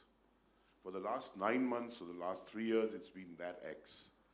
Based on that, I invest time, I look, find investment bankers, lawyers, etc., etc. And when I come to the finals, I'm told there's a policy being written, so please hold on. And once the policy is done, we look at what you're doing. I mean, it's not only FIPB, it's also other parts of the government.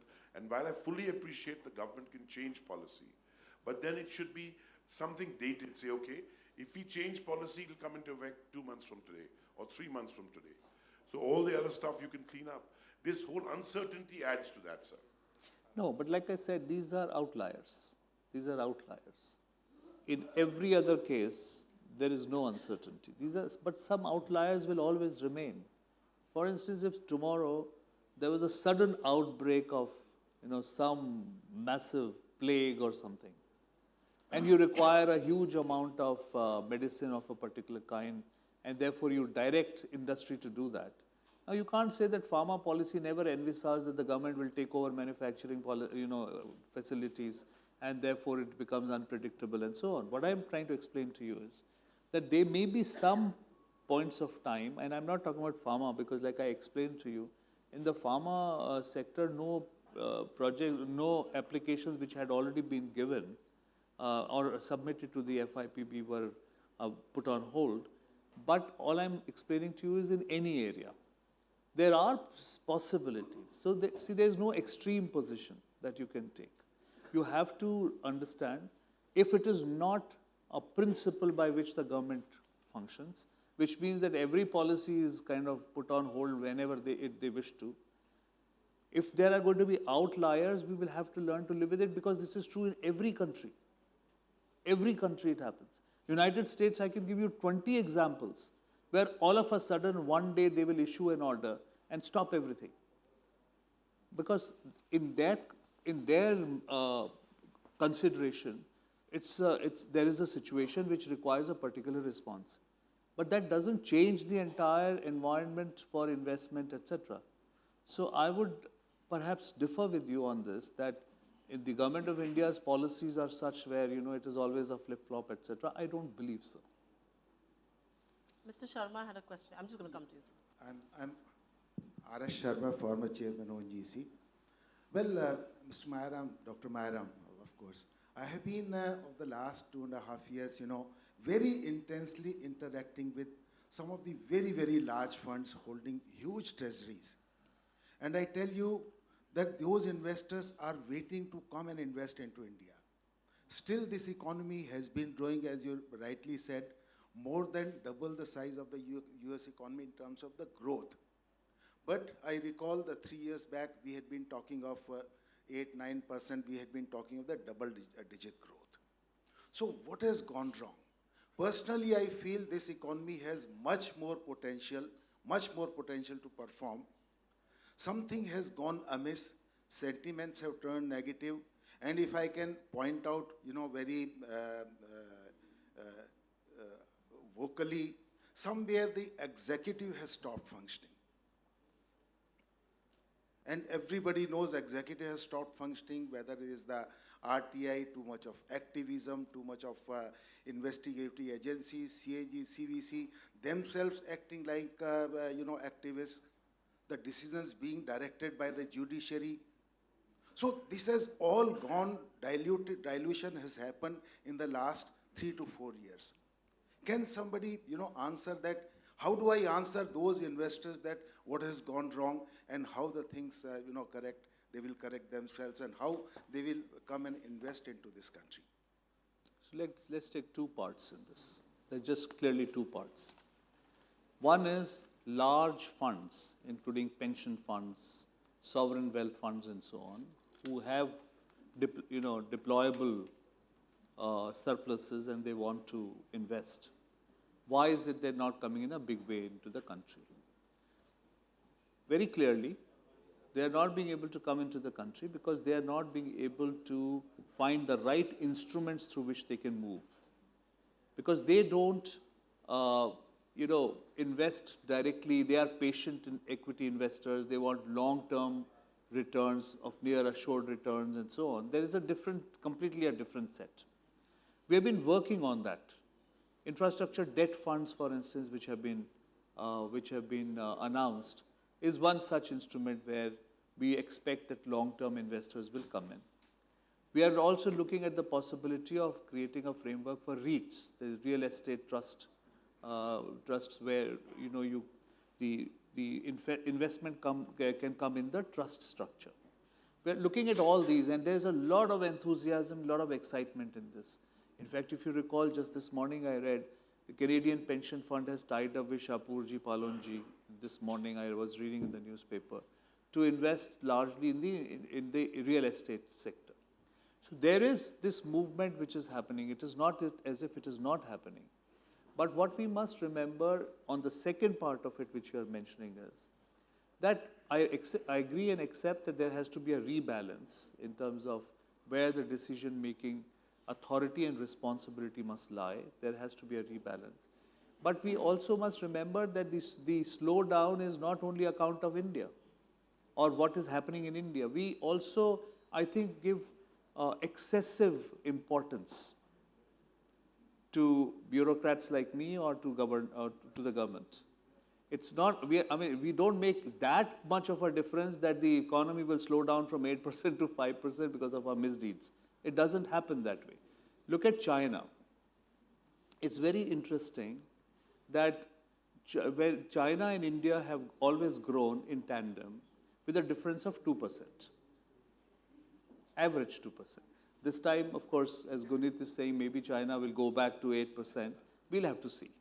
Perhaps we may also move a little more than what we did last time. But the fact is, when China was growing at 11%, we were growing at 9. When they were growing at 9, we were growing at 7. When they are growing at 7, we are growing at 5. So it's not as if we are, we are delinked from the global economy or global economic slowdown. 2% difference, I always believe very strongly, is on account of the fact that the governance system is such, we are a democratic government, our decision making is consensual, we need to take the whole country together, there is a debate, and we are concerned with the rights of the people, whichever government it may be, they are concerned with the rights of the people, and therefore it slows down, and that's a price that we pay, which I think a price which is worth paying. In China, you can move faster because perhaps you don't need to do the same kind of consensus building. Maybe that's a consolation. But just one more point. I'll really request you to take this point outside because my next panel has arrived Thank you very much, gentlemen, for being with Okay, us. From I High know Street Dr. Finance, Mayram, I'll talk I hand it over to politicians who will perhaps take us through the next session. Thank you very much, sir. Thanks so much. Thank you. Thank you so much. Please come. Was, Supriya as well. Now, our final session this evening, ladies and gentlemen, looks forward to the big imponderable, which is the general elections next year. Which coalition will come to power? Will it be a strong government or a weak government? Will survival be top of the new government's agenda or growth? There's only one way to find out. Ask the leaders of the principal parties themselves. And we're grateful that this evening we have with us Mr. Digvijay Singh, General Secretary of Congress, Mr. Ravi Shankar Prasad, Deputy Leader of Opposition Rajya Sabha, and Mr. N.K. Singh, Member of Parliament, Rajya Sabha, and Member of JDU. And we're also grateful that Dr. Bibek Devroy is here to moderate us through this discussion. Gentlemen, on the stage, please.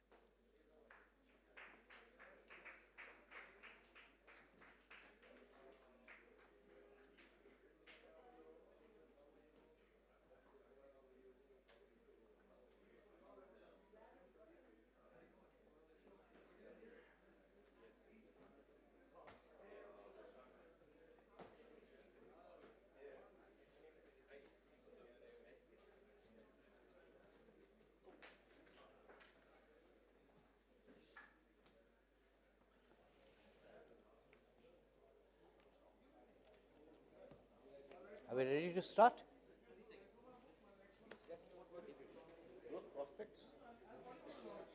Essentially, why are you holding up growth? Why are you holding up growth? Oh, acha, holding up? Growth.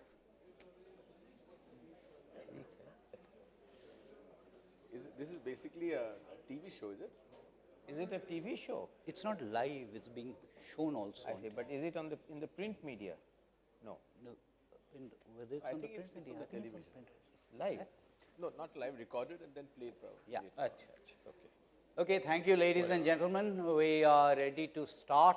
The session is not imponderable, it is very much ponderable. And we have three gentlemen here.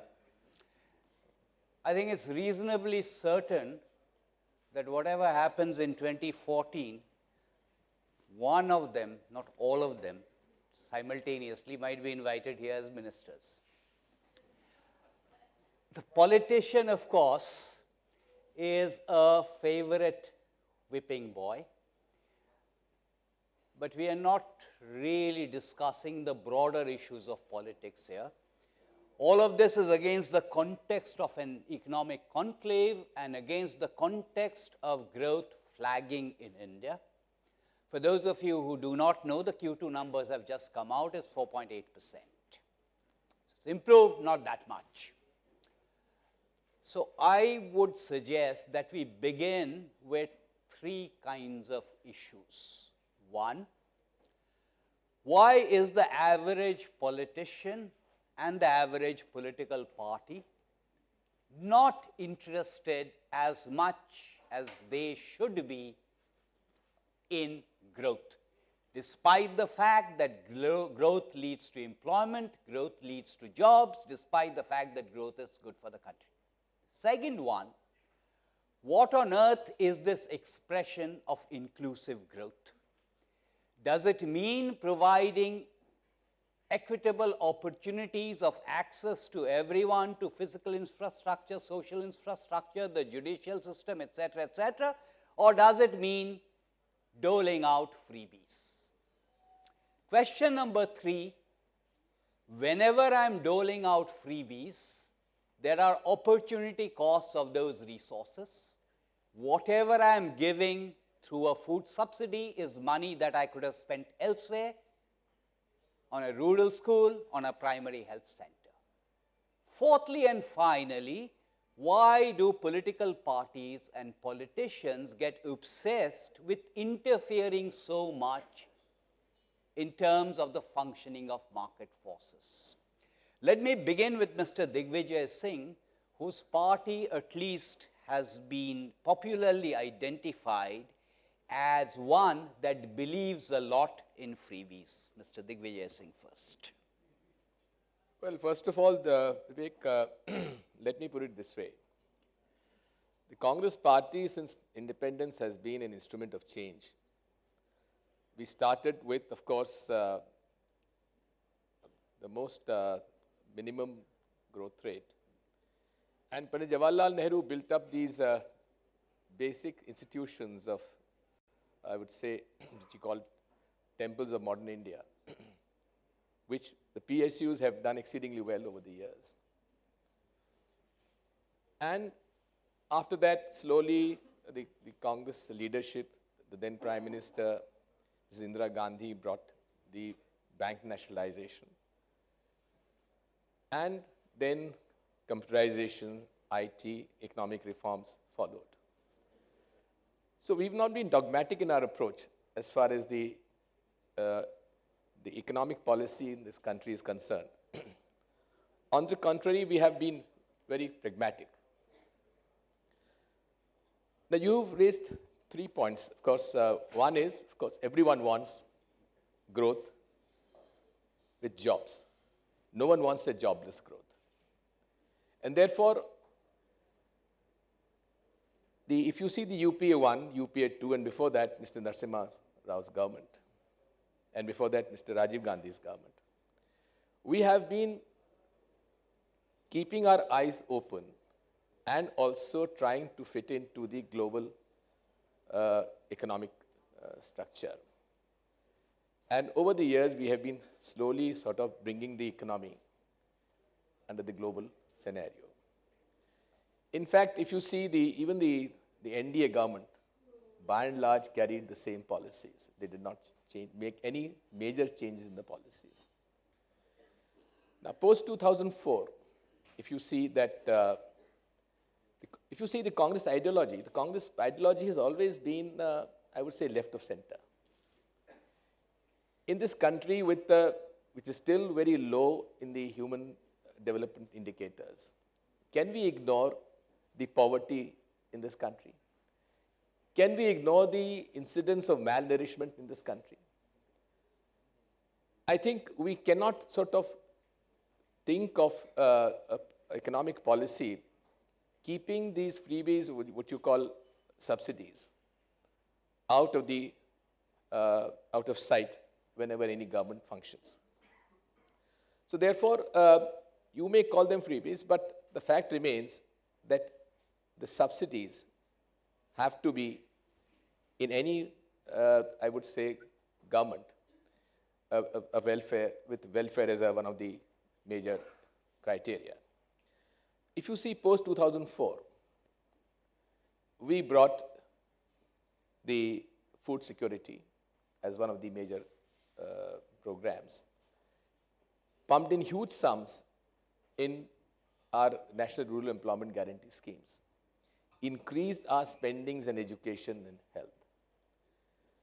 I think the major problem in this country, which is with the 1.2 billion people, is the poor service delivery mechanism.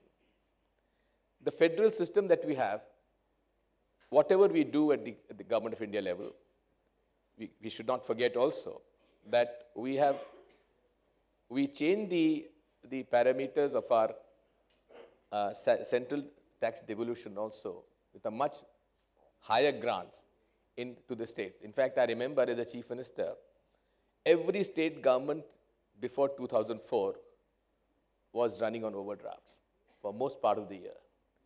And after the 2004 came in, the percentage of central tax devolution to the state governments went up.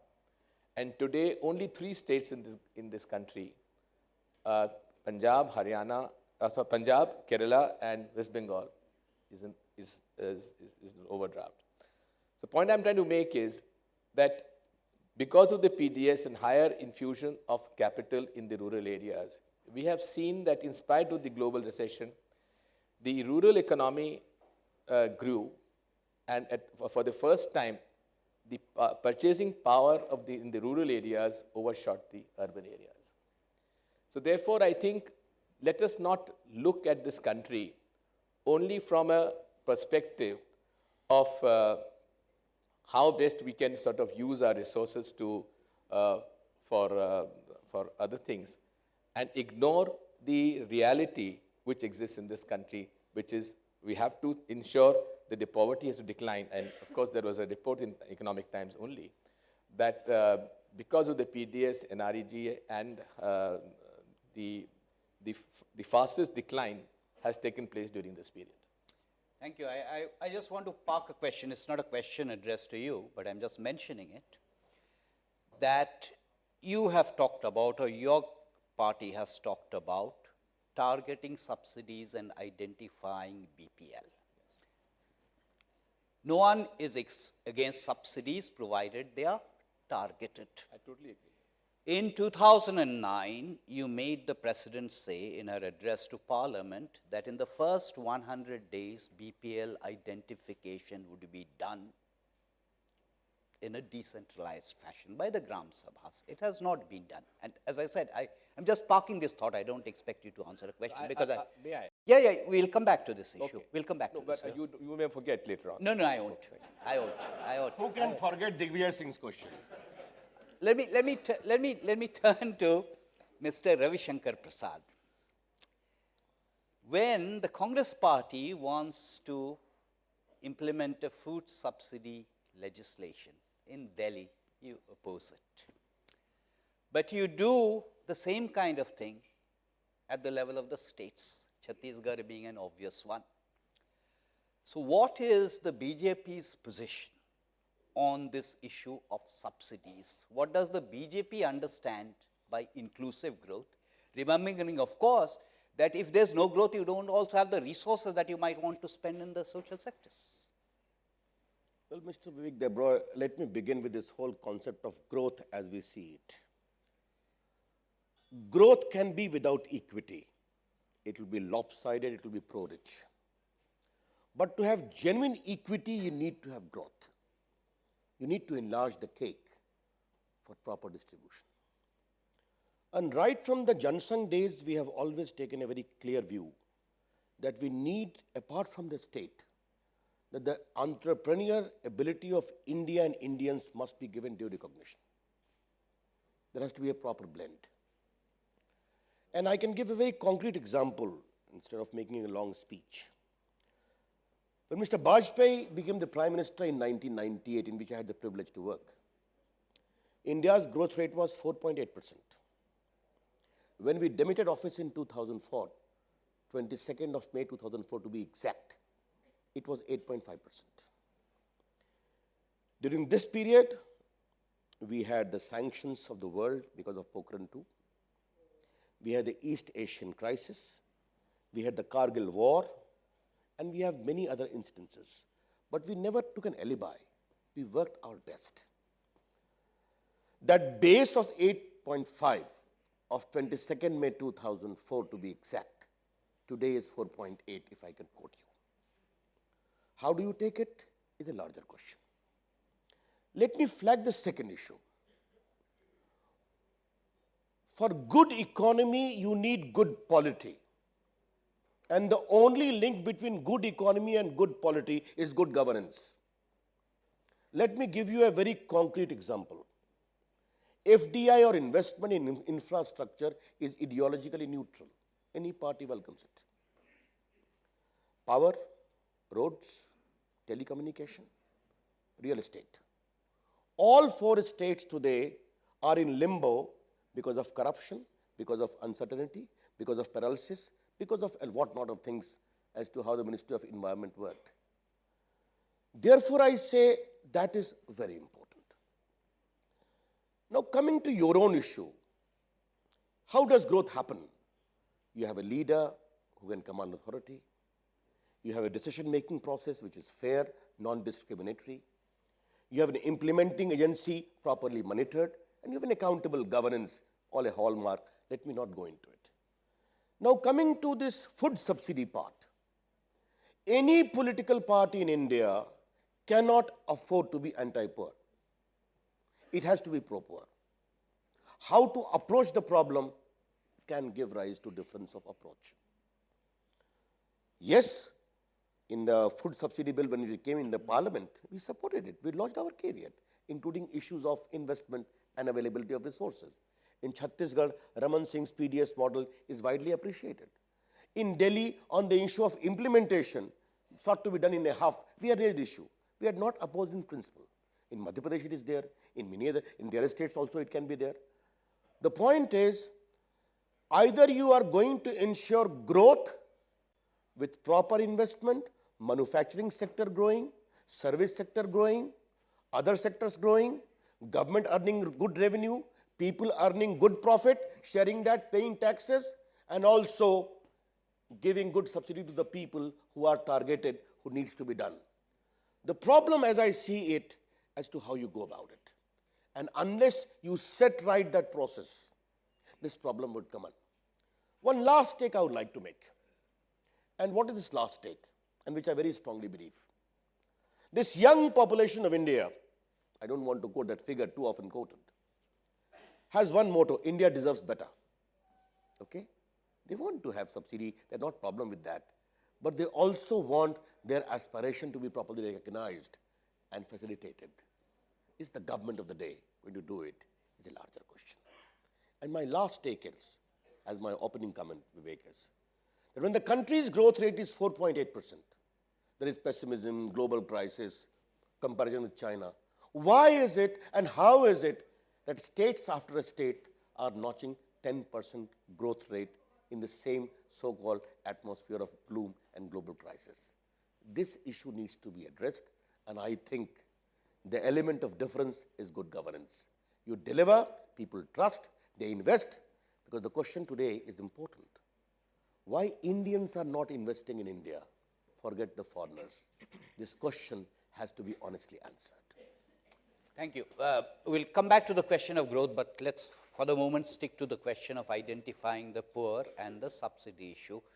And let me turn to Dr. N.K. Singh, who's of course a mentor, but your party seems to think that subsidies are fine as long as the center pays for those subsidies.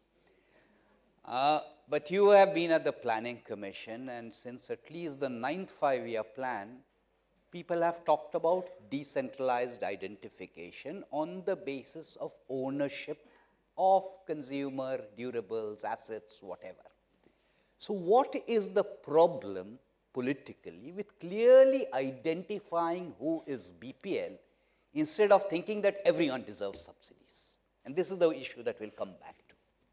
Well, thank you for that compliment that my party believes that all subsidies are good, provided somebody else pays for it. Let me find one soul who doesn't believe that everything is good as long as somebody else foots the bill. So I think that that would be generically and universally true as part of an axiomatic reflex of human nature. So I do not think there's anything very exceptional. Let me make one or two, three prefatory comments before I answer your direct question, Vivek.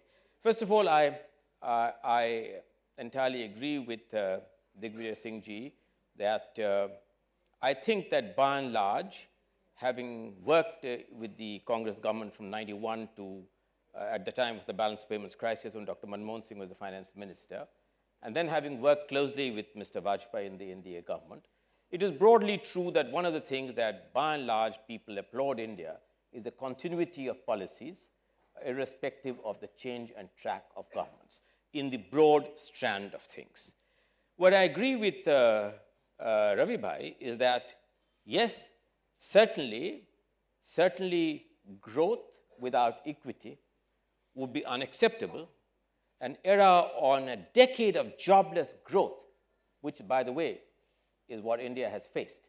It has faced an era of jobless growth. If you look at employment coefficients of the Planning Commission, employment coefficients have declined dramatically, which means increasingly in the last 10 years, as an average rate of growth, even leaving out the aberration of 1 or 2 years, India over a decade has grown at roughly about 7.6%. But if you look at the growth of employment, the growth of employment would largely be a negative employment coefficient, which means that that is also unacceptable, that you would have high rates of growth. Certainly, equity would be an important consideration. But I agree that you cannot pursue equity without pursuing growth. So I think that while growth is important, so is equity.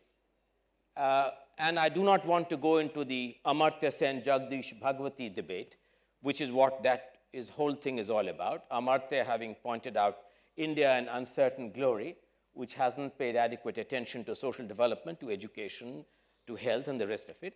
And by the way, Amartya has also taught me, and so have I had the privilege of being taught by Jagdish, that growth is terrifically important, and you do not have really the resources for financing large programs in education and health without really registering high rates of growth. Therefore, I think that growth and equity are terrifically important, particularly in a country which Digvijay Singh rightly points out has issues of endemic poverty and issues, of course, of very poor quality of infrastructure and social services. Now, to your question very directly, Vivek.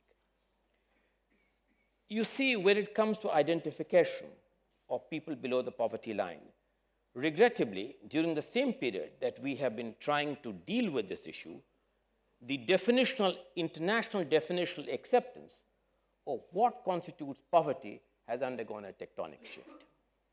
If you recall our own days in college and so on, poverty was roughly what the World Bank and International Monetary Fund and the ADB defined, that if you got less than $1 a day, that without going into the issue and complexities of purchasing power parity, that would be really somebody below the poverty line who doesn't get less than $1 a day.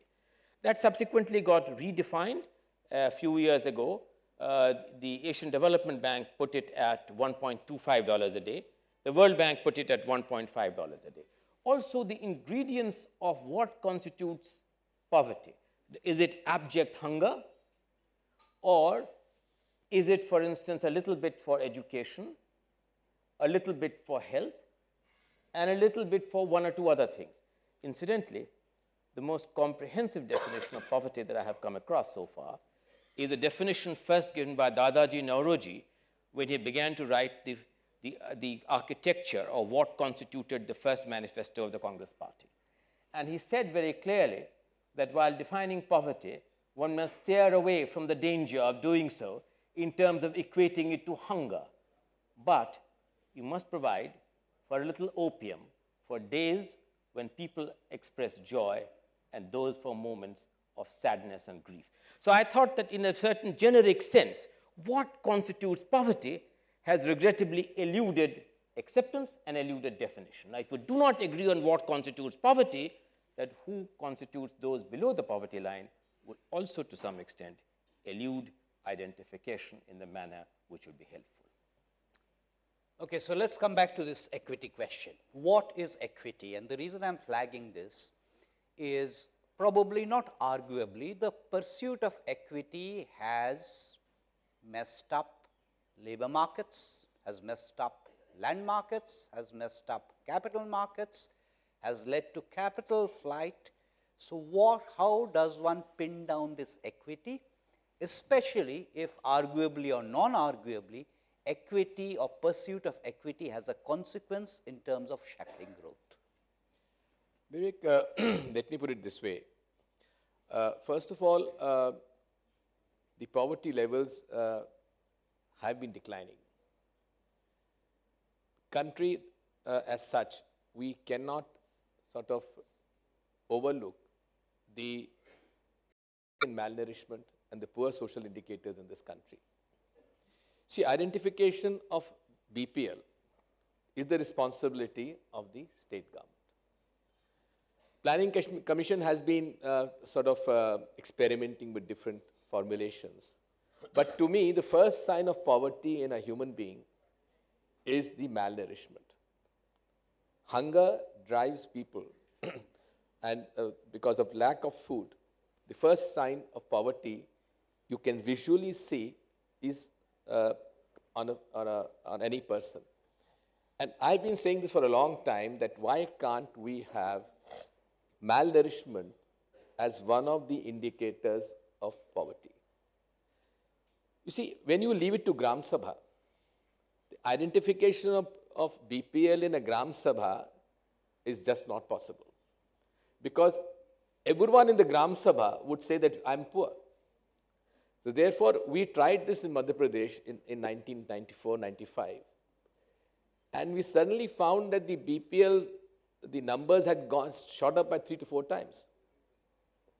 So therefore, I think, I would say, one of the most important factor in identifying BPL families is the incidence of malnourishment in that family. Now, when you have other indicators also, whether your house is a pakka house, a kacha house, whether you have a fan or whether you have a light or whatever.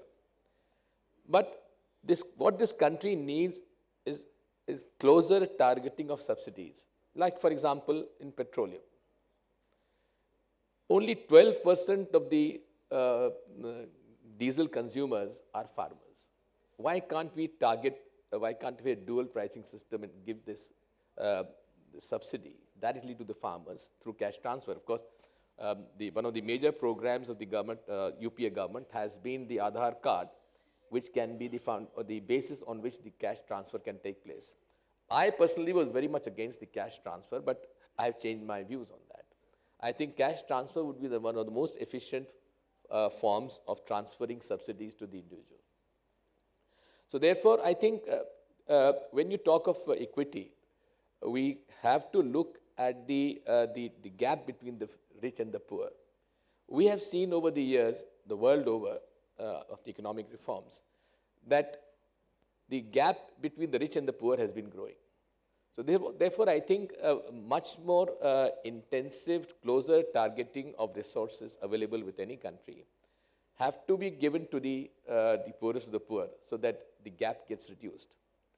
Now, the two other things which I want to point out is the education and health, the poor quality of school teachers in this country, and the poor quality of health services in government hospitals. In fact, ever since the B.Ed and the D.Ed have been allowed in the private institutions, the eligibility test conducted by the CBSE of B.Ed graduates, the passing percentage was only 1%. So I think if you don't have quality teachers, how would you improve the education in this country? Similarly, you have teacher absenteeism in schools. You have doctors who are not prepared to stay in rural areas. Now, the National Rural Health Mission is a very fine program, but it again depends on the state government. The quality of training of the ASHAs at every district is the key to the success of NRHM. So therefore, I think in a federal system like ours, the government of India cannot drive the development process. It has to be done at the state level and much more level, a lower level at the Gram Panchayat. That is the cutting edge at the village itself. So therefore, I think with scarce resources at our command, we must ensure closer targeting, direct cash transfer, early completion of the Aadhaar card, and ultimately, the service delivery mechanism is most efficient when the stakeholders are involved in implementing a scheme. That has been my experience. Before I take this to Mr. Prasad, if you have come around to the view that cash transfers are good, why doesn't the same logic apply to the food subsidy legislation? Why cannot that be in the form of cash? You see, it so happens, supposing we use this cash transfer in food subsidies. The cash given to a family may not be used to buy food grains, because usually the senior most member of the household may use the cash subsidy for something else and not buying food grains. So therefore, this is always there, but this can be finely tuned again. I am not against cash transfer, but at the same time, this debate whether you should give in kind or cash is something which has to be discussed. Okay, now let me take this, moving on to a slightly different issue, let me now take it to Mr. Ravi Shankar Prasad, because Mr. Digvijay Singh has said that the identification of poor and the subsidy issue is really a state government subject. In that case, why do we at all need central government schemes in the social sector since they are state government subjects. And you mentioned growth at the level of states also. So why should we not decentralize much more, completely revamp the 7th schedule, and also say that, look, land, labor, etc., let the states decide and do what they want to do, both on equity and on growth. So what would be your views on this decentralization? Constitutionally speaking, as far as land and labor is concerned, in terms of the present 7th schedule also, the power lies with the state government. Yeah, but concurrent list still. Obviously. Labor, maybe you are right. But let me come on a larger issue, which you very rightly flagged, central schemes. Government of India will have to have some kind of schemes. The whole is, can there be a cooperative federalism or can there be a disconnected federalism? That is the issue. Let me give you a very concrete example. Right to education, a good idea. Being made a fundamental right at the primary level, good idea. But see the sheer expenditure on it. Because the moment it becomes a fundamental right, any person whose child is not having the proper access can go to the court, to the lawyers. Now, I was reading a couple of articles in this connection.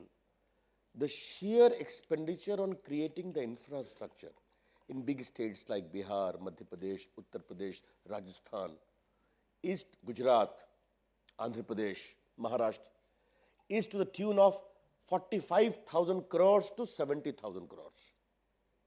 From where the money will come?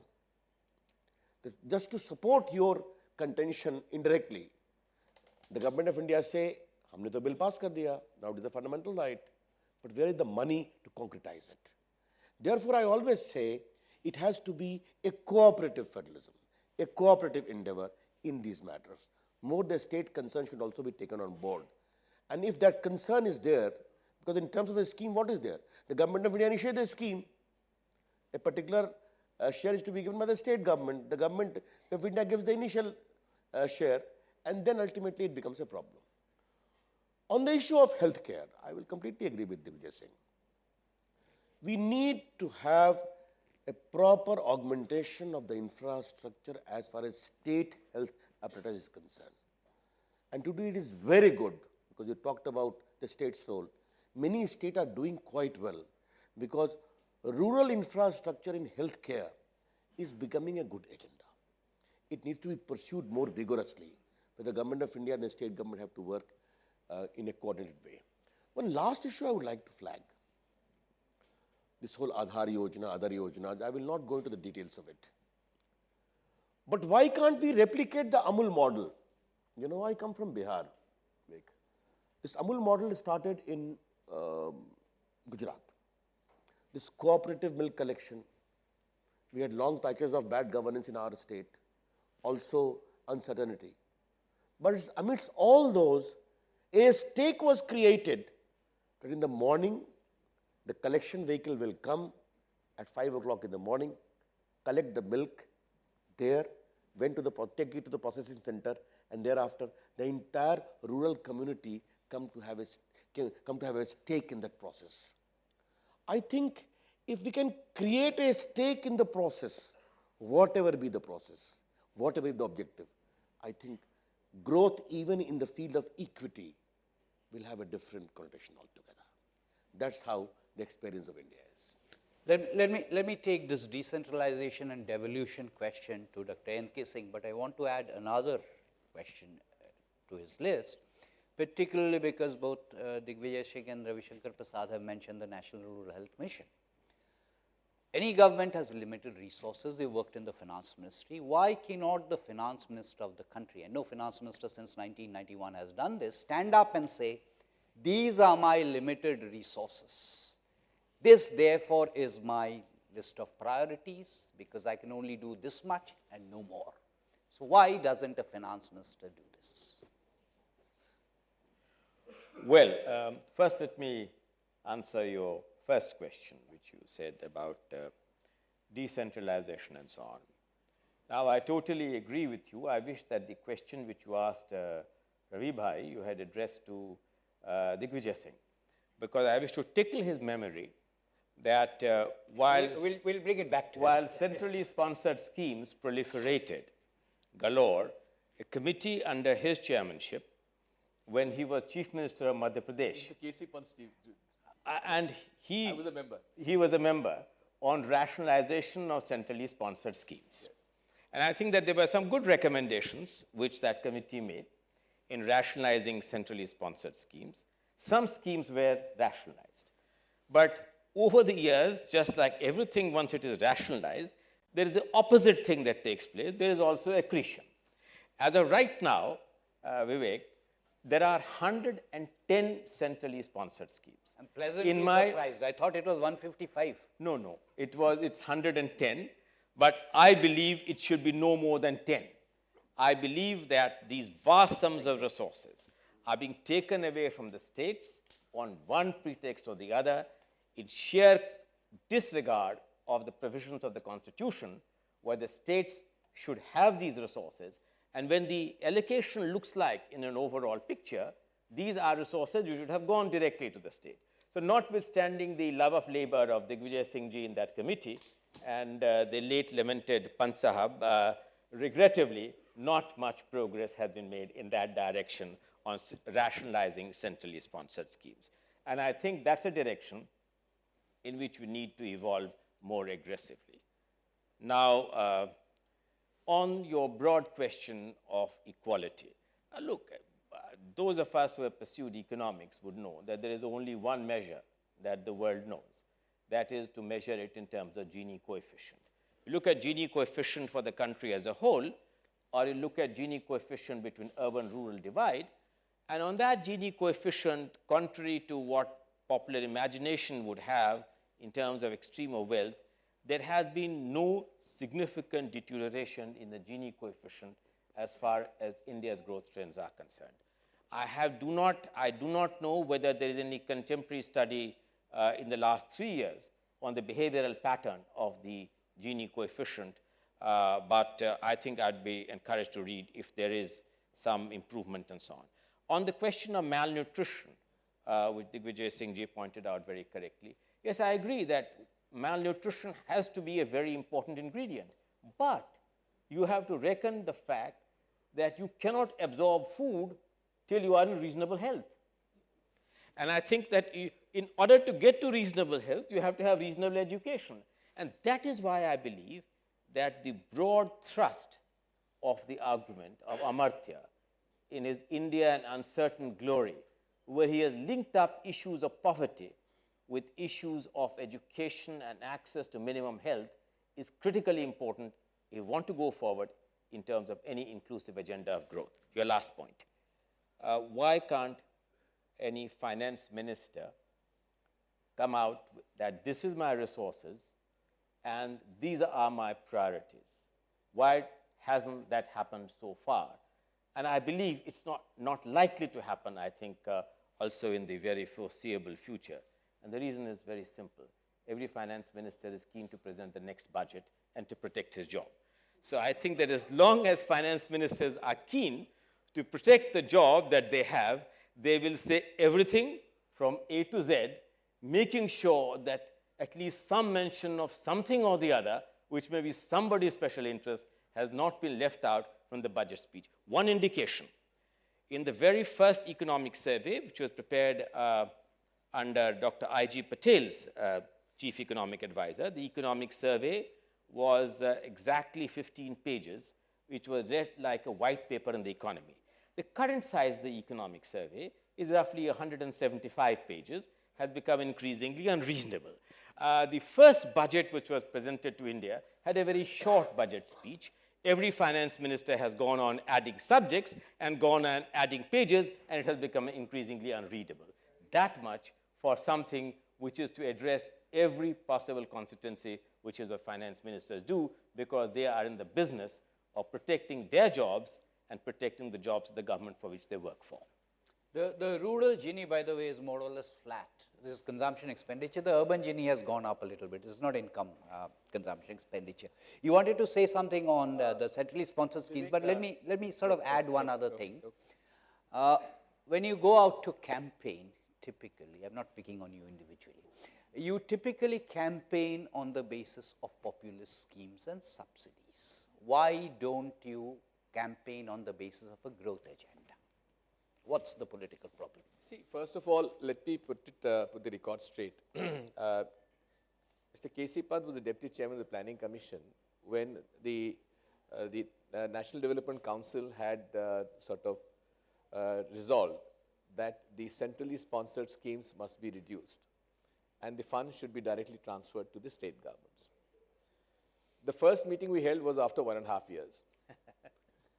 And at that time, there were roughly about 24,000 crores was budgeted for centrally sponsored schemes. And the Planning Commission and the ministries, in their own wisdom, identified only 450 crores worth of central schemes which could be transferred. So I said, thank you very much. We don't want these 450 crores. You keep them. What we want is the untied funds on the objectives which you want the state governments to function. You can't sort of have a scheme drafted in the Planning Commission or in the ministries of Government of India where one size fits all. We have such a diverse country. What is good for Tamil Nadu may not be good for Madhya Pradesh. What may be good for Assam may not be for Gujarat. So I have been saying this for a long time. The macro planning should be done by Government of India. And they should have a wish list. Okay, so much of money we have given to for health or for education or whatever. And now it is for the state governments to evolve a scheme which is practically implementable at that level, which I think is still missing from Government of India.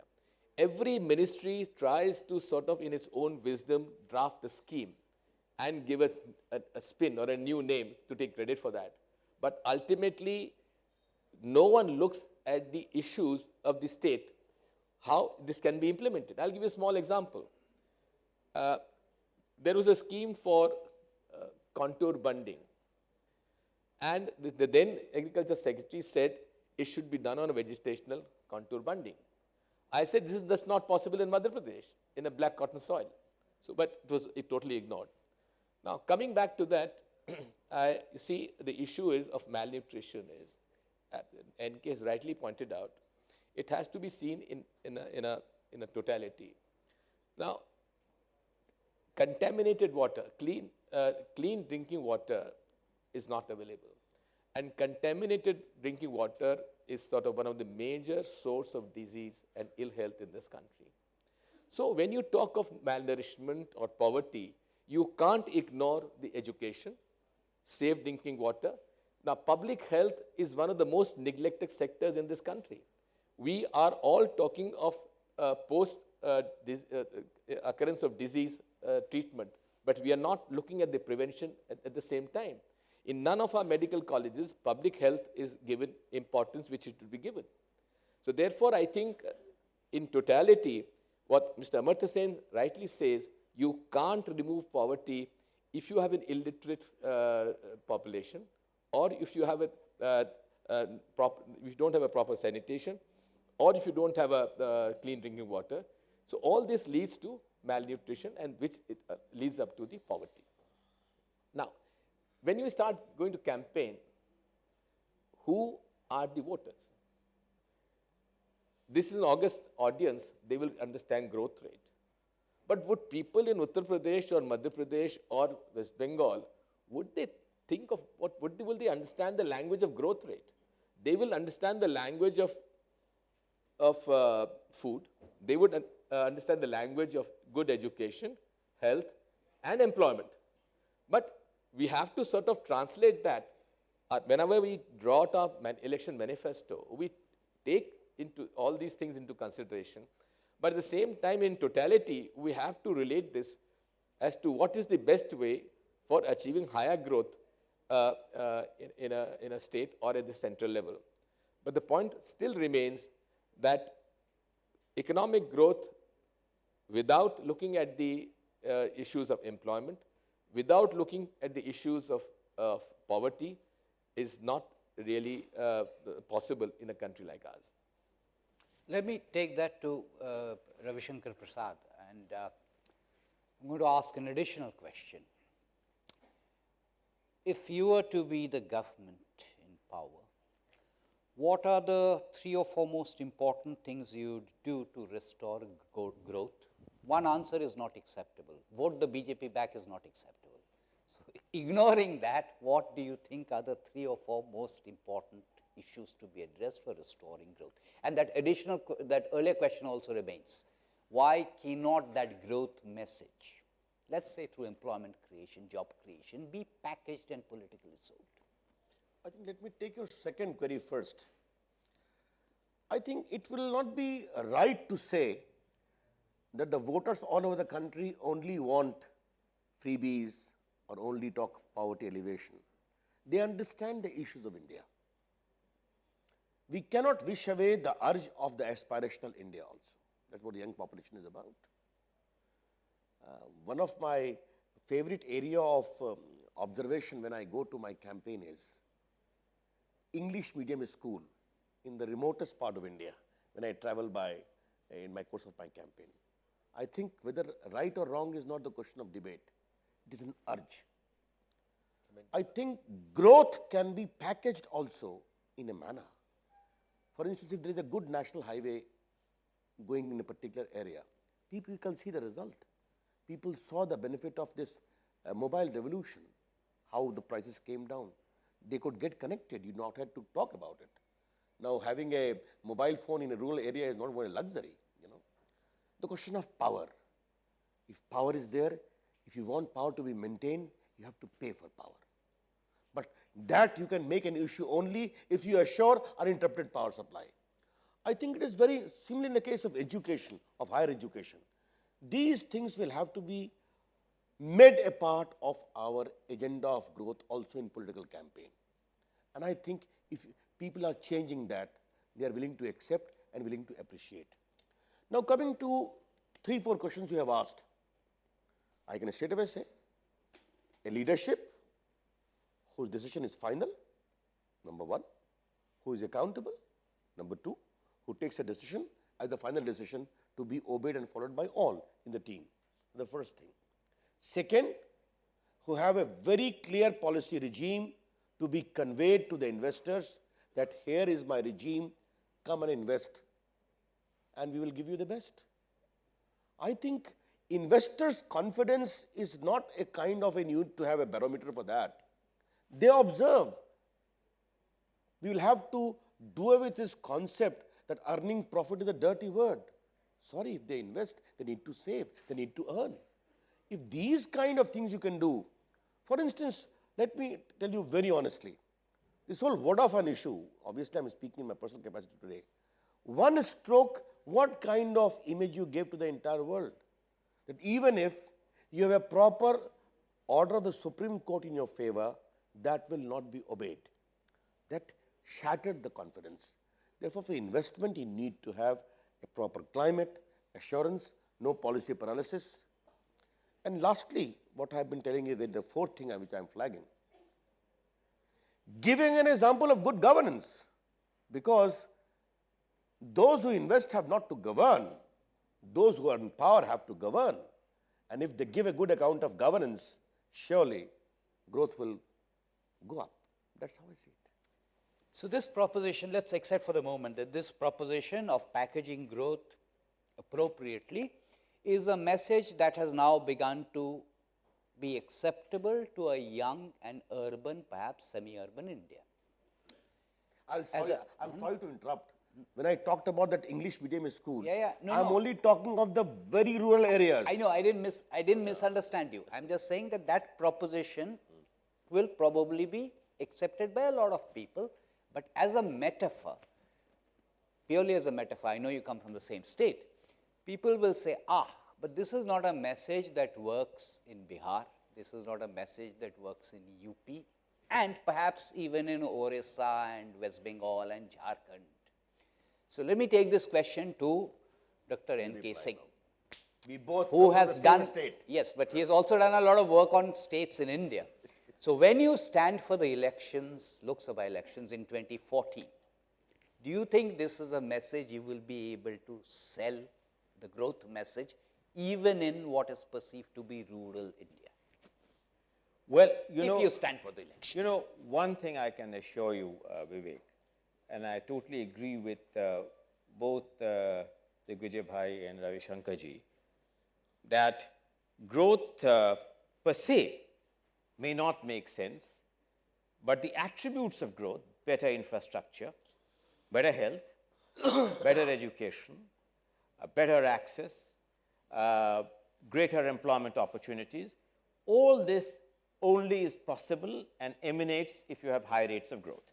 If growth is explained in this language, then whereas growth per se may not be an electoral issue, better life quality in terms of education, health, infrastructure will certainly be an important electoral issue.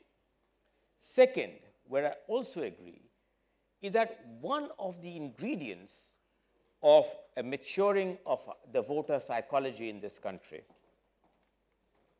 is the increasing transition from an exclusive identity-based politics to politics which is development-centric. I think that I see evidence of this even in the very poorest parts of India. And I think that I see strong evidence of this in terms of the way in which incumbent governments have been brought back to power. We came back to power in Bihar, in Madhya Pradesh. We have an election, but certainly I think that the incumbent governments came back to power. States which have improved life quality have transited from identity-based politics to development-centric politics.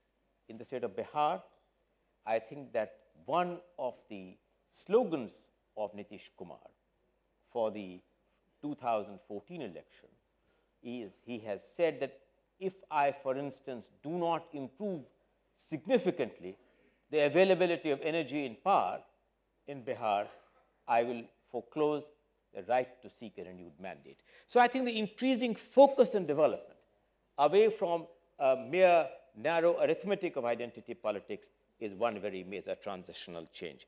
But I would be naive into believing that in India, identity politics is over.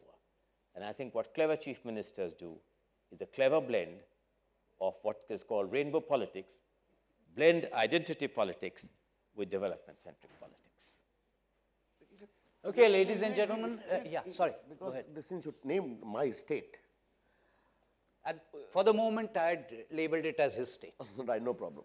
Just to give you no, one. But for a long time we were together. No, just to give you one example as to how growth symbols, if properly delivered, can be marketed politically. This bicycle for girls, child going to schools, in my state or in Madhya Pradesh, in Chhattisgarh, maybe parts of Rajasthan, I have no debate. Earlier it was difficult to find a girl cycling in a village.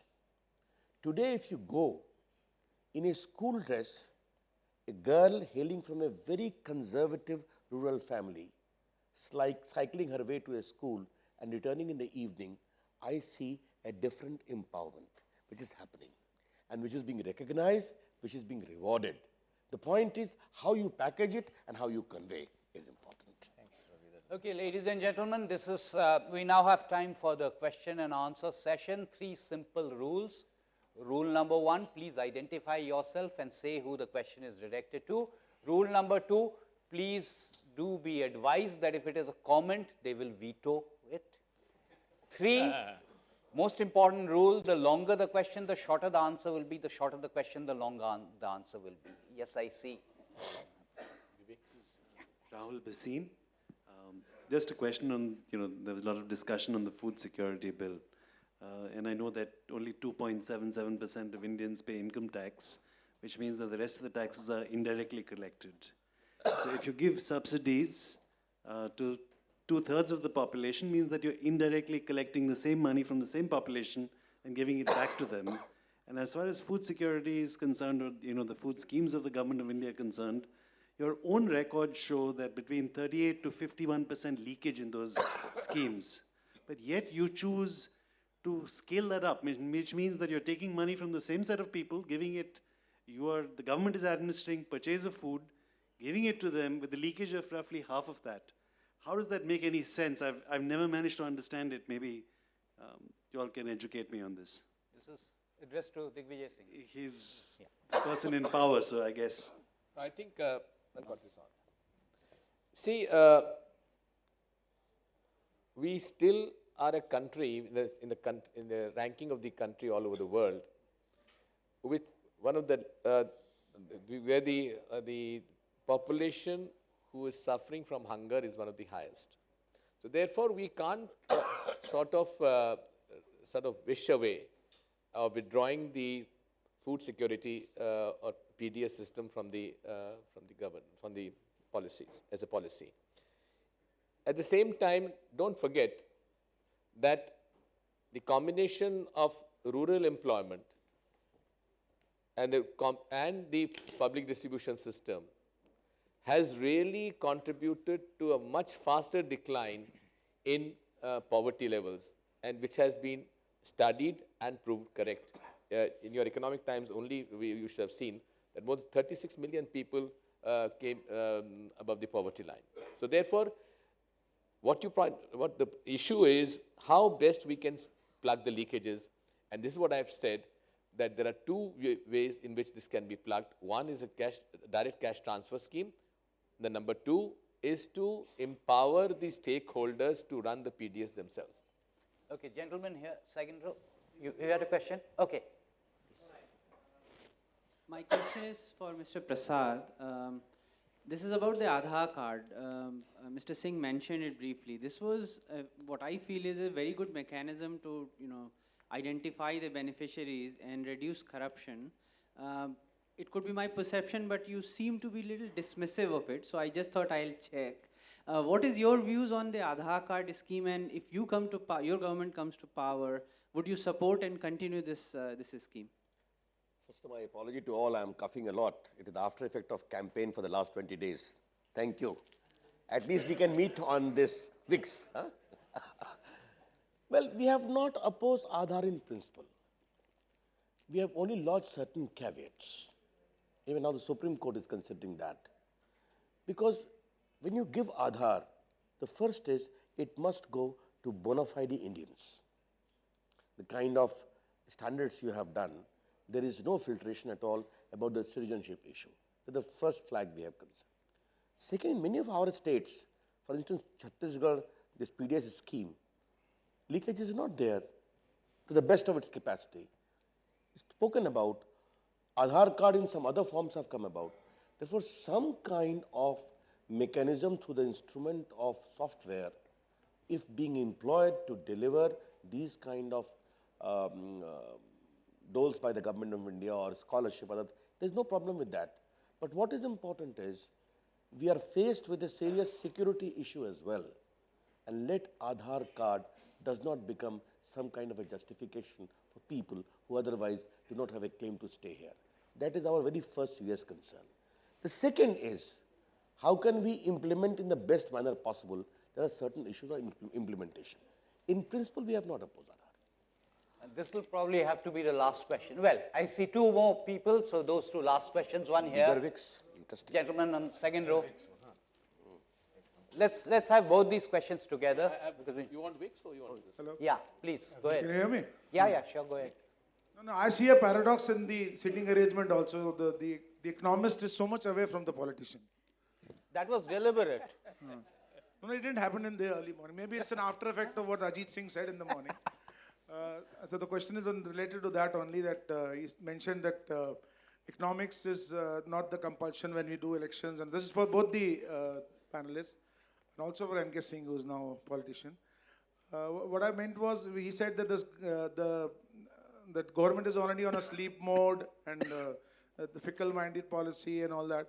So, and wherever governments have done well, like Chandrababu Naidu or the Bajpayee government early, they were never voted back to power. So how important is the economics, and when you who's the question directed? Both of them. Because, I mean, they are giving freebies. I don't think so if they are coming back or not. Okay. They are planning something else. So I'm just wanted to know from both of them. Okay, let's have that last question. Gentleman at the back. From a venture capital fund. Economic growth is determined by the productive jobs that we create. And productive jobs, when we say that 1 lakh crores of or several lakh crore of ventures are approved by the CCA, they are they don't talk about how many jobs they are going to be creating. On the other hand, when I listen to the speeches of Obama, even during the closure of the US government, he was pained by the Small Business Administration is not able to let out $1 billion to startups every month. These create really productive jobs. So why aren't we looking at Indian entrepreneurial spirit and supporting it and looking at startups building this economy? That's a blanket question. We need another session. But anyway, let's start with Digvijay Singh. Well, I totally agree with him that employment is one of the key issues in this country. Now, that's why we have started a very massive skill development programs, which have to be tailored to suit the manpower requirement in the country. So I think the attention has been given to that. Also, at the same time, higher investment and creating an environment of trust and confidence within the system would lead to the greater investment in the manufacturing sector and the service sector. And of course, tourism is another sector which has one of the greatest opportunities for employment. These are the broad areas which every government which comes in has to look at. Ravi Shankar Prasad. Well, I totally agree with you that after all, job is important. Unemployment removal should be an important goal. But how? Only government cannot create employment opportunities. There has to be a proper blend from the non-governmental sector. And that can only be done if we learn to respect the entrepreneurial spirit of India. Manufacturing is down today. Capital school formation is down today. You know all the difficulty. Why it is there? Again, it comes to the basic thing. The investors must have the confidence. If you will have to wait for 5 years to get clearances, sorry, manufacturing will not start. These are again problems of governance which have to be addressed properly, suitably, in a fair, transparent and non-discriminatory manner. These are important issues. Well, I think that I'll just make two very brief comments.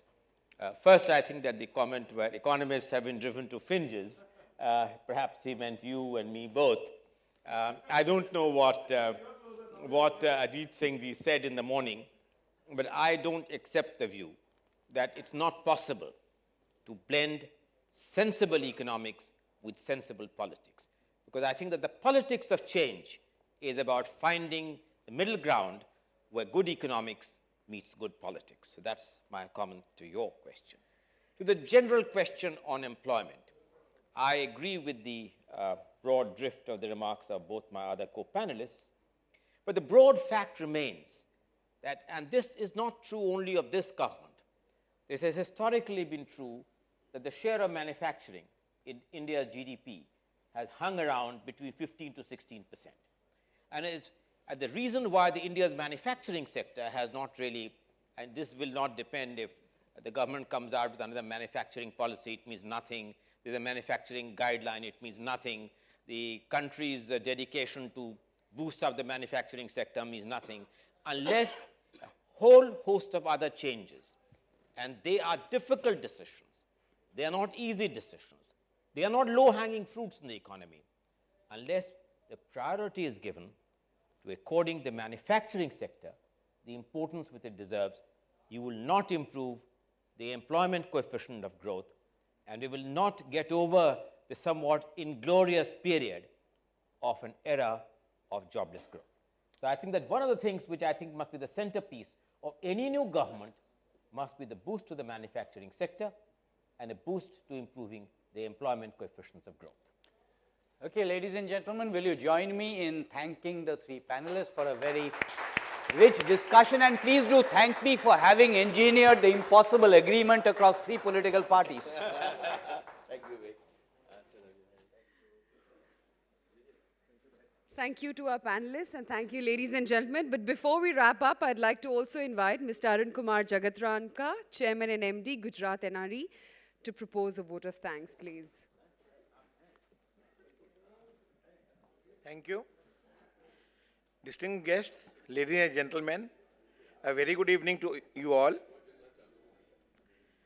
It is my privilege to propose the vote of thanks at the India Economic Conclave 2013 this evening on behalf of the organizers ET Now and the presenting partners Gujarat and RE, I would like to thank all of you for making the inaugural edition of India Economic Conclave 2013 a grand success. We are grateful to the Honorable Finance Minister, Mr. P. Chidambaram, to have spared time from his busy schedule to address the gathering and to have participated in such a candid and honest discussion. We had an excellent and productive day, and I would like to thank the eminent panelists who have very successfully brought forward the issues and challenges facing the nation, and also to have analyzed them minutely to come up with viable solutions as way forward. I extend my thanks to this august gathering of delegates. We are honored to have you all and thank you for your enthusiastic participation. I would also like to thank all the sponsors for their support in making this event possible. As is rightly said, happiness is not the absence of problems, it is the ability to deal with them. We are aware of the challenges and the problems facing India, and today's deliberations have brought out clearly that the government, industry, and civil society need to work together to break the jinx. This is the beauty of India and our democratic value that we so clearly cherish. I would like to invite everyone now for dinner. Thank you and Jai Hind. Thank you, Mr. Jagat Ramkar. You just made my job easier. Ladies and gentlemen, with that, we come to the end of the conclave.